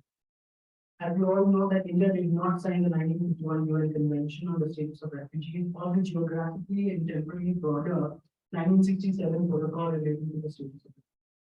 This has led refugees in India to rely on the goodwill of the nation, where India remains strategically ambiguous, taking an ad hoc position on refugees by neither signing any convention or codifying laws or politics to protect refugees within the geopolitical limits. Kapoor, in their seminal essay titled Removing the International from the Refugee, India in the 1940s, looks at various socio-political reasons which reveal why India took such a stand. It is also important to note that when the 1951 convention was being signed, India was settling refugees from the partition Pakistan. This continued for many decades, according to Brian Peterson. There were 10 million refugees in India by the end of 1971. Kapoor says India's refugee approach lies at the intersection of its first Prime Minister Jawaharlal Nehru's idea of one world and the importance of post-colonial relations. The episodes in the history which prove that the whole project of the UNHCR for refugees was visualized to favor just the Europeans. To cite another example, The Congress had calculated that those supporting the Britishers in Burma who had fled from Japanese occupied Southeast Asia, out of them, more Europeans had found employment than Indians. Moreover, Nehru, Kapoor cites, had observed the symptoms of racialism and imperial arrogance and shallow supremacy when Indian evacuees supporting Britishers in Malaya and Burma were left to the mercy of non-official bodies and distant families, as opposed to the white Europeans who were directed to escape the persecution through shorter routes and were given luxury. The empire is believed to have been resilient and strategic in lobbying support and extending aid and funds for its own people under the garb of humanitarian rhetoric and the refugee issue, just to justify its action after World War. The 1946 Foreigners Act was passed by the Indian national-led interim government. Then Home Minister Vallabhbhai Patel called this legislation in response to the experience of World War II. This act, in quote, folded the refugee and any other alien for that matter into an undifferentiated category of foreigner.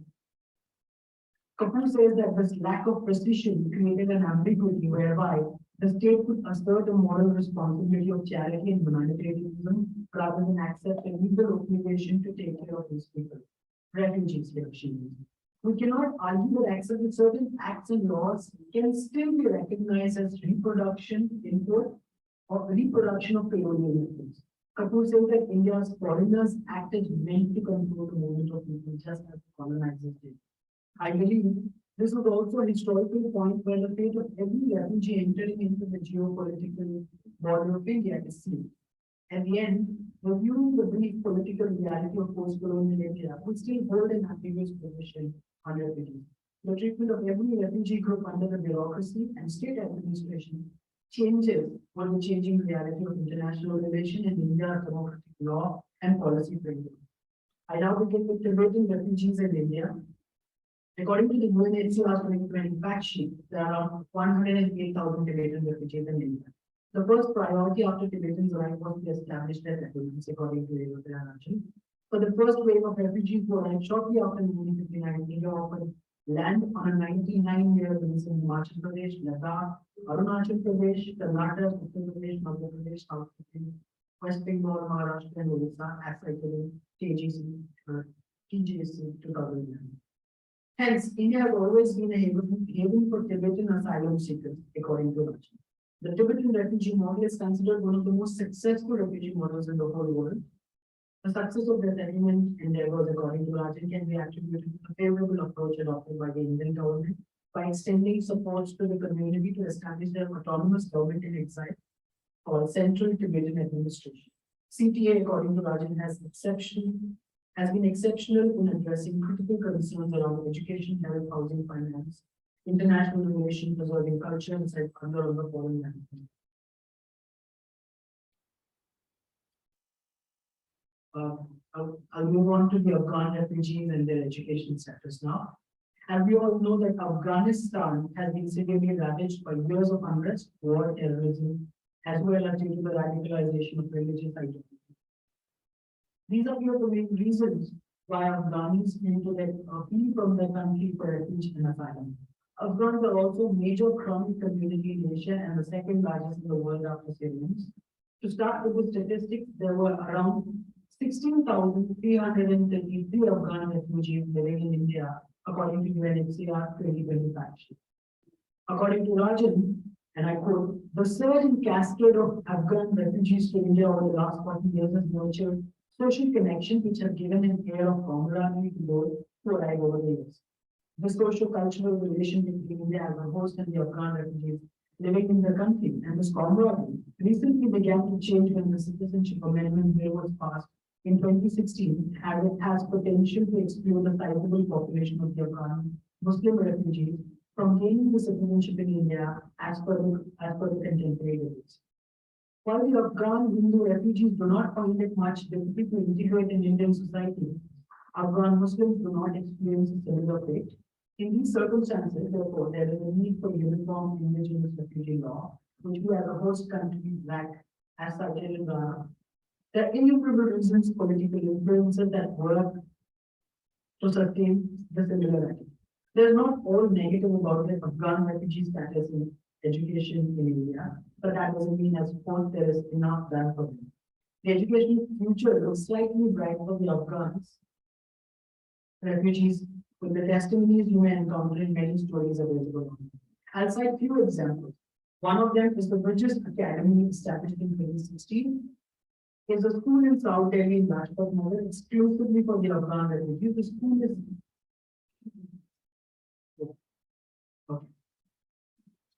this institute, according to Shiba Varghese, a key advisor to the school, has been able to make changes in the Afghan girls' lives, since there is a direct connection to the issue of accessibility to equal education for girls in Afghanistan.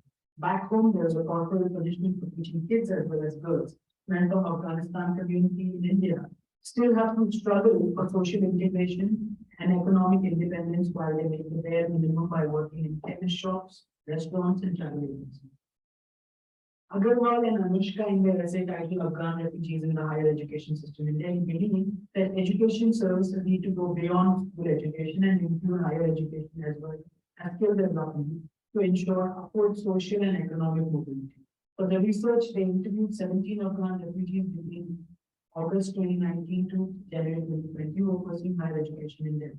Analyzing these 17 cases, they realized that those who managed to access and enroll for higher education in India face plethora of issues such as language barrier, lack of familiarity with the place of settlement, difference in cultural and societal values, ethnic differences. I'll just quickly wrap up by summing up the Rohingya refugees and with the conclusion. In Burmese language, Rohingya are the ethnic group, Rohingya are the ethnic group who lived in Rakhine, Arakan state of Myanmar.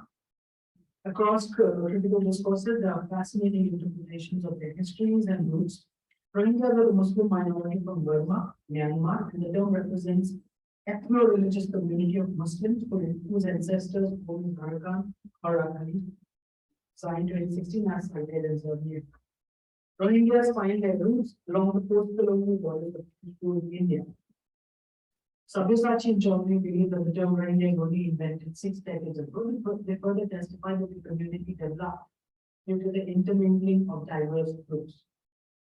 I'll just move to the conclusion. So India has been living for refugees for many decades. There are critical structural barriers for Rohingyas from accessing education, besides other basic necessities such as health services, etc. According to Abru, citing one of the refugees quote, which signifies the status of refugees all across the world. Abru says education is a very key tool.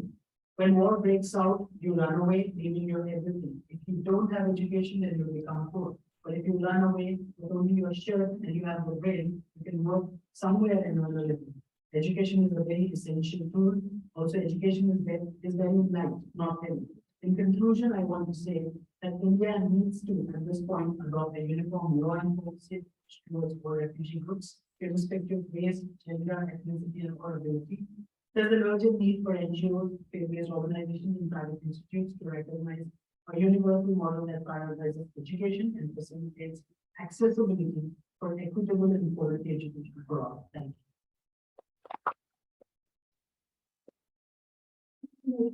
We will now move on to the next speaker, Anushka.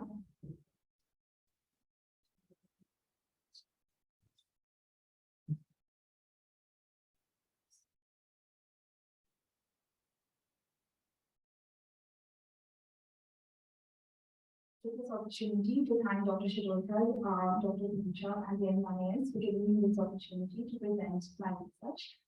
My paper is titled Indians in the Reunion Islands, a diaspora reading of film that was rights for me.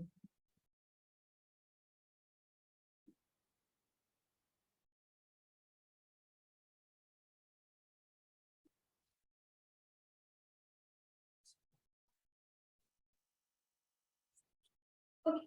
The Indian Ocean has played a significant role in shaping the history of the Mascarene Islands, mainly the Mauritius and the Reunion Islands. The French East India Company took over the Reunion Islands and made it a base for their ships that were coming in via the Cape of Good Hope.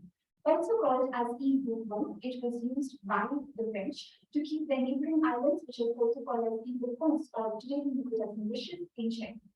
Colonialism encouraged capitalism, And this led to the arrival of African slaves, and after the abolition of slavery, the lack of matter was filled through the import of the mentioned Indians and Chinese.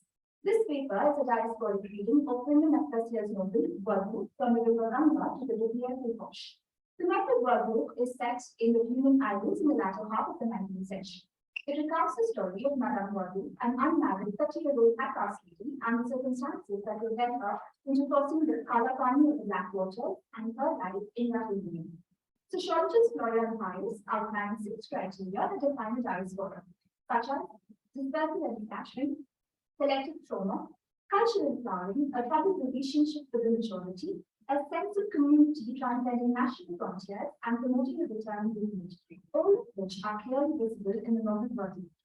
This paper is divided into 3 parts. The first section will dwell into the reasons for the migration. The second part will explore the traumatic crossing of the Kalapani, and the third part will focus on the difficulties encountered by residents in the Reunion Islands.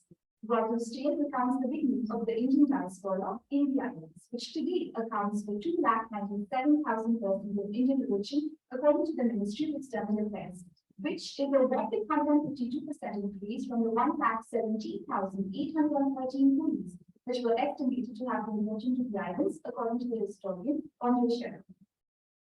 Leaving home. The decision of leaving one's homeland is never an easy or voluntary one. For many Indians who signed up as indentured laborers, they were lured by the false promises of the mysteries of recruiters.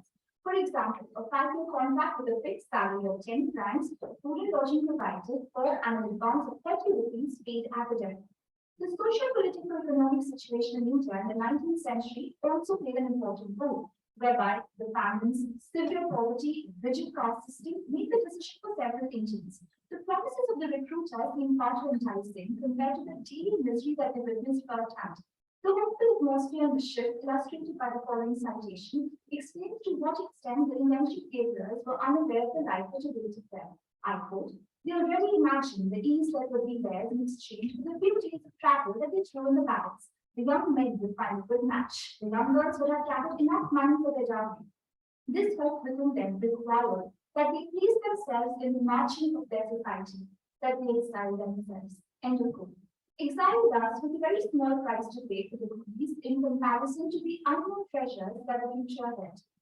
In a similar vein, for Baka, World's nephew, it was the thought of easy money. I quote, "Merchants left for these far-off countries to sell silk and perfume there and returned home rich at the end of 6 months." End of quote. Baka is encouraged by his father to take the chance and become a merchant. Godwin, Baka's aunt, and the eponymous character of this novel decided to leave Calcutta and embark on a ship in search of her nephew and his wife. Her decision was firmly cemented by the local paper. I quote, "In the newspapers, a press campaign against emigration denounced the fraudulent conditions under which the population was being emigrated." End of quote. The traumatic crossing. The complete and total rupture from the woman begins with the very act of stepping onto the ship. The Kalapani was a source of much dread amongst the Indians who had long been very with it. Academician Sonia Desmond explained, I quote, "The sin of crossing the seas with a Madhyana is explained moreover by the fact that by leaving one's country, the person will commit a second sin, that of Mileka Sampatka, which means mixing with foreigners. This is the reason why Indians objected to migrating by sea." End of quote.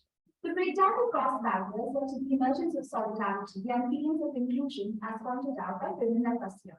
I quote, "Soon the consideration for caste disappeared, each one feeling in solidarity with the others and having the impression of belonging to the same family." End of quote. This aspect is visible in the episode of the chickenpox epidemic on Mumbai.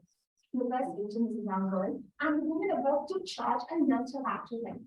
The first realized, I quote, "Something had changed for all these women who had become better acquainted with each other in the misfortunes and who felt bound by the same pity for this 13-year-old child." End of quote. The term Chahaji Bhai and Chahaji Behan, which means ship brother and ship sister, was invented by the coolies on board to describe the ties that bound them together. The very act of undertaking this trans-oceanic journey, this collective exclusion that they experienced, having chosen to migrate and thus lose their caste, the fear and anticipation for the future linked them very closely. Finally, the difficulties in settling down. The hardships begin at the port itself. Families were separated ruthlessly. infants, old people, and the infirm had no use in the capitalist system, and they were to be sent back. Instant responses like, I quote, "He is my son who cannot be separated from his father." That was agreed with the recruiters. Or, "Who will light my fire when I die if my son stays here?" End of quote. The trauma of the crossing was aggravated by the separation. In addition, the coolies soon realized the falsities of the promises that were made to them. Instead of being provided for, they had to fend for themselves. The corresponding shock visible in Barbara's exchange with Madame Kani, a fellow coolie woman. I quote, "But we buy everything here, everything as we say, even the water. Where to draw water from each over here refers to the canal. You have to pay 60 cents every month to Monsieur Raphael, the plantation owner. Those who don't know how to pay have to clean the canal 2 Sundays in a row." End of quote. We observe the capitalist system at play. Even an essential need like water is not exempt from the capitalist touches, and the coolies are made to pay for it, in cash or for their action. If this were not enough, they had to contend with sexual harassment from the plantation owner. Madame Kani's daughter, Kali, becomes the white master's prey.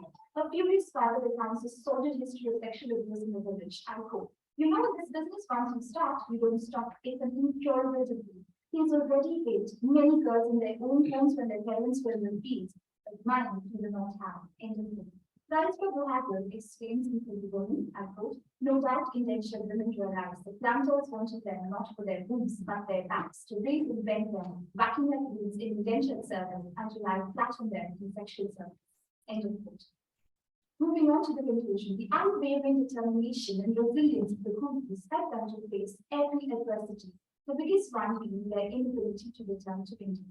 Professor Vijay Mishra in his seminal essay, "The Diaspora Imagining an Indian Diaspora writes," I quote, "The homeland for them is a very real space from which alone a certain level of redemption is possible. Homeland is the wish, against which all other lands are falling for the wish." End of quote.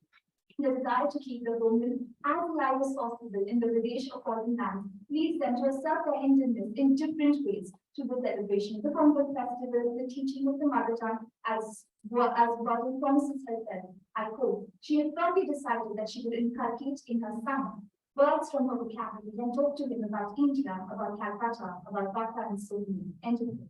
Her physical displacement and nostalgia ensure that the home is not just an active part of her own life, but is passed on to his son as well. Quoting Professor Vijay Mishra again, "Diaspora do not return to their homeland. Robert shambles her personal tragedy into a driving force, firm on teaching the next generation their roots. The diaspora channels its energies into creating a homeland in the host country." Quoting one of the characters, where he says, "For a few grains of sugar, we have been robbed of our country. We have endured humiliations, shed our sweat for this country to prosper. This country is now ours too. We represent its best." Thank you. Thank you for that lovely and really rapid fire presentation. I'm for sticking to the time. Yes, we move on to the final paper in this rapid fire, which is by Shipra Vasudev. Shipra, your time starts. Thank you so much, ma'am, for this opportunity, and I would like to. So, my topic is the Indian diaspora in Africa. In 21st century, existing international institutions have accelerated the unification of world economy, society, and culture. Culture and trade ties between India and Africa date back over 3,000 years. As early as 7th century BC, Indian texts suggested that Dravidians and Babylonians were in contact and engaged in trade. To get it, Mesopotamia, Indian traders and sailors likely passed via southern Arabia on the sea and in the eastern section of the Horn of Africa, the Somali Peninsula. There are many reasons for migration at different times for a different purpose. As Renu Modi ma'am has explained more detail about how sea is important for sea role for migration, and so I will not much discuss about it. So there are many reasons for migration at different times for a different purpose. For example, The Indian diaspora during the colonial period in Africa was primarily indentured laborers brought by Britishers and French for construction work in East Africa and sugar plantation. Nevertheless, migration always carries socio-cultural heritage and protects their distinct identity.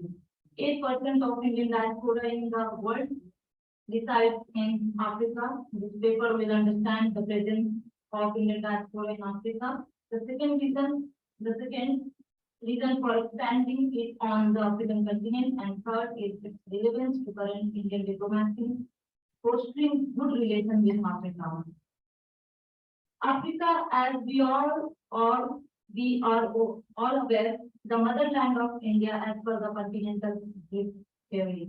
And as a result, our cultural ties to the continent run deep. Relationship between Ethiopia and India, especially in trade, can be traced back to the Ethiopian Aksumite Empire 100 to 940 AD. There were, according to Richard Conclus, historians explain that there were many reasons for these trade relationships, in spite for their geographical separation. The economic and social requirements of these nations were similar.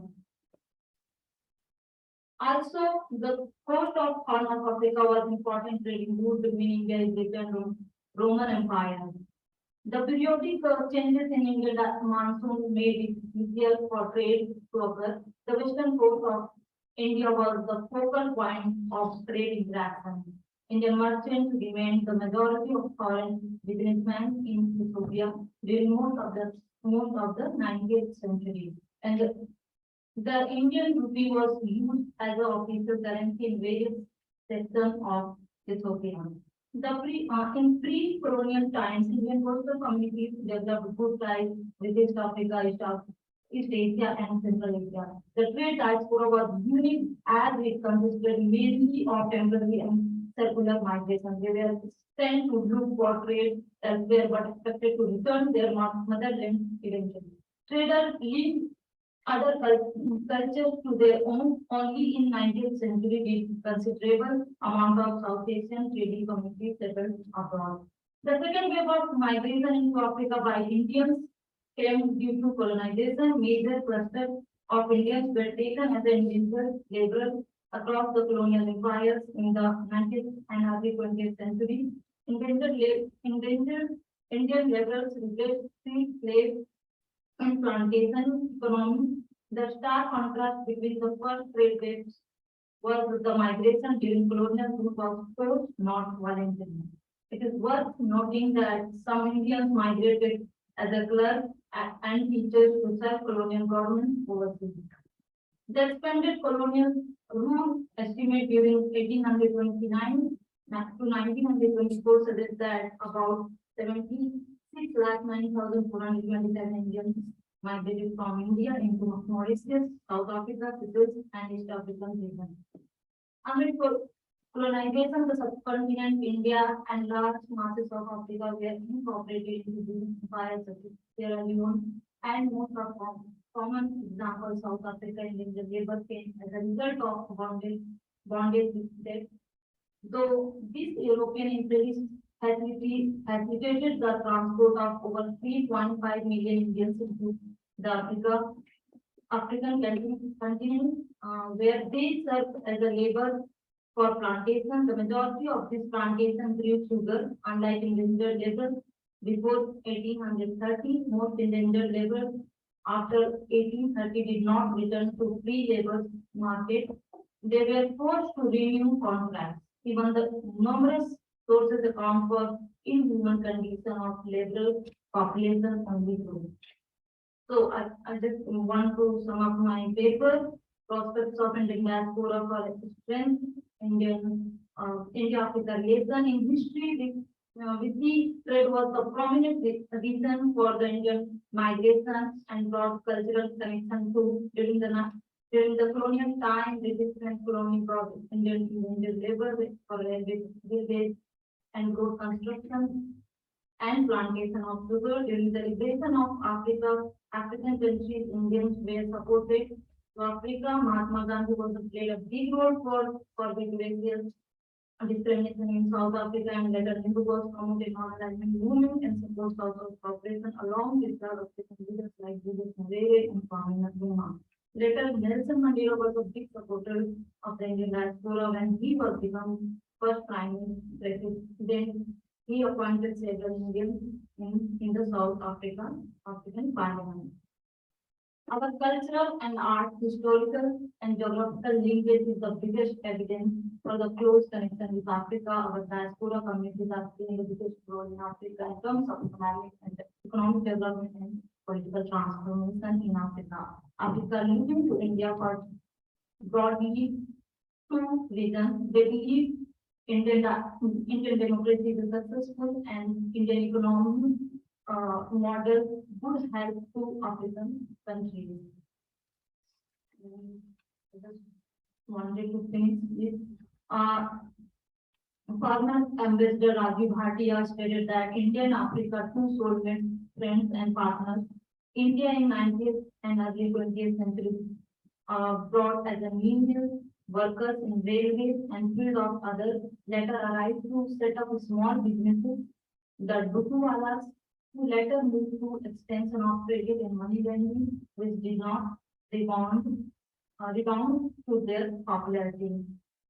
However, there are debates among the scholars and argument about the Indian diaspora in Africa. According to Renu Modi and article on the Indian diaspora in Africa, the commodification of Hindu Rashtra 2017.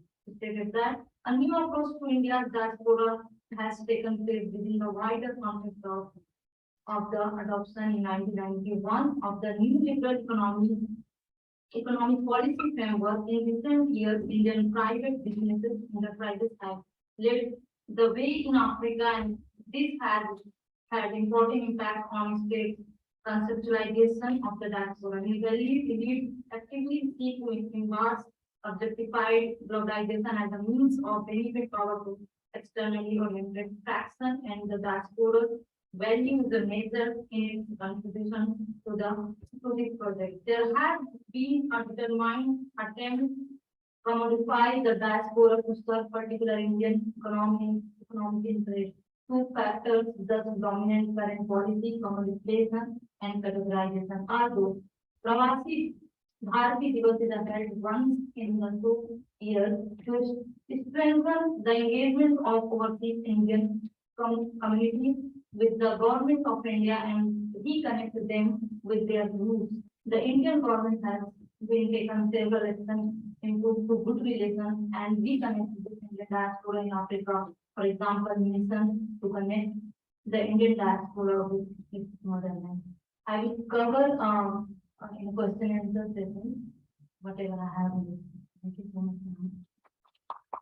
Thank you again, Chitra, for sticking to the time, which is very important in conference.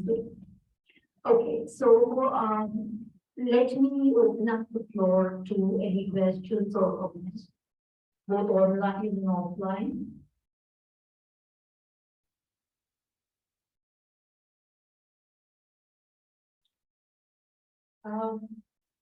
Can you ask a question to, could I ask a question to Mushtaq?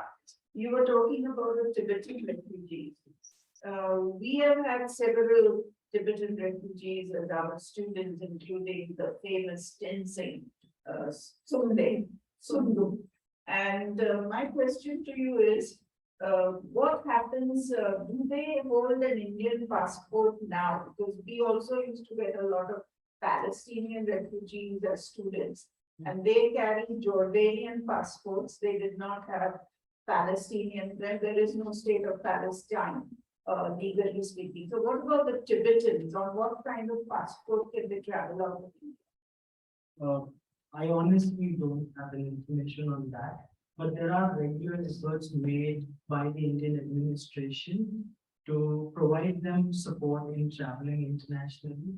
In fact, we facilitated them with centers across India. abroad. But They don't get Indian citizenship. There's no naturalization. there There is. There are instances where I think a new resolution passed somewhere around 2004, which actually facilitates empowerment of Tibetan refugees to assimilate and gain Indian citizenship, as opposed to many others were still struggling for the same. So they have a scope. Yeah, any other questions or comments? Okay, so let me quickly sum up this session. While most speakers have been focusing on Indians as diasporics in different countries, I think we thought your paper was interesting because it brought in a fresh perspective by showing how India is dealing with its refugee diaspora and with its focus on education. The second paper by Anusha was, of course, a very thorough and very well presented analysis of the novel Dua. She spoke about the challenges of leaving the homeland, the traumatic crossing, and the difficulties of settling down, which I think a lot of people have been bringing out very strongly as being inspiring and affecting the diaspora. And finally, Shipra's paper spoke about the importance of the African diaspora, the reasons for it, and how, what is the current status in the current time, and how this can be strengthened. For me, these three papers proved of great value to this conference. One, because I think a lot of us are educationists, so in that context, education and the status of diaspora is important. Again, I was personally also talking about labor and unfair treatment, which connected me with Anusha's paper. And I have been a scholar on Vasanji, so I could connect well with your paper. So thank you, and all the three of you for your excellent presentation.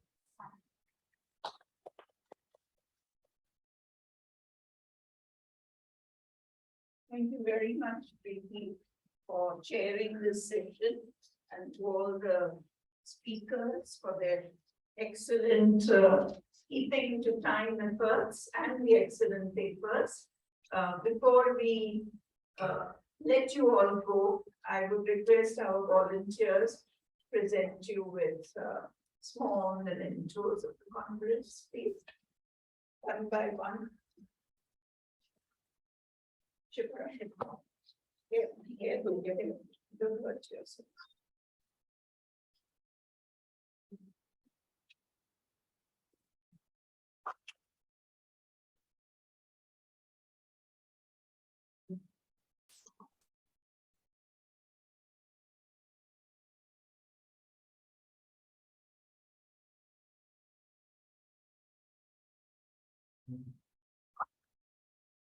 And one more to the chair, please. It's not, we don't favor only the Commodore.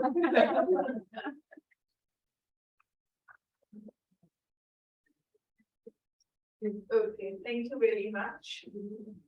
If you would move out from your Shipra, we can start the next session. Thank you.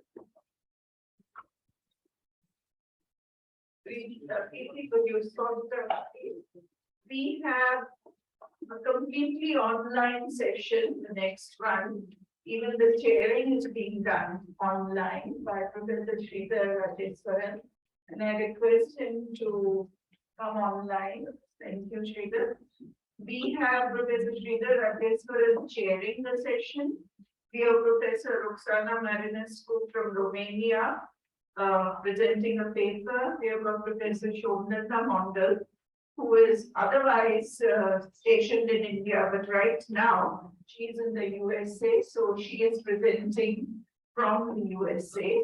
And we have Dr. Kumar Mahavir from the Caribbean, from the West Indies. So it's a completely online session. Before I hand over the proceedings to Professor Sridhar Rajeshwaran, since he has not presented a paper so far, he's doing it tomorrow.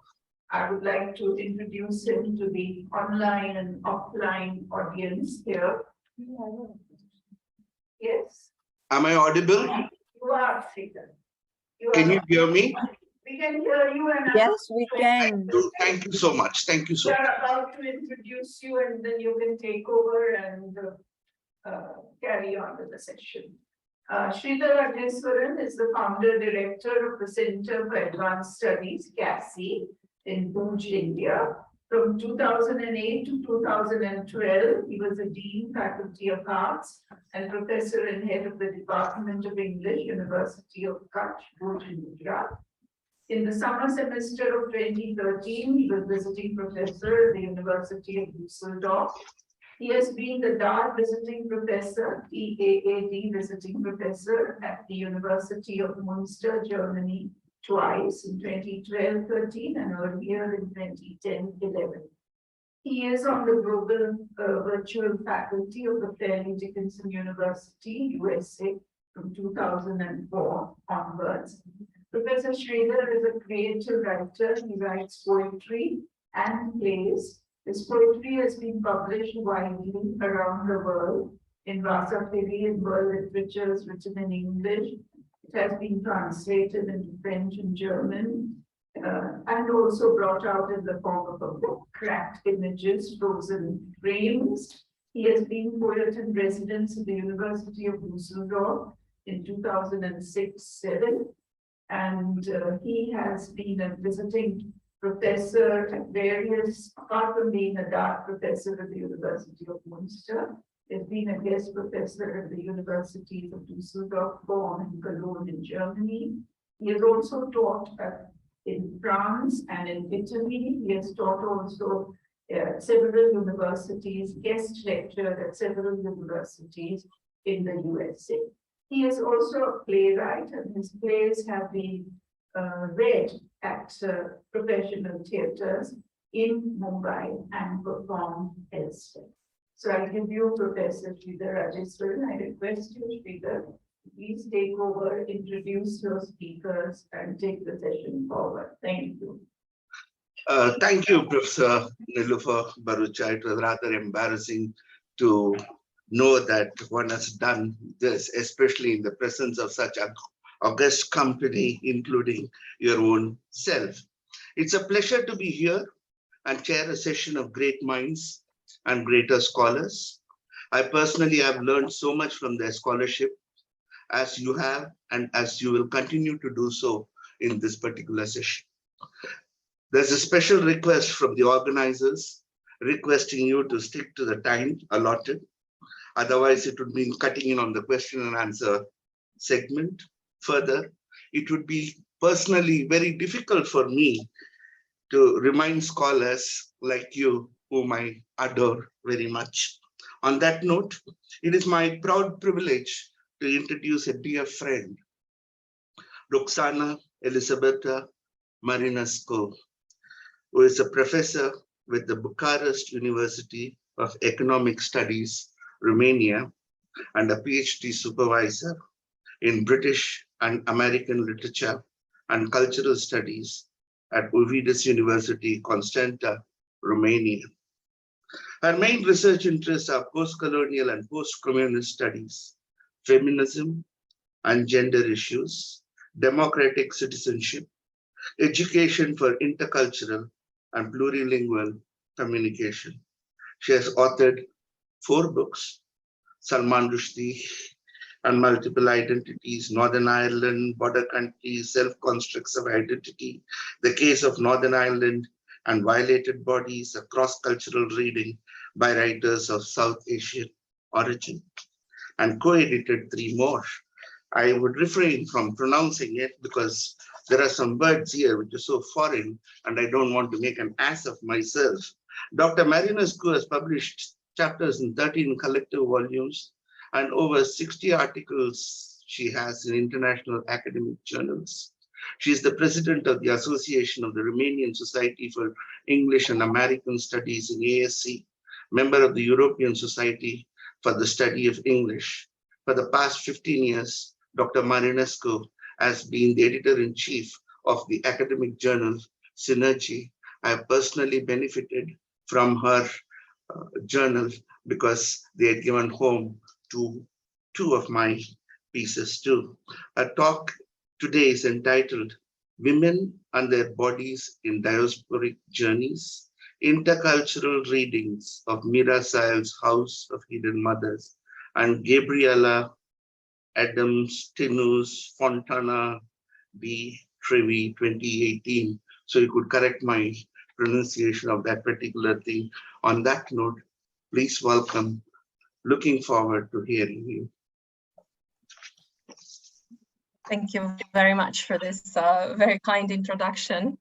And also, let me first of all thank the organizers of this international conference for kindly inviting me. And it is indeed a great honor to be here among so many friends, although in this online format.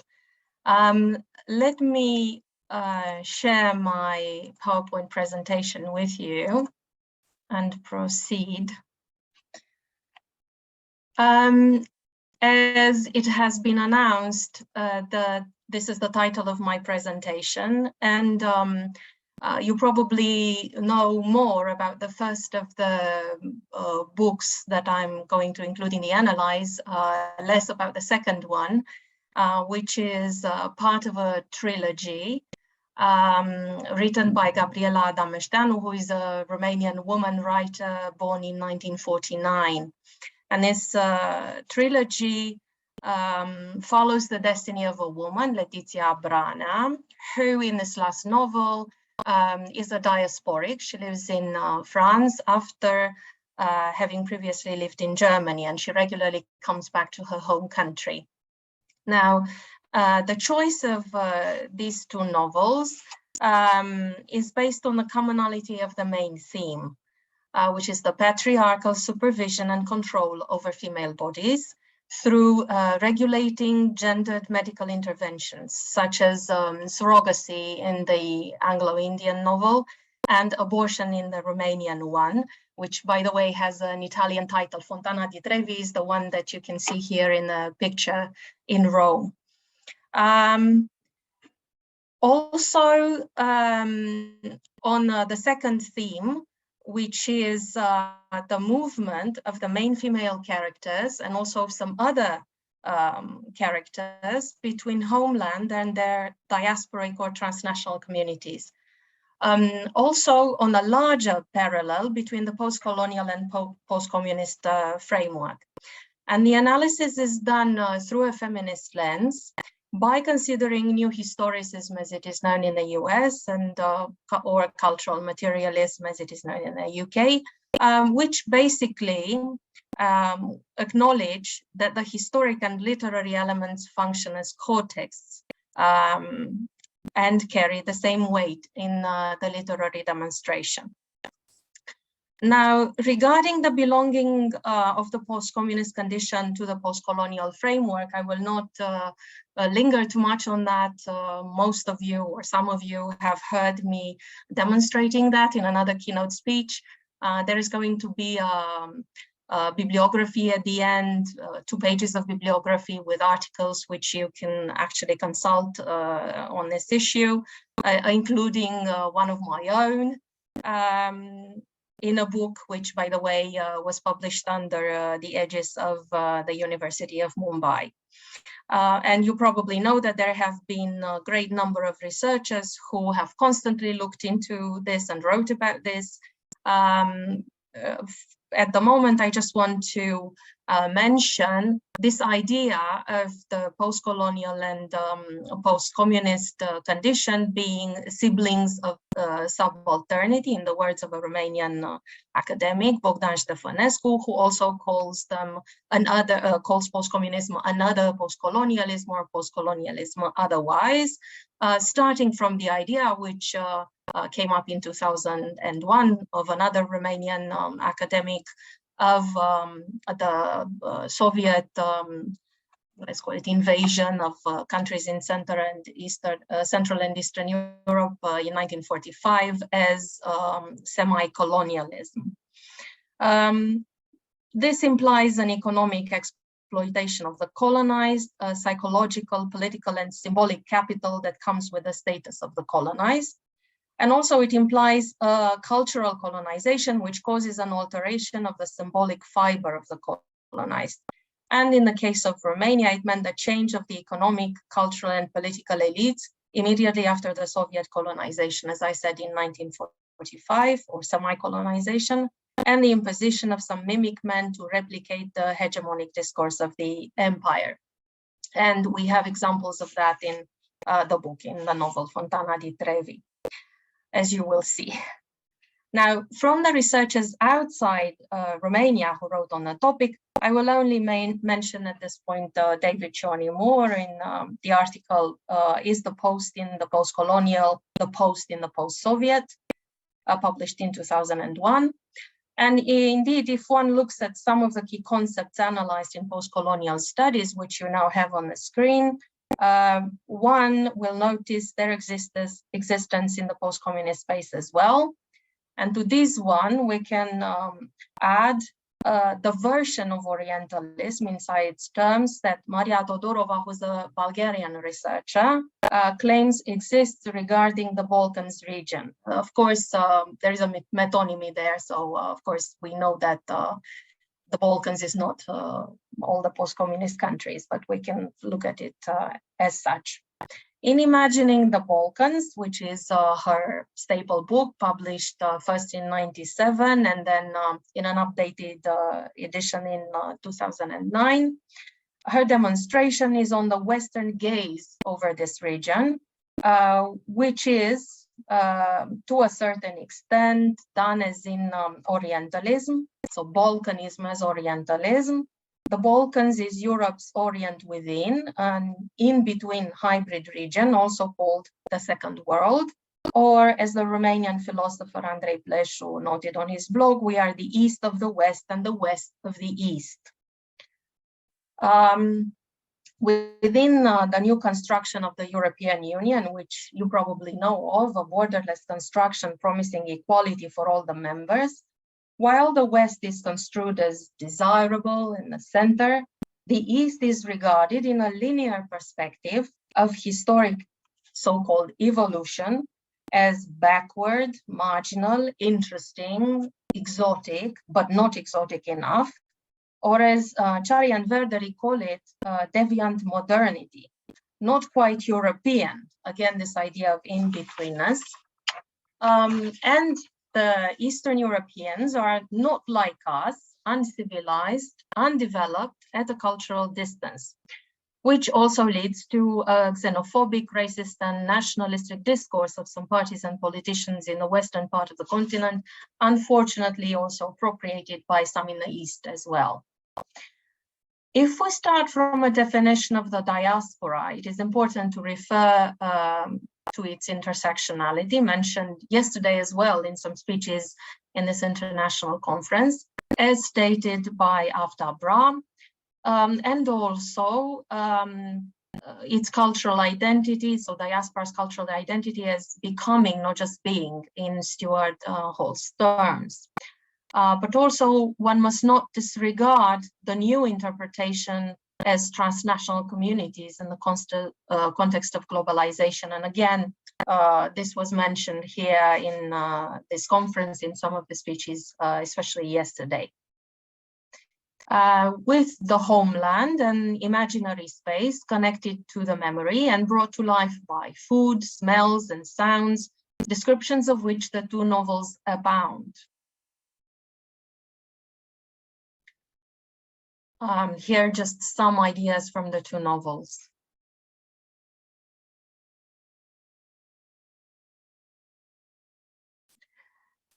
In both those novels, there is a multitude of female characters, especially the main ones, but also some others, who travel between their homeland and their diasporic communities, some to escape a violent and oppressive regime, especially in Fontana di Trevi, the Romanian novel. Some of those characters return to claim their property, which had been confiscated by the communist state. Some in the Anglo-Indian one to acquire motherhood in India, or for some of the characters, this is done to empower themselves. Here we need to mention two tensions which are present in both novels. The first one, as I said, between the ones who stayed and the migrants. And again, there are some quotations and some ideas from the novels which I'm not going to read for you. You can read on your own. And then the tension between the old and the new migrants. Due to the different culture and religion perceived of the new migrants perceived by the old ones as a threat. This return to homeland, which is property related, as I said, in both novels, some of it, is accompanied by institutionalized corruption of the judicial system, the police, politicians, and also gives the occasion to discuss the changes in the cityscapes of New Delhi and Bucharest, a combination of East and West, and described by one of the characters as ethnic chic.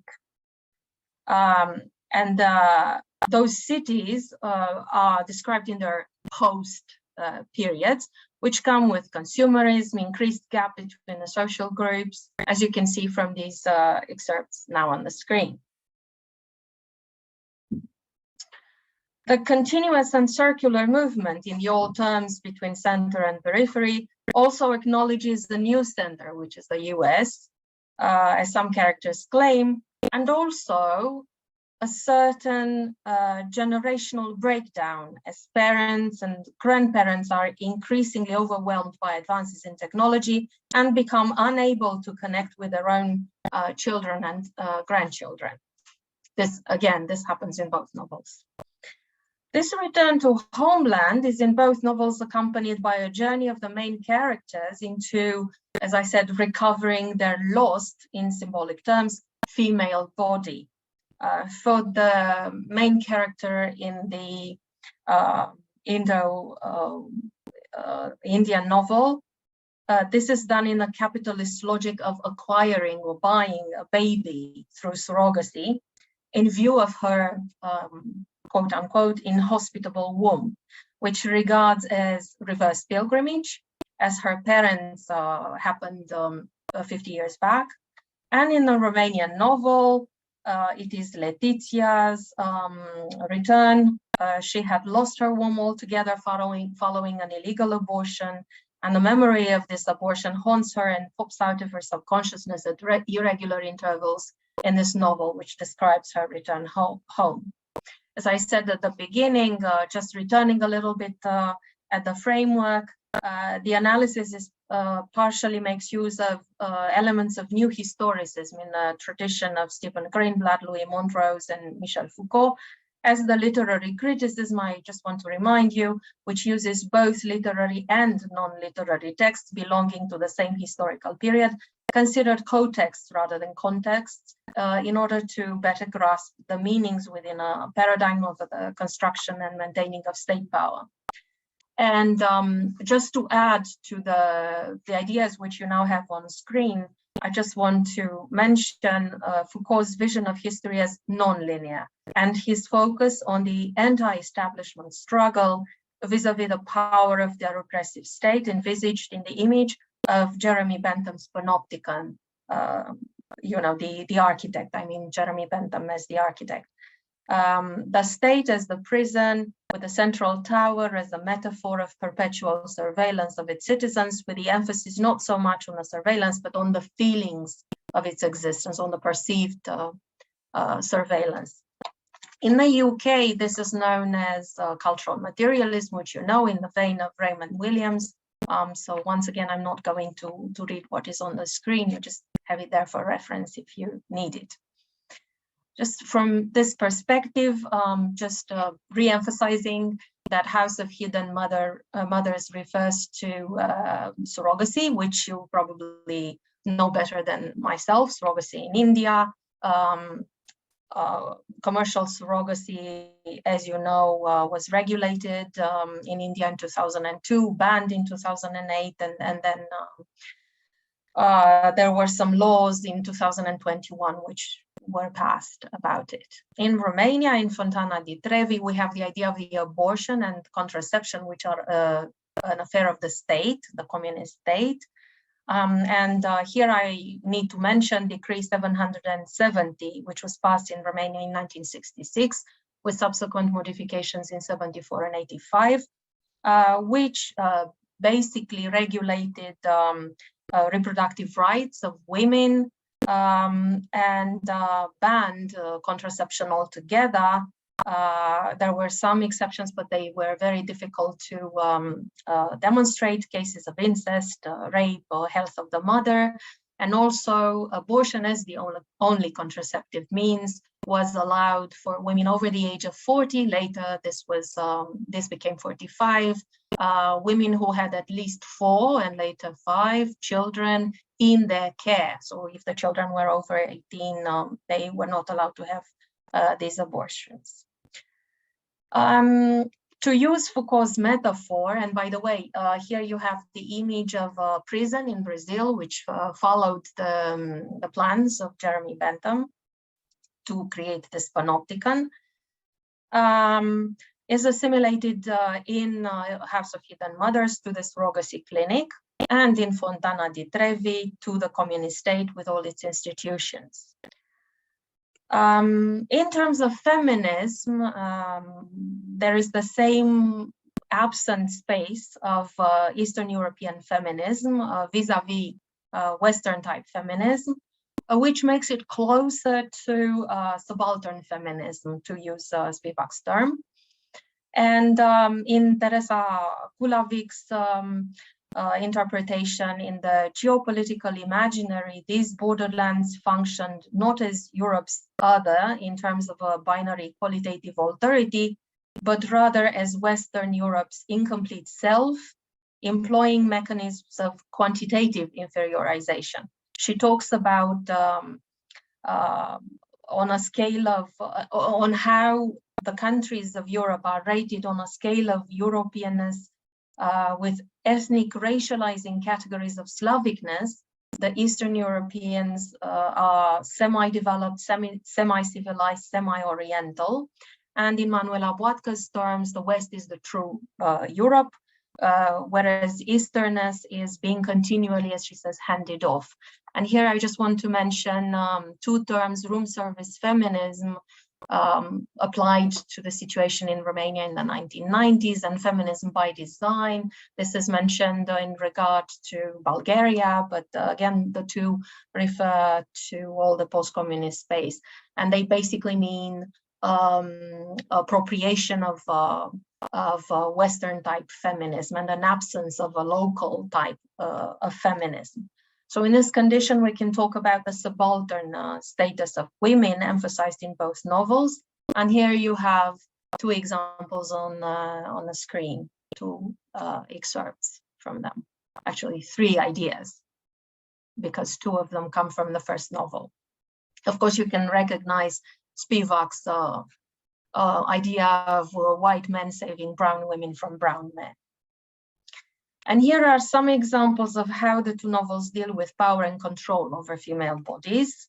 And very clearly, all of these instances follow the idea of the panopticon, so the multi-layered exercise of state power over its citizens, and in this case, women. So we have examples of all of those: pregnancy, rape, sexual harassment, discrimination, medicalization, all of those appear in the novel, but I don't have time to give you examples for all. So what is the choice of women in this situation?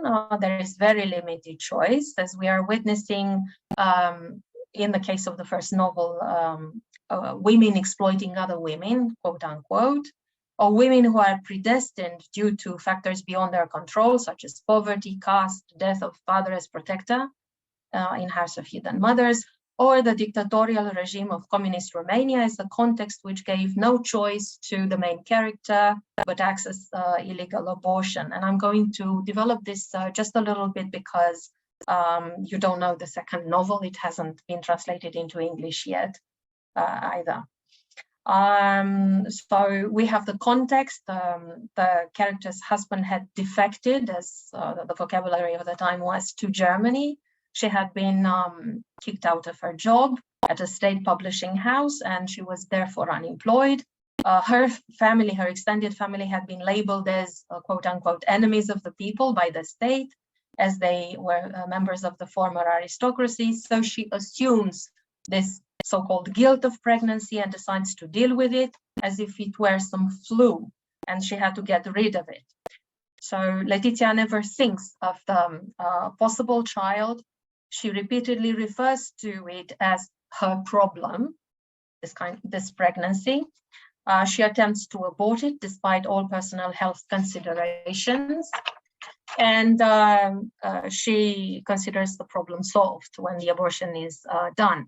And the novel balances between these episodes, the present episodes of post-communist ones, and the past scenes with the abortion, with the protagonist continually trying to justify her past decision, quote unquote. Later on, I kept asking myself whether I had not mistaken taking my pregnancy as a flu I had to get rid of no matter what. We also have scenes of the aftermath of the abortion. She has to be taken to hospital. She undergoes a hysterectomy, and there in the hospital we have other characters who had gone through abortions. A 27-year-old mother of two who the secret police beat up to tell them how she managed to have a miscarriage. And then she's left to die of sepsis. There are two students who came across two law-abiding doctors who were on duty, who informed the secret police, who are now awaiting their sentence. There are other doctors and nurses who await their sentence and so on. These are in the hospital. And in this context, just the idea of the body ownership, who owns the female body, which is very interesting in both novels. And the answer, of course, is that the state owns the female bodies in the Romanian novel, and then the husband, the clinic, the clients in House of Hidden Mothers.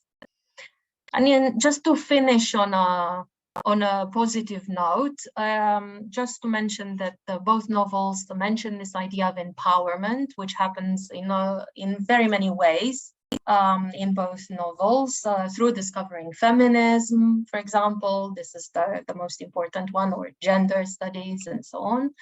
But also surrogacy as empowerment, believe it or not, as you know, it allows poor and lower caste women to provide for their families and their existing children.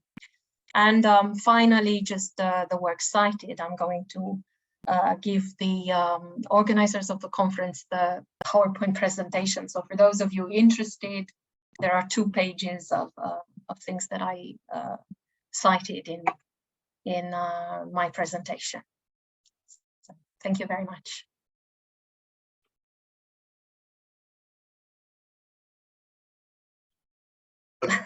Thank you so very much. And I just had the clock over here, not that I was planning to send you a message. That was incredible timing. Okay, on that note, I would talk about scholarship that has emanated from Shantiniketan.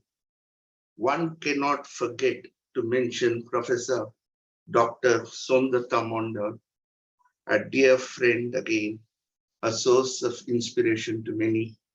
She gave me my very first home for a very, very long monograph which I had written, and had kindly corrected the errors, both in perspective as well as orthographic errors. I'm beholden unto her for this kind favor. Somdatta Mondal received a graduate and postgraduate degrees from the University of Calcutta and her MPhil and PhD degrees from Jadavpur University, Kolkata. She is former professor of English and former chairperson at the Department of English, Visvabharati, Shantiniketan. She has held several administrative posts and has lectured widely in national and international spheres, a recipient of several prestigious international fellowships and awards from the Fulbright Foundation, Charles Wallace Trust, Rockefeller Foundation, Salzburg Fellow, Shastri Indo-Canadian Institute, Sahitya Academy, The list is rather endless. Areas of interest are American literature, contemporary fiction, film and culture studies, diaspora studies, and translation. I personally know a work in the context of partition literature, in the context of Bangladesh, Bengal, unified Bengal, whatever terminology you would like to use. As a long list of articles and books, so inspiring. Our talk today is entitled British South Asian Diasporic Cinema, Text and Context. I welcome Professor Somdatta Mondal.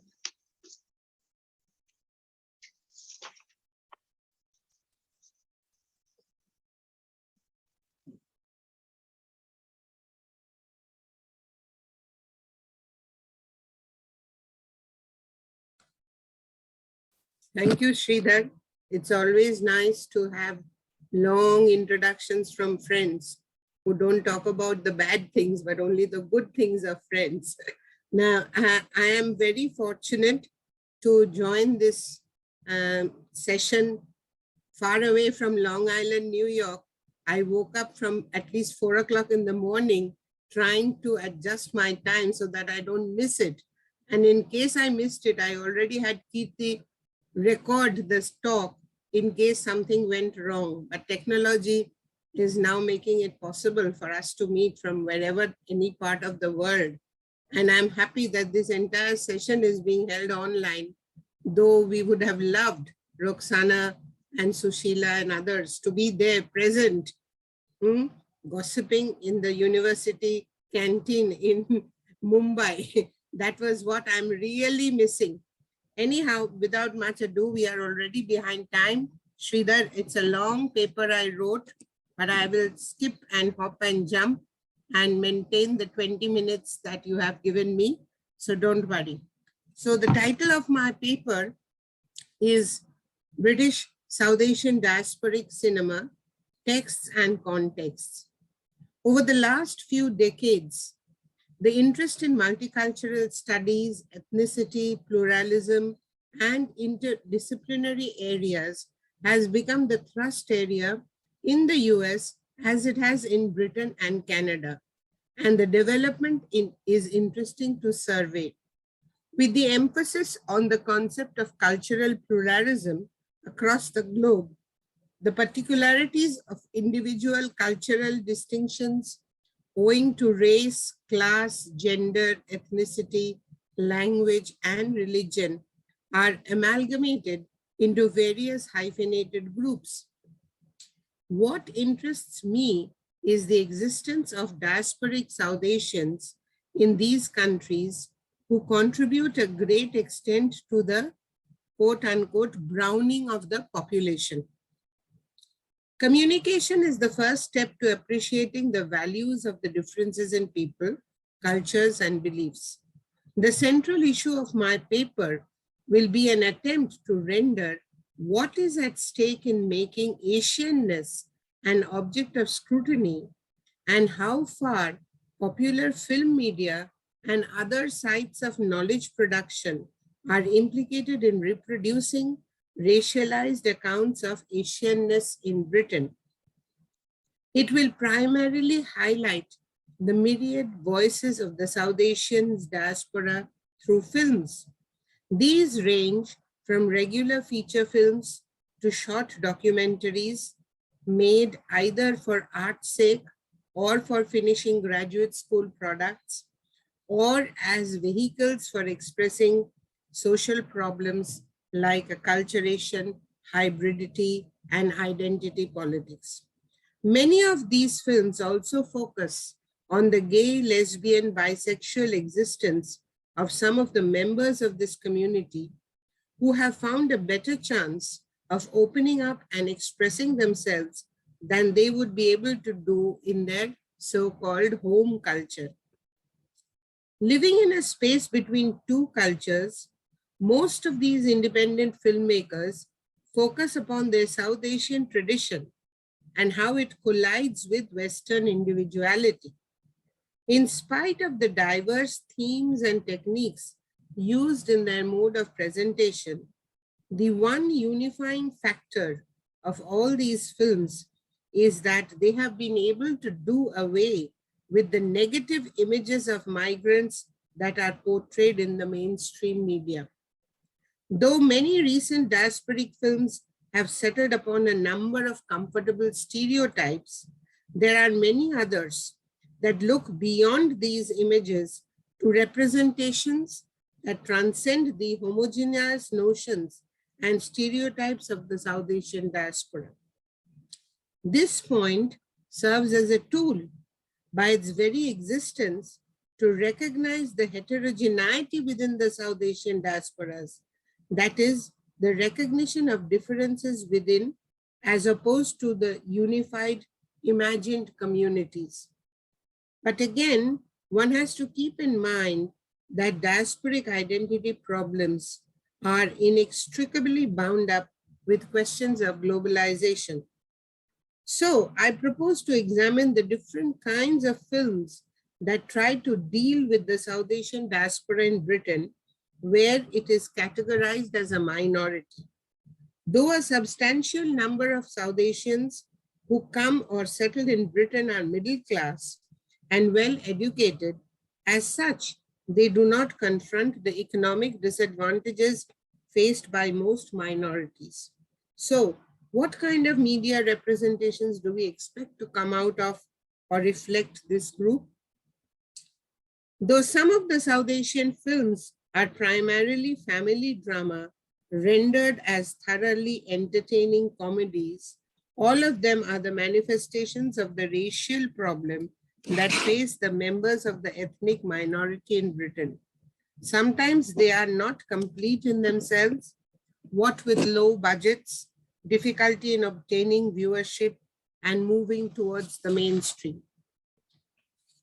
Now, the films of the British South Asian diaspora can be roughly divided into three categories. In the first group falls the films that are made from the diaspora, from within quotes. That is, films that look back at the home culture with a sense of nostalgia. The second category can be films that are made of the diaspora, located within and talking about it. The third category are those films which are about the diaspora, made by outsiders who talk about it. Now, these are my own classifications.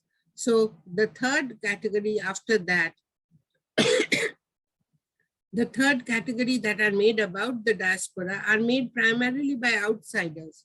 So for South Asian diasporic cinema, these include feature films, short narratives, documentaries or non-fiction films, and even videos. These three groups form the three major areas of discussion here. Now, within each category, there are various subgroups according to the multiplicity of themes and techniques, and according to the ways they approach the issues of acculturation and hybridity. Now, first we come to feature films, and I classify the first group A as the bicultural predicament seen from within the country itself. And in that group, I've made three subgroups. The first is I call laughing at themselves, or the diaspora of hope. And you know, there are plenty, I don't have time to go into details. Films like Bhaji on the Beach, Bend It Like Beckham, all of them talk about themselves. They laugh at themselves, at the frailties, etc. The second category of these films seen from within them are diaspora of despair, or what I call crying for themselves. And these there is a long list, some of them really horrible. And Alex Pillai's Flight, or Brothers in Trouble, Udayan Prasad's My Son the Fanatic, and many others. So Hanif Qureshi's stories, Udayan Prasad's films, all of them talk about the seriousness, the despair of diaspora. The third category again is the crossover films, which I label as Hollywood, Bollywood, and beyond. And perhaps the best example is, once again, Bride and Prejudice, a take on the Pride and Prejudice. I won't go into the details. The second category is, as I said, hybridity issues seen from outside. And there are many good films that represent the South Asians in them. Films like A Private Enterprise, East is East, My Beautiful Laundrette, and others compose this category. The third one is what I call No More Diaspora, and it is subtitled as Entering the Mainstream. So here, let me digress a little and tell you, it is not necessary that being a diasporic filmmaker or a filmmaker who has made a couple of films on the diasporic context has to remain like that forever. They change, they shift. What I found, this is a personal revelation for me, that for every filmmaker belonging to the South Asian diaspora, I think, making films about their own conditions forms just a part of their cinematic expressions. And it is like a kind of what you can call a rite of passage. And after that, many of them want to or do make films on mainstream issues which has nothing to do with the diaspora. So much so that even if you take a film like, say, a filmmaker like Gurinder Chadha, who's made so many films on the diaspora in the British context, she's so important. Recently, she made a film called Viceroy. And what is that about? It is about the 75 years of the partition of India. So that has nothing to do with the diaspora per se. So similarly, Udayan Prasad, whom I had interviewed, said, I've made my quota of diaspora films. Now I want to make films on British football, on Rembrandt's paintings, or anything that interests me. So this has to be kept in mind. We cannot label a director permanently. Pratibha Parmar, the lesbian filmmaker who has made very interesting short documentaries, she also made some films which have nothing to do with the diaspora at all. So in their films, there is a constant shift, we might say, of all these South Asian diasporic filmmakers to move from their angst to become recognized as just a British filmmaker with anything to make a film on apart from the diasporic condition. Now, the second category, as I say, there are several short narratives, not full-length feature films, but they also have the same kind of classification that we had for the feature films. The first one I call narrating reality. And here we have films like Gurinder's earlier films called A Nice Arrangement, talking about arranged marriage. Ruhul Amin, the only very representative Bangladeshi filmmaker who lives in London and who made several films, documentaries and full-length feature films about the Bangladeshi community in East End London, is also another example. Sangeeta Datta, my friend, who is now settled in Britain, is also started making films. And like she recently, a few years back, made a film called Life Goes On. And it is about generational conflict. It has all the big stars, Shabana Azmi and Om Puri and others in it. So it is very difficult. And I call it narrating reality. She wants to show what the South Asians are doing in Britain at now, present. Similarly, in these short narratives, you have another group called A Touch of Humor. You tell us about yourselves, you laugh at yourselves. The third is docu-narratives. The fourth is ingredients from home culture. And the fifth, which I already mentioned, which I label it as at par with the world. So there is nothing uniquely diasporan about it. The filmmaker is a filmmaker and talks about anything. Pratibha Parmar, whom I just mentioned, made several nice documentaries like The Color of Britain, talking about the hybridity factor. She made a film called A Brimful of Asia, where once again she talks about, she made a film called Flesh and Paper on Suniti Namjoshi's writings. So it is of all kinds. The final category is the documentaries, innumerable documentaries and non-fiction films, short videos. There again, I make the same kind of classifications.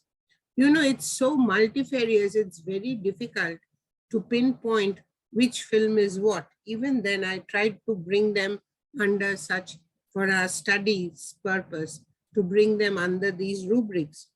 The first in the documentary section is called Acculturation Reiterated, that is exploring difference, finding connections. The second is once again recreating history and facts. The third is personal memories, personal expressions, you know, narrative and identity politics. The fourth, which I also had mentioned, I call reality bites and queer issues, which we saw for the first time in such details. And here I'm reminded of films like Pratibha Parmar's Kush, Double the Trouble, Twice the Fun. Even the names themselves suggest coming out open from the closeted ideas that we South Asians generally have about LGBT issues. Towards artistic expressions is the next category, which has nothing to do with diaspora.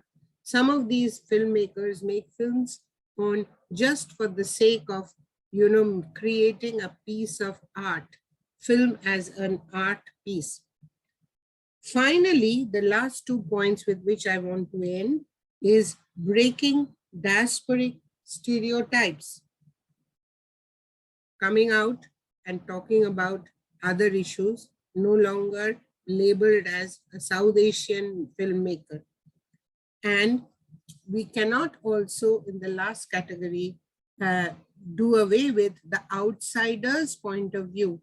Others, British, white-skinned people making films on the plight of the diasporic South Asians in Britain.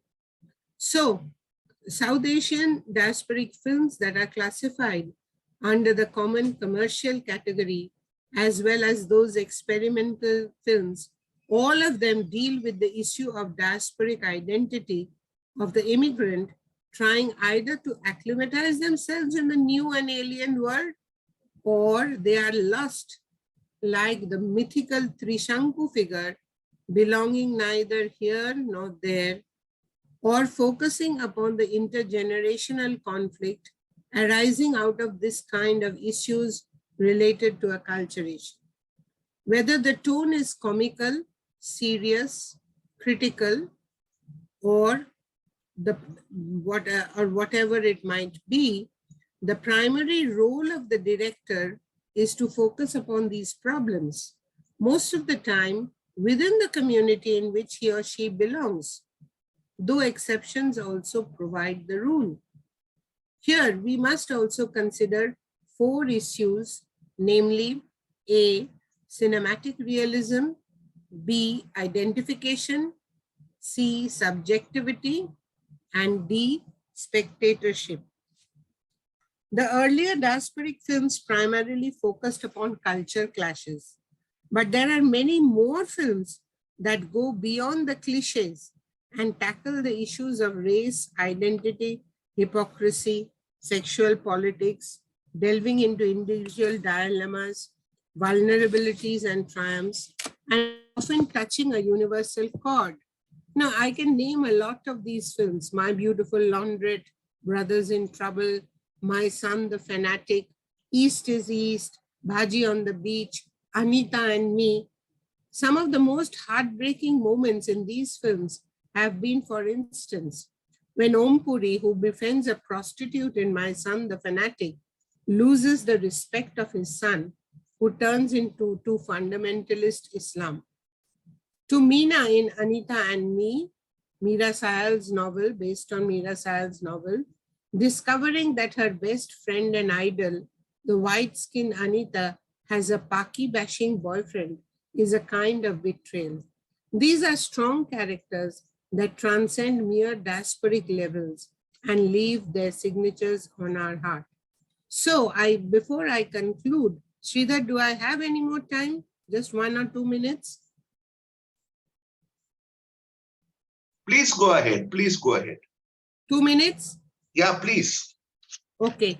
So what I want once again to highlight is that though we label South Asian diasporic cinema under a big umbrella group, basically the British context is totally different from the American and the Canadian one, in the sense that in Britain, we find a larger component of Bangladeshi, Pakistani, and Indian directors.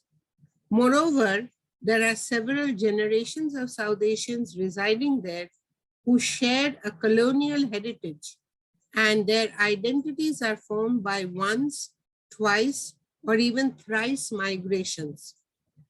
From first generation settlers from India and Pakistan in the 1960s, and the Bangladeshis from the 1970s onwards, it is now time for the second generation Brit Asians to define their histories and their own melting pot cultures.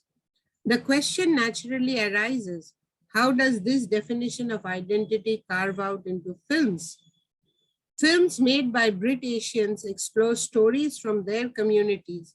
And to digress and to remind you, there is a lot of reference of the Bhangra, and the rap getting together to form the identity formation of second generation South Asian Britons. There is a lot in documentary films and even in feature films that talks about this mixture of Bhangra and rap. As Meera Syal, who had entertained viewers with the Channel 4 series Goodness Gracious Me, succinctly puts it, and I quote Syal before ending, Britain is inevitably and will always be from now a multicultural society, and that will always upset a small minority of the indigenous Brits. But it is precisely Britain's multicultural mix that has made the country so vibrant, so challenging and productive. Satire is one of the best ways to win over the Brits, because they do have the best sense of humor in the world and truly appreciate wit and playfulness. As I write, far-right groups are winning local elections in the north of England. Yet, alongside with them, Bombay Dreams plays to packed houses. Asian millionaires emerge every year. Life continues, and we hope to change outdated attitudes by our presence and most of all, our success. Gurinder, I now conclude finally with Gurinder's a small statement, which when she says, I quote, one of the most exciting possibilities for Asian filmmakers is that we aren't only making films for the UK, but we are making international films that communities from all over the world identify with it. We are presenting a new vision of what Britain looks like today. And so our films, our audience is global. So the common tone that binds most South Asian diasporic films, we can say, is their searing honesty that we would scarcely find in Indian cinema today. Now, I did make some generalizations But to conclude, we must reiterate that the South Asian diasporic cinema in Britain remains mind-boggling in its variety and truly represent the changing face of the nation with the passage of time. And we can never, always put them in watertight compartments when we discuss them. Things are changing. The same director, as he or she is moving with time, is bringing out films on different other issues and cannot be labeled as such and such only. Thank you very much for your patience. If you have any queries or comments, we will deal with it in the Q&A session. Thank you. Thank you, Professor Somdatta Mandal. Now it's my pleasure to invite Farzana Doctor, who is a Toronto-based author, activist, and a registered social worker psychotherapist. I've had the opportunity to meet Farzana many times, hear her out, and I was also privy to being one of the few people in the world who participated in the launch of a wonderful new collection of poems. She has published 4 critically acclaimed novels, including 7, which MS Magazine described as fully feminist and ambitiously bold, and was shortlisted for the Trillium and Evergreen Awards. A new poetry collection, which I just mentioned, You Still Look the Same, which Quill and Quire has called a powerful and necessary collection that breaks silences, was released in May 2022. Besides, she is a founding member of We Speak Out and End FGM. If my thing is correct, it is Female Genital Mutilation Canada Network. She is also the Marcy behind Dear Marcy, a new sex and relationship column for FGM/C survivors. On that note, I invite Farzana Doctor to speak to us.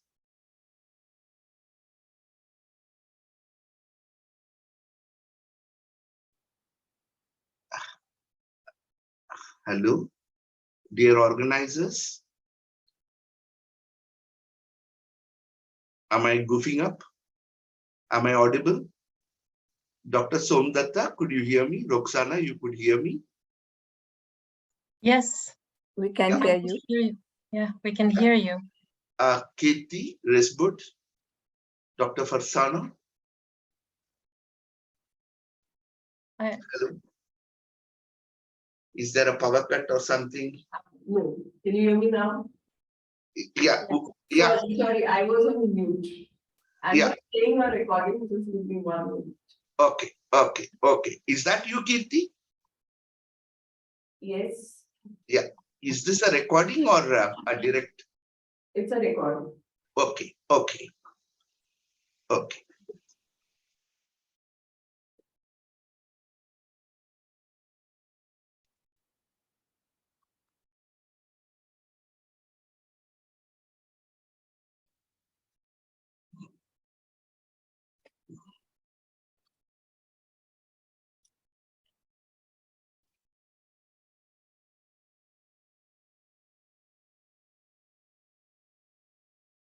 Sorry, this new format where there is online, offline, online Zoom, offline Zoom, recorded, pre-recorded, direct.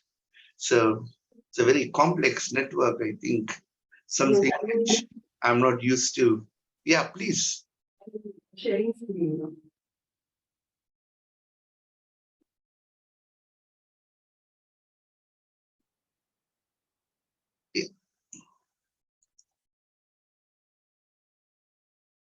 Hi, everyone. My name is Farzana Doctor, and I'll be presenting on diasporic imaginings and longings, making sense of identity and community through fiction and poetry.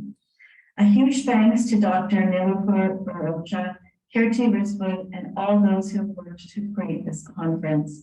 I'm honored to be asked to present this talk.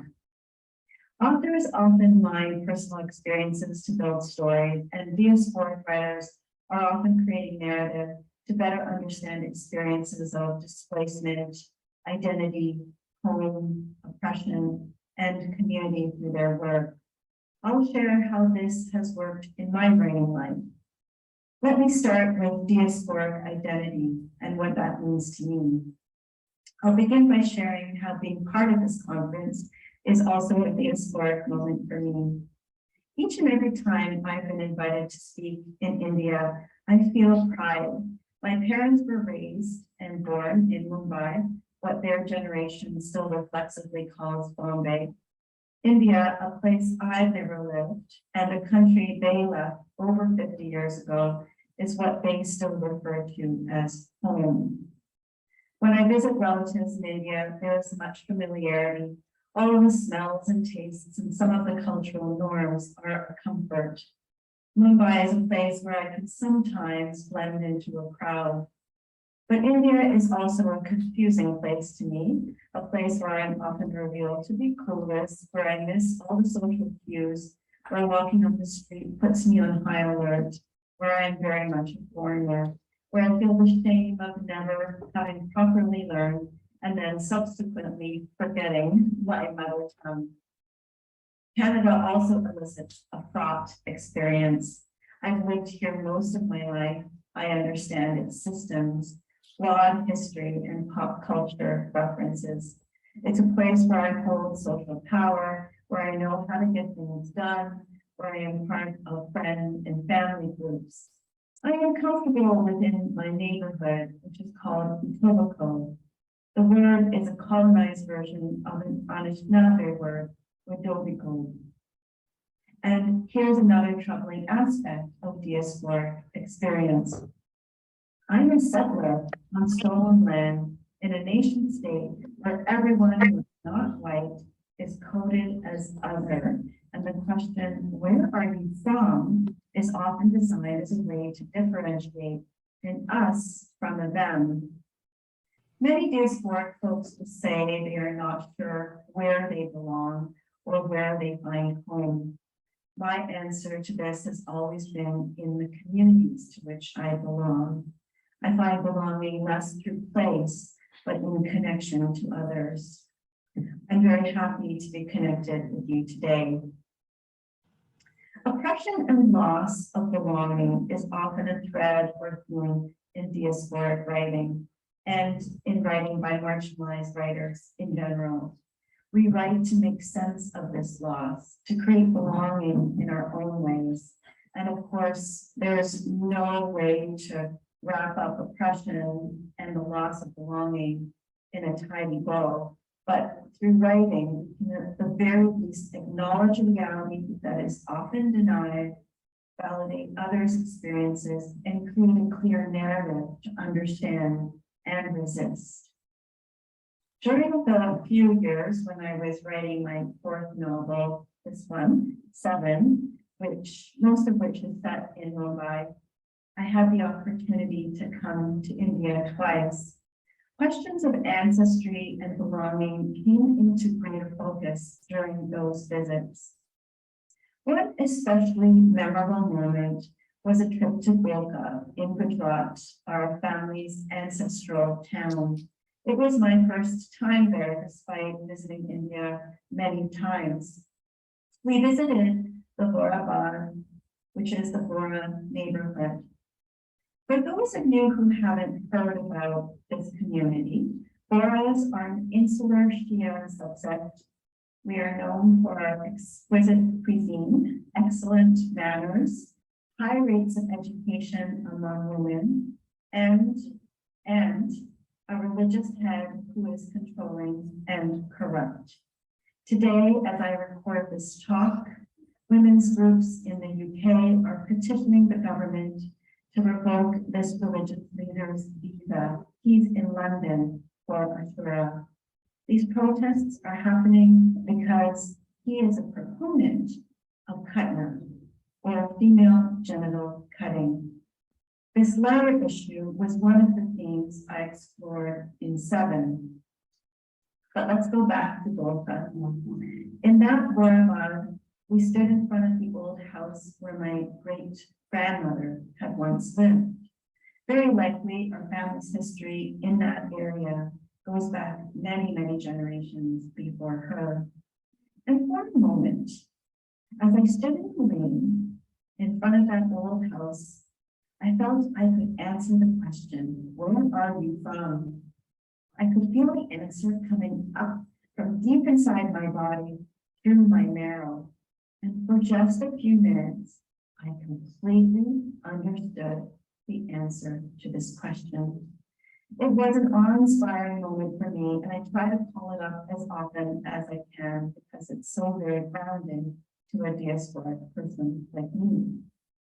So I can say, I am from the Boulevard of Golka in Gujarat in India. I lived there, no longer hold the community's language, maintain some of its culture, and believe in very a smidge of its religion, but that's where I'm from. While all of my novels have Bora characters, it was through Writing 7 that I did a deep dive into our community and directly addressed some of my own deep questions about its wonderful and terrible aspects. The novel helped me to decode things about my community and identity that I hadn't been able to understand before. In particular, it helped me to understand how intergenerational trauma has impacted us all.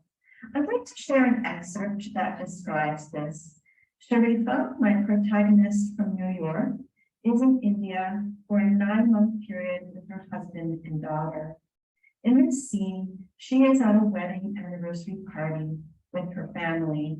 They are sitting around in a thal, which is a traditional Bori way of eating. The scene includes dialogue with Sharifa, her 7-year-old daughter Z, her activist and outsider cousin Fatima, and her beloved Nasi Tasneem. Sharifa at this point in the story has learned about Khatna and is grappling with the impact it might be having on her family. And this is, I'm going to play actually a little piece from the audiobook because it's read by an actor named Elora Patnaik, and she'll do a much better job than I will in the reading. So here goes. We find 2 empty spots beside Fatima at the top. I remind Z how to tuck her feet under herself so she can sit comfortably and not sprawl into the next person's space. A small bowl of salt is passed, and I instruct her to place a pinch on her tongue. Ew, Z rinses at the tip. Who knows?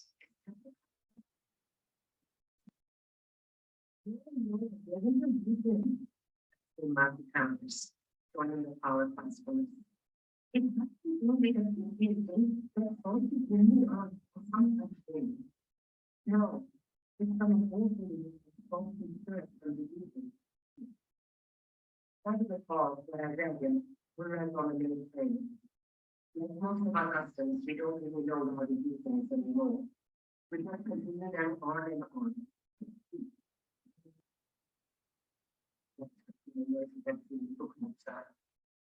But this is a nice suggestion. Better in the car, isn't it? We share one large plate. I think rightly suggesting my cousin's big name. And I mean it.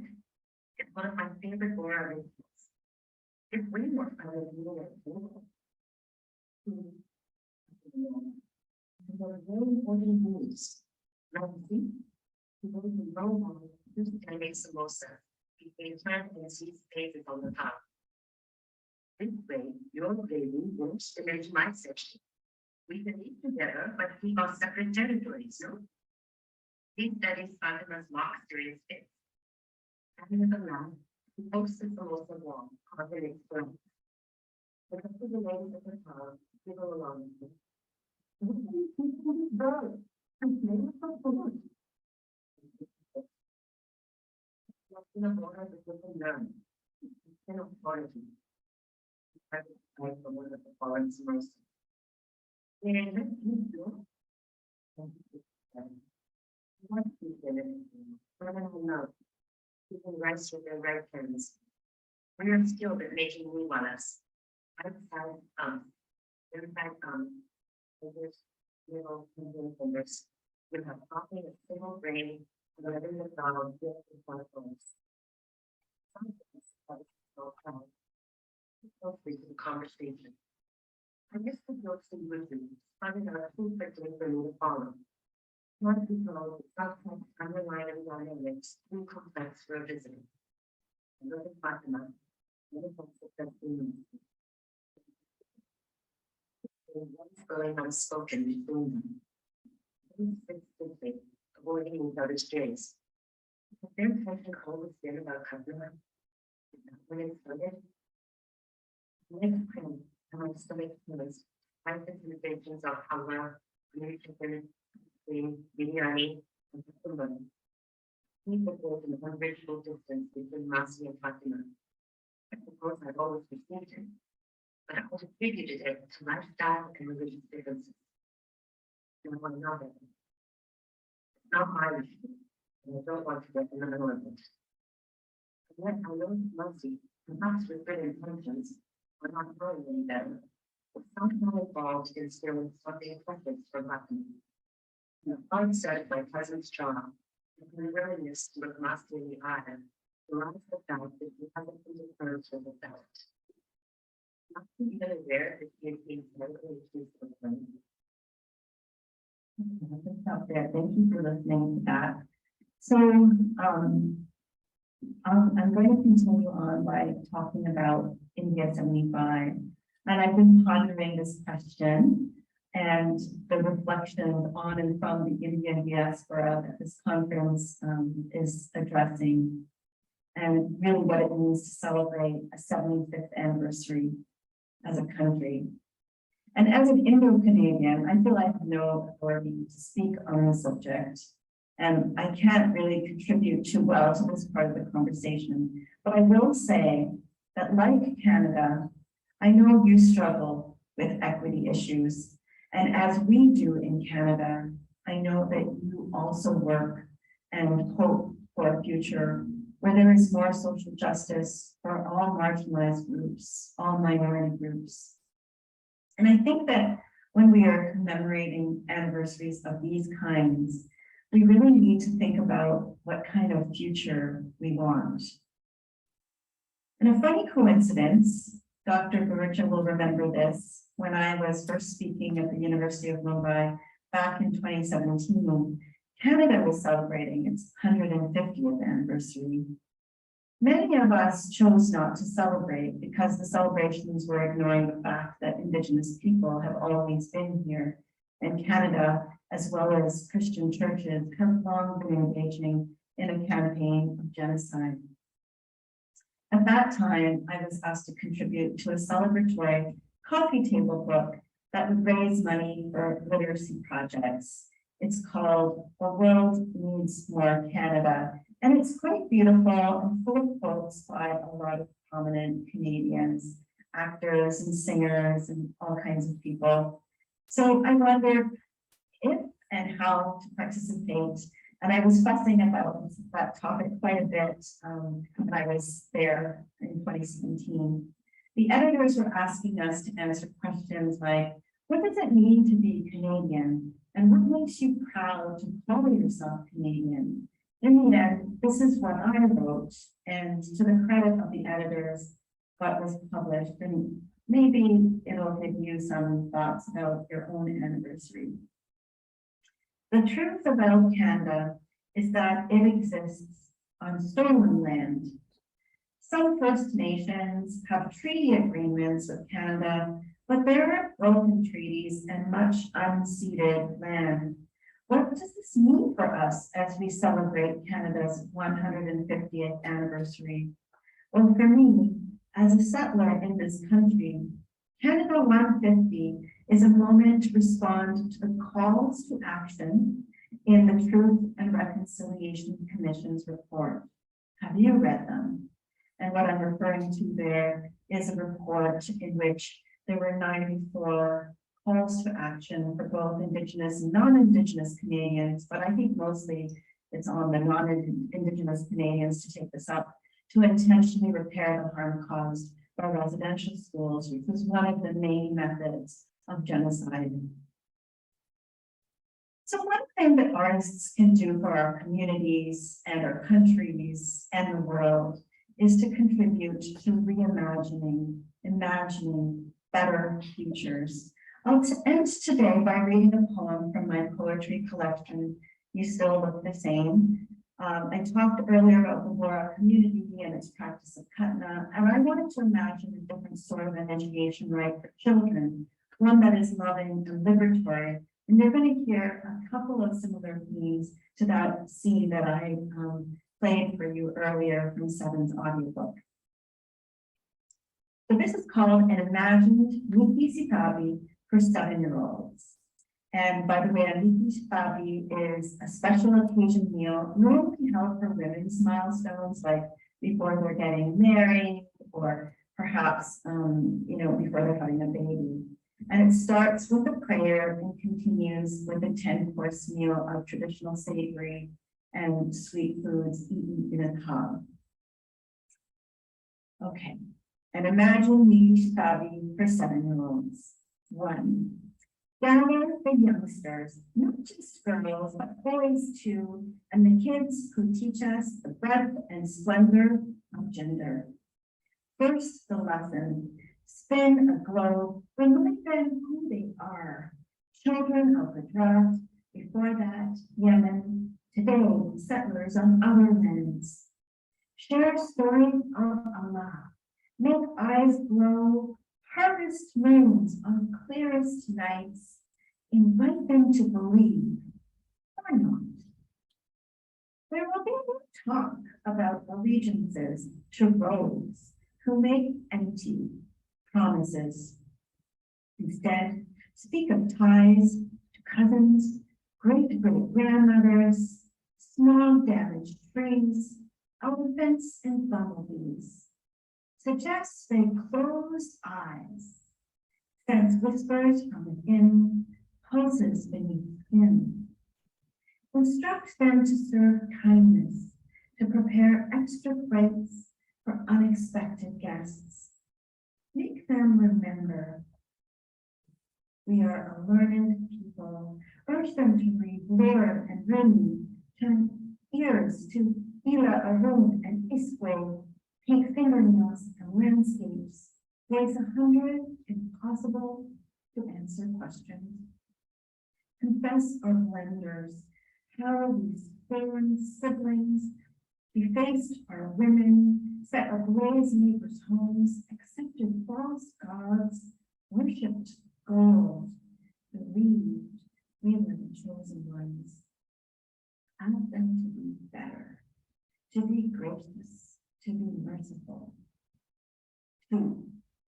Mix the jaman. Seek from 7 to a tile, pour water from silver challenge botas over small outstretched hands.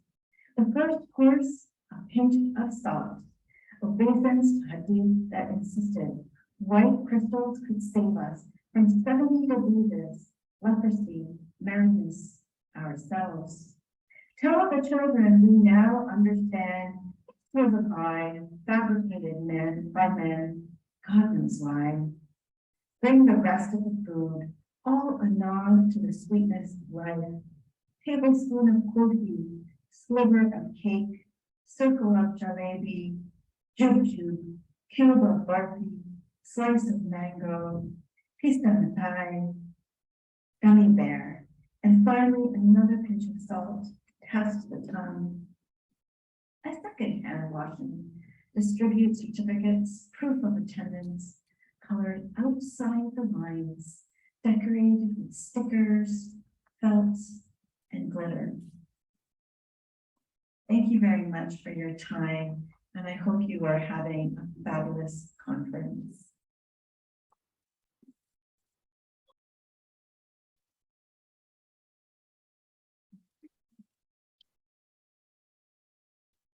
Thank you, Kirti, for playing that. I think with the permission of the organizers, as this is a different kind of a format, is we could take the question and answer sessions on. Am I right? Yes, because Roxana and Shomdita are there, so Yeah. the questions could be directed to them. Yeah. Do we have questions for Roxana and Shomdita, the first two papers? If I might ask a question not a question, an observation to Roxana. I think she's the one who talked about the hidden mothers.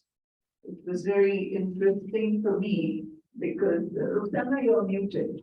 The thing is that I have one of my PhD students, a cohort student, an international student, have written about this book and studied this book, and I think met the author as well. And then later on, I have taught this book as well in Germany. So it's interesting the kind of different reactions one gets to the book depending on where you are reading it and who are the people who are teaching it and who are the people who are responding to it. What did you find that happening in Romania about surrogacy and commercial surrogacy? Yes, very interesting question. I think in Romania, the situation is a bit, it's not so much as in India. I mean, it's not such a big issue as in India, but still, there are a lot of issues with surrogacy in Ukraine. I don't know if you're aware of that. I mean, the greatest, I suppose, European or Eastern European country doing that without much regulation is Ukraine.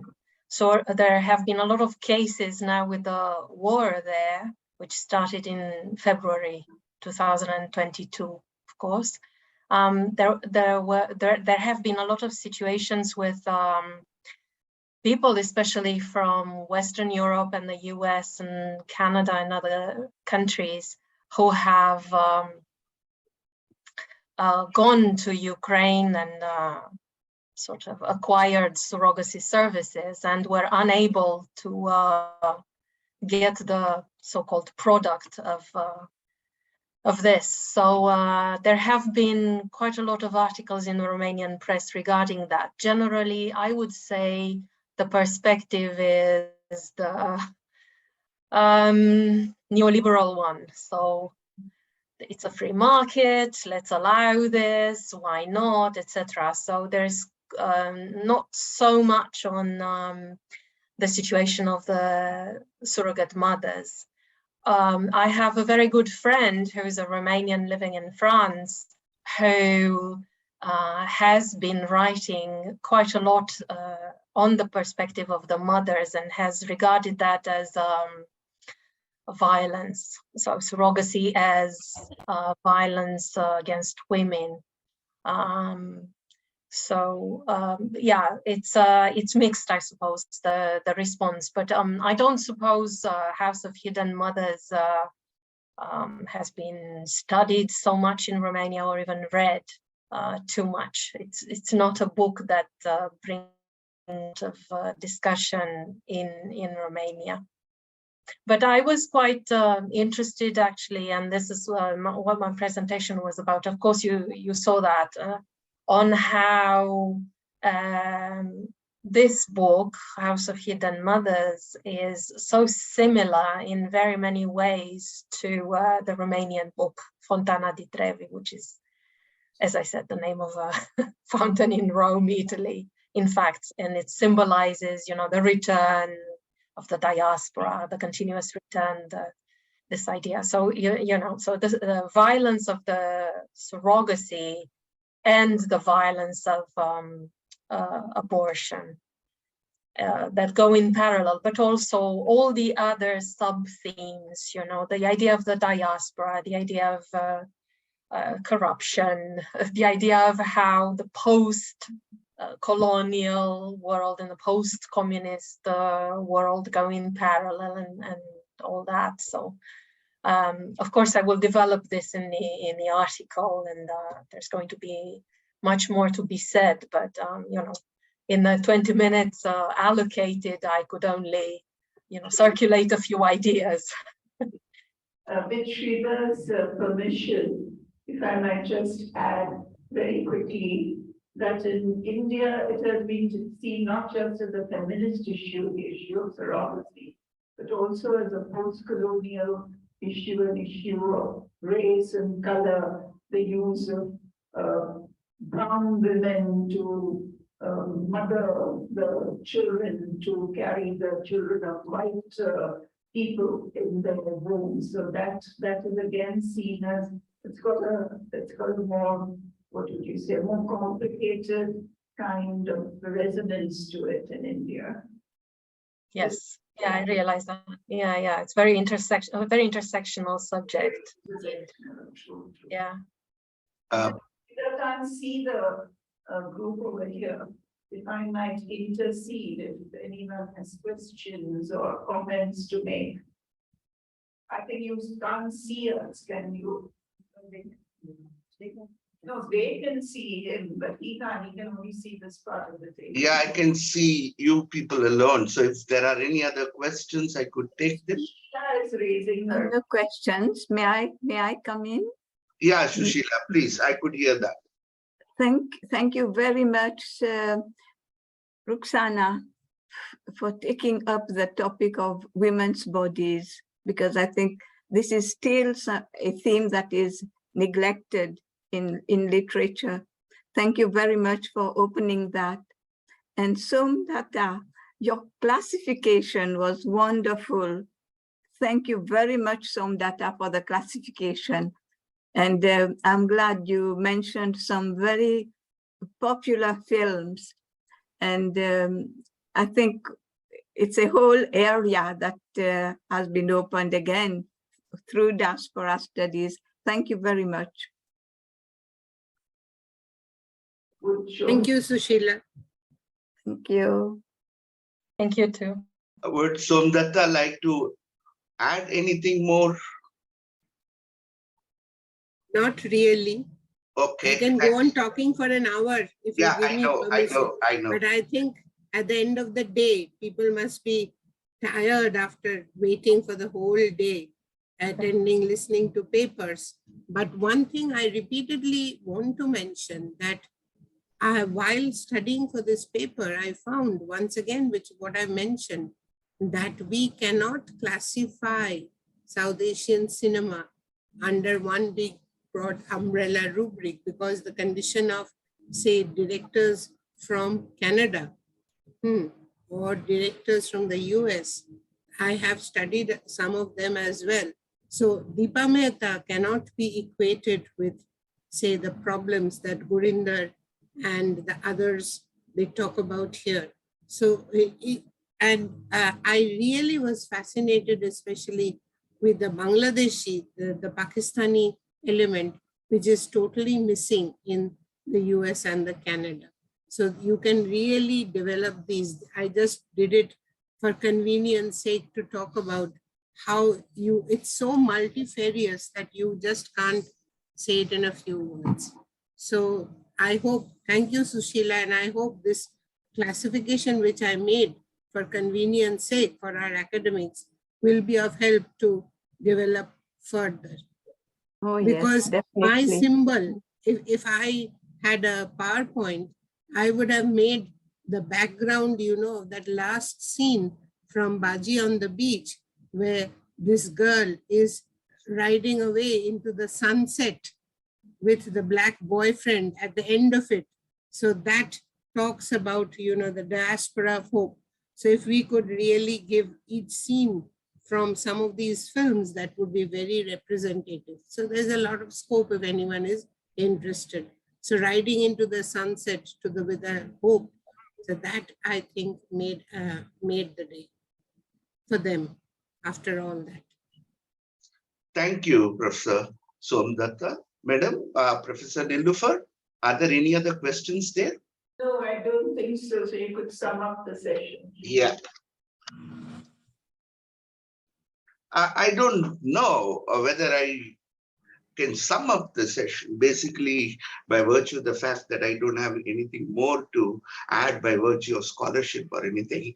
But I would like to do a slight quick recap, not beyond a couple of minutes, because they have opened up so many spectrums and there are so many patterns which have emerged from this, and it has been absolutely invigorating. Professor Mariana Ruxana, did I get your name right? Yes. Patriarchy, surrogate children, abortion, violation of body, a new dimension in that sense of the term, to a new kind of bearing witness narratives which will emerge for posterity in the context of violence. The communication between, the bridge between the post-colonial and the post-communist, because people like us, when we talk about colonization and we talk about communism, we look at things like Junius Papers and so many other things, or 1884.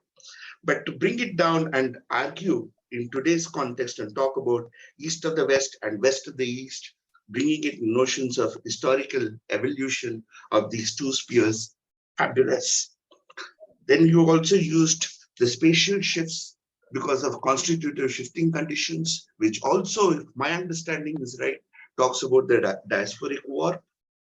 Then finally, we come down to something very interesting, but through an entire spectrum of critical thought, from Foucault to Derrida to double order simulacras and hyperrealities, if I can add that little bit more, and Avatar Bra as holding fort to one of your foregrounding your entire lecture, it was absolutely very, very interesting, and I learned a lot. Somdatta Mandal, as usual, a pleasure. Negative images of women, homogeneous stereotypes, classification, and she has already answered, and Sushila Gopal has talked about it. But what is very, very interesting for me is when she kept talking about the primary difference in the conceptualization of UK and other diasporas, because some of us still feel that the tag South Asian diaspora is far more applicable in the context of United Kingdom for obvious reasons and not made available to other spaces. I stand corrected if I'm wrong. Two other positives which came down is you cannot contain difference within the sameness of the self. That is absolutely interesting. And at this point, each and every idea which she had brought in has been a complete logical development where the focus has been on the etymology of the terms. Finally, she ended it with terrific humor. The British sense is something which they have and which I personally feel we lack. We don't laugh at ourselves that much. As regards Dr. Farsana, Doctor, I've heard her so many times. I've read some of her work.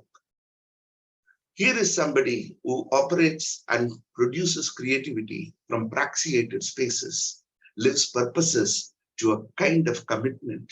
And that is rather very fascinating. And I think it came down. The personal, at some level, is definitely the political. On that note, I thank the organizers, I thank my speakers for this excellent talks. And I thank all of you, the audience who have been here, for also giving me this opportunity to be part of one particular larger program, especially this session, wherein I single out Dr. Ruxana Marinescu, both professors, Somdatta Mandal, and poet and writer, Farsana Doctor. Thank you very much. Over to the organizers. Thank you very much, Professor Sridhar, for chairing the session. Ruxana, Somdatta, Farsana for participating in the session. And we wind up today's session, a long day. You don't seem to be getting from long days, they seem to be getting longer, in fact. So tomorrow morning, we shall be meeting at 10. But before that, those of you who are in the hostel with us, guest house, please remember that there is dinner at 8 o'clock. So please do come downstairs and join us. Thank you very much. Good night.